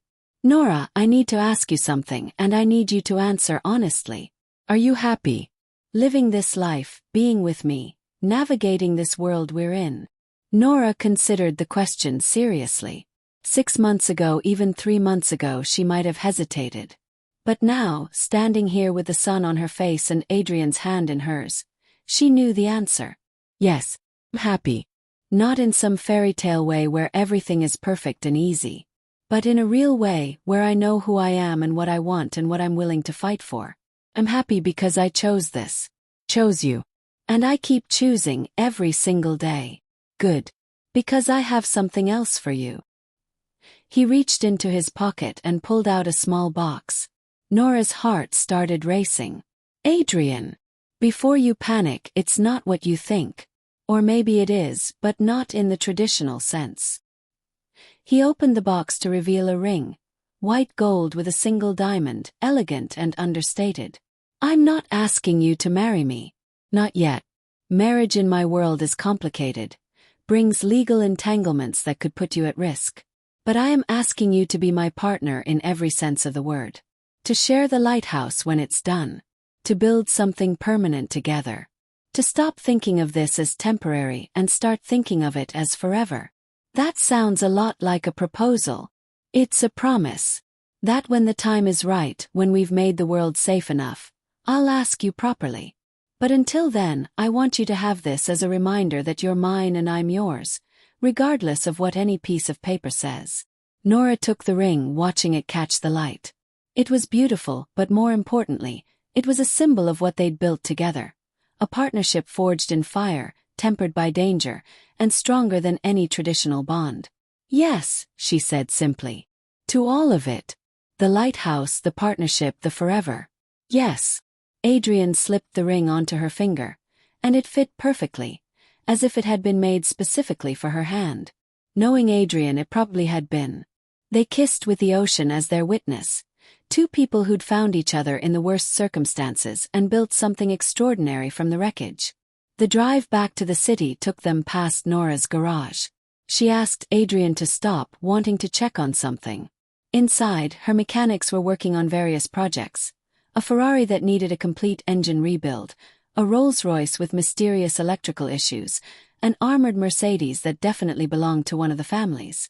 But in her private bay, the one reserved for special projects, sat something that made her smile. The 1970 Triumph Bonneville she'd been restoring months ago, now complete and gleaming. Finally finished it, Tommy said, noticing her attention. Customers coming to pick it up tomorrow. Gonna cry when he sees it, I guarantee it. Good work, Nora said. Really beautiful. She walked through the garage, running her hands along familiar tool benches, breathing in the smell of motor oil and metal. This place was her foundation, her connection to her father. Her proof that she was still the person he'd raised even as everything else changed. On the wall, in a place of honor, hung the photograph she'd found in her father's hidden safe. Jack Hale and Antonio Moretti, young and smiling, friends bound by secrets. She'd framed it after everything was over, a reminder of where it all began. He'd be proud of you, Adrian said quietly, appearing beside her. Your father. Look at what you've built. Not just the business but yourself. You've taken everything he taught you and used it to not just survive but thrive in a world he tried to protect you from. I hope so. Sometimes I wonder if I've dishonored his memory by choosing this life. You've honored it by staying true to yourself while adapting to impossible circumstances. That takes more strength than just running away or hiding. Adrian paused. Besides, he chose this life once too. He worked for my father, kept his secrets, lived in the shadows. He understands. A text came through on Nora's phone. Vincent Castellano, of all people. Since the summit, he'd been surprisingly civil, even cordial. The message was simple. Need work done on the senator's car. Discreet. Can you handle it? Work never stops, Nora said, showing Adrian the message. Will you take the job? Of course. That's what I do. I'm Switzerland, remember? Neutral ground, serving everyone equally. She typed back an affirmative response. Besides, it's good business. And it reminds them that I'm valuable, which keeps everyone honest. The queen of the garage, Adrian said with genuine admiration. Exactly what you've become. That evening, they hosted dinner at the firehouse, a small gathering of the people who'd become their unlikely family. Marco and his wife, Lynn, and her brother, Detective Walsh, who'd found a new lease on life as a legitimate consultant, even Dmitry Volkov, who'd developed an unexpected fondness for American barbecue. It was strange, Nora thought. watching these people who existed in such a dark world laughing and sharing food like any normal dinner party. But that was the thing about people, they were complicated, capable of great violence and great kindness, often simultaneously. To survival, Dmitri toasted, raising his glass. And to those who help us do more than just survive, who help us remember how to live. They drank, and the conversation flowed, and for a few hours the weight of their various enterprises fell away. Later, after everyone had left and the loft was quiet, Nora stood at the window overlooking the city. Adrian came up behind her, wrapping his arms around her waist. "What are you thinking?" he asked. "That my life is completely insane. That 6 months ago I was a simple mechanic worried about paying bills and keeping customers happy. Now I'm brokering peace between crime families and wearing a promise ring from a mob boss and planning to renovate a lighthouse. Regrets? Not even a little." She turned in his arms. "You know what the weirdest part is? I think this is who I was always meant to be. All those years working in the garage, learning to be tough and competent and unafraid. My father wasn't just teaching me about cars. He was preparing me for this. For you. For a life that requires strength and adaptability and the ability to see the humanity in complicated situations. He was a smart man. He was. And I finally understand what he was protecting me from and what he was preparing me for. They were the same thing." Nora paused. "I miss him. I wish he could see this, see what I've become. See that his sacrifices and his secrets weren't for nothing. I think he can see it. And I think he's proud." Adrian kissed her forehead. "You've taken his legacy, the honest work, the integrity, the refusal to be diminished by anyone, and you've applied it to a world he thought he'd left behind. You've made it mean something." They stood together as night fell over the city, watching lights flicker on in windows, lives being lived in all their messy complexity. Somewhere out there, deals were being made and broken. Violence was brewing and being prevented. The machinery of power ground on, indifferent to individual suffering or triumph. But up here, in this converted firehouse that had become a sanctuary, two people had found something rare and precious. Partnership, understanding, love that had been forged in fire and emerged stronger for it. "Tell me again about the lighthouse," Nora said. "About what we're going to build there." And Adrian did, his voice low and warm, painting a picture of their future. A home by the sea where the ghosts of the past could rest and something new could grow. A place that honored where they'd come from while embracing where they were going. It wouldn't be easy. There would be more threats, more violence, more nights when survival was the only goal. The world they inhabited didn't offer guarantees or happy endings in the traditional sense.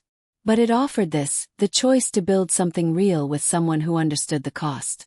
The opportunity to be both things at once, dangerous and kind, ruthless and loving, the mechanic and the queen. And for Nora Hale, who'd started this journey answering a simple phone call on a storm-soaked night, that was more than enough. It was everything.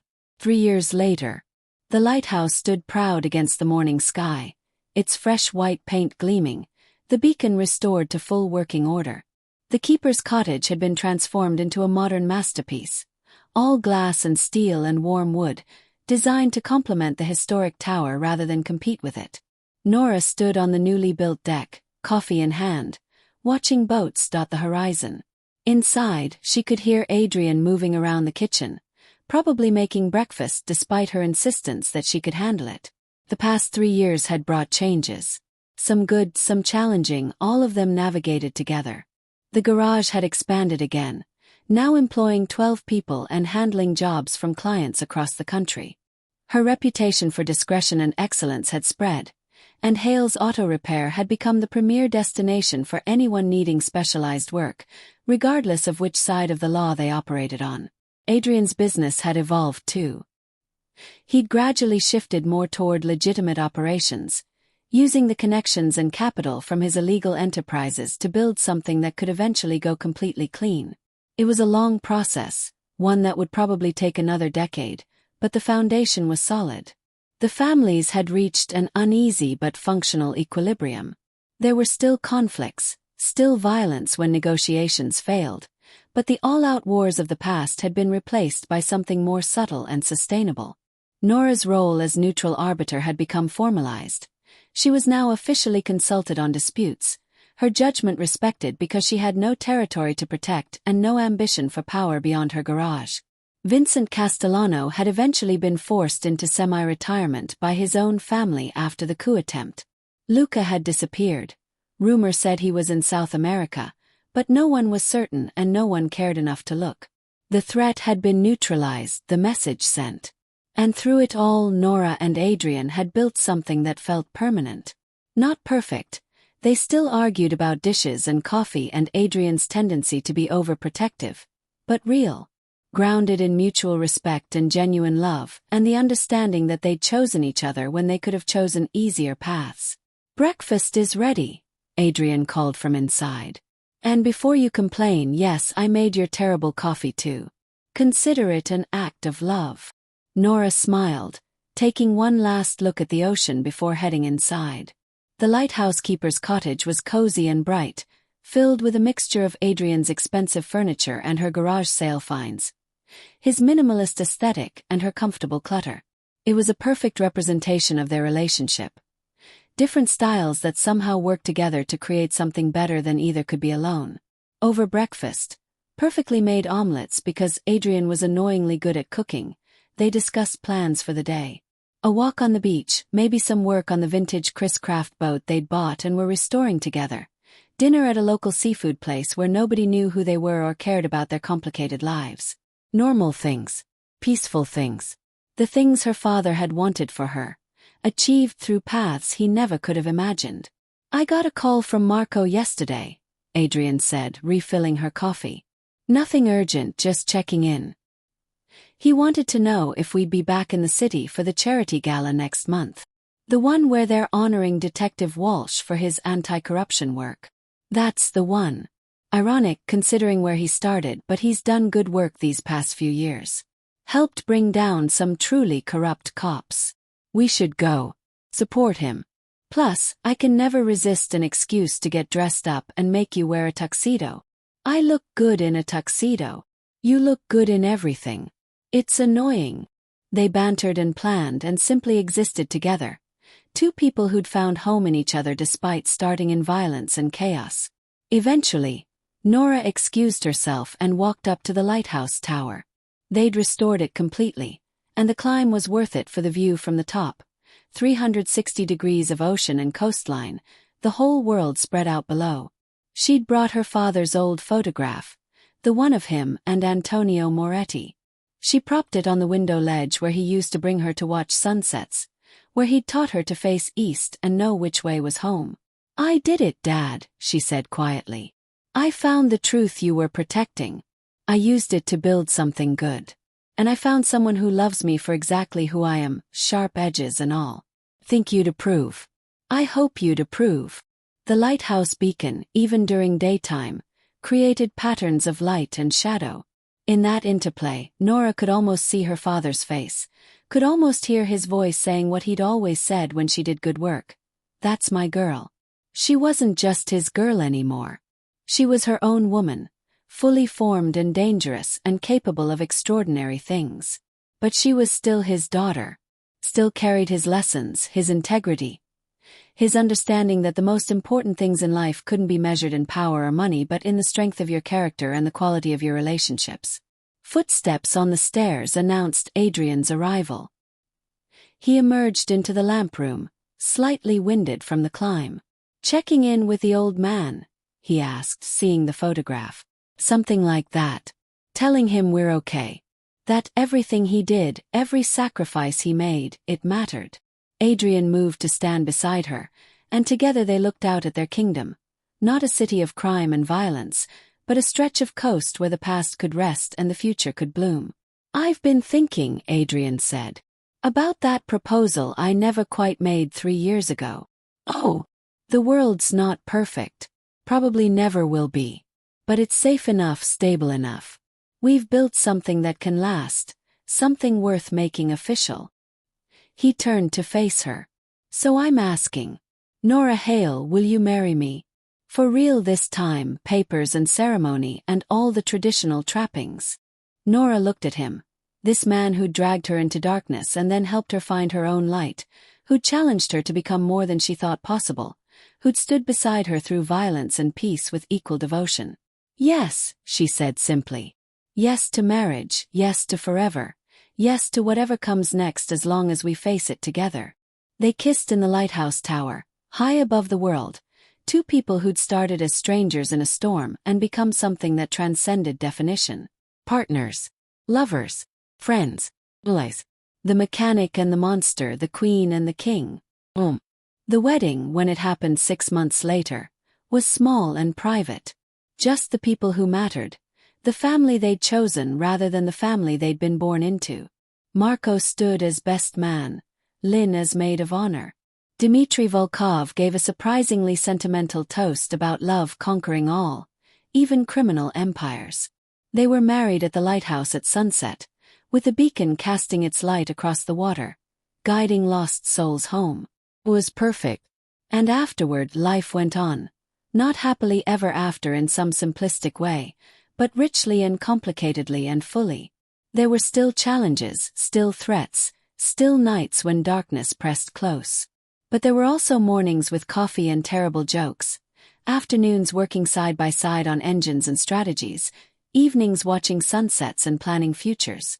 There was partnership and love and the absolute certainty that whatever came next, they would face it together. That was their happy ending. Not freedom from darkness, but the choice to build light within it. Not innocence preserved, but wisdom earned.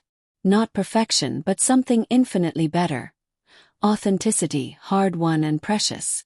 And in the end that was enough. It was more than enough. It was everything. The end.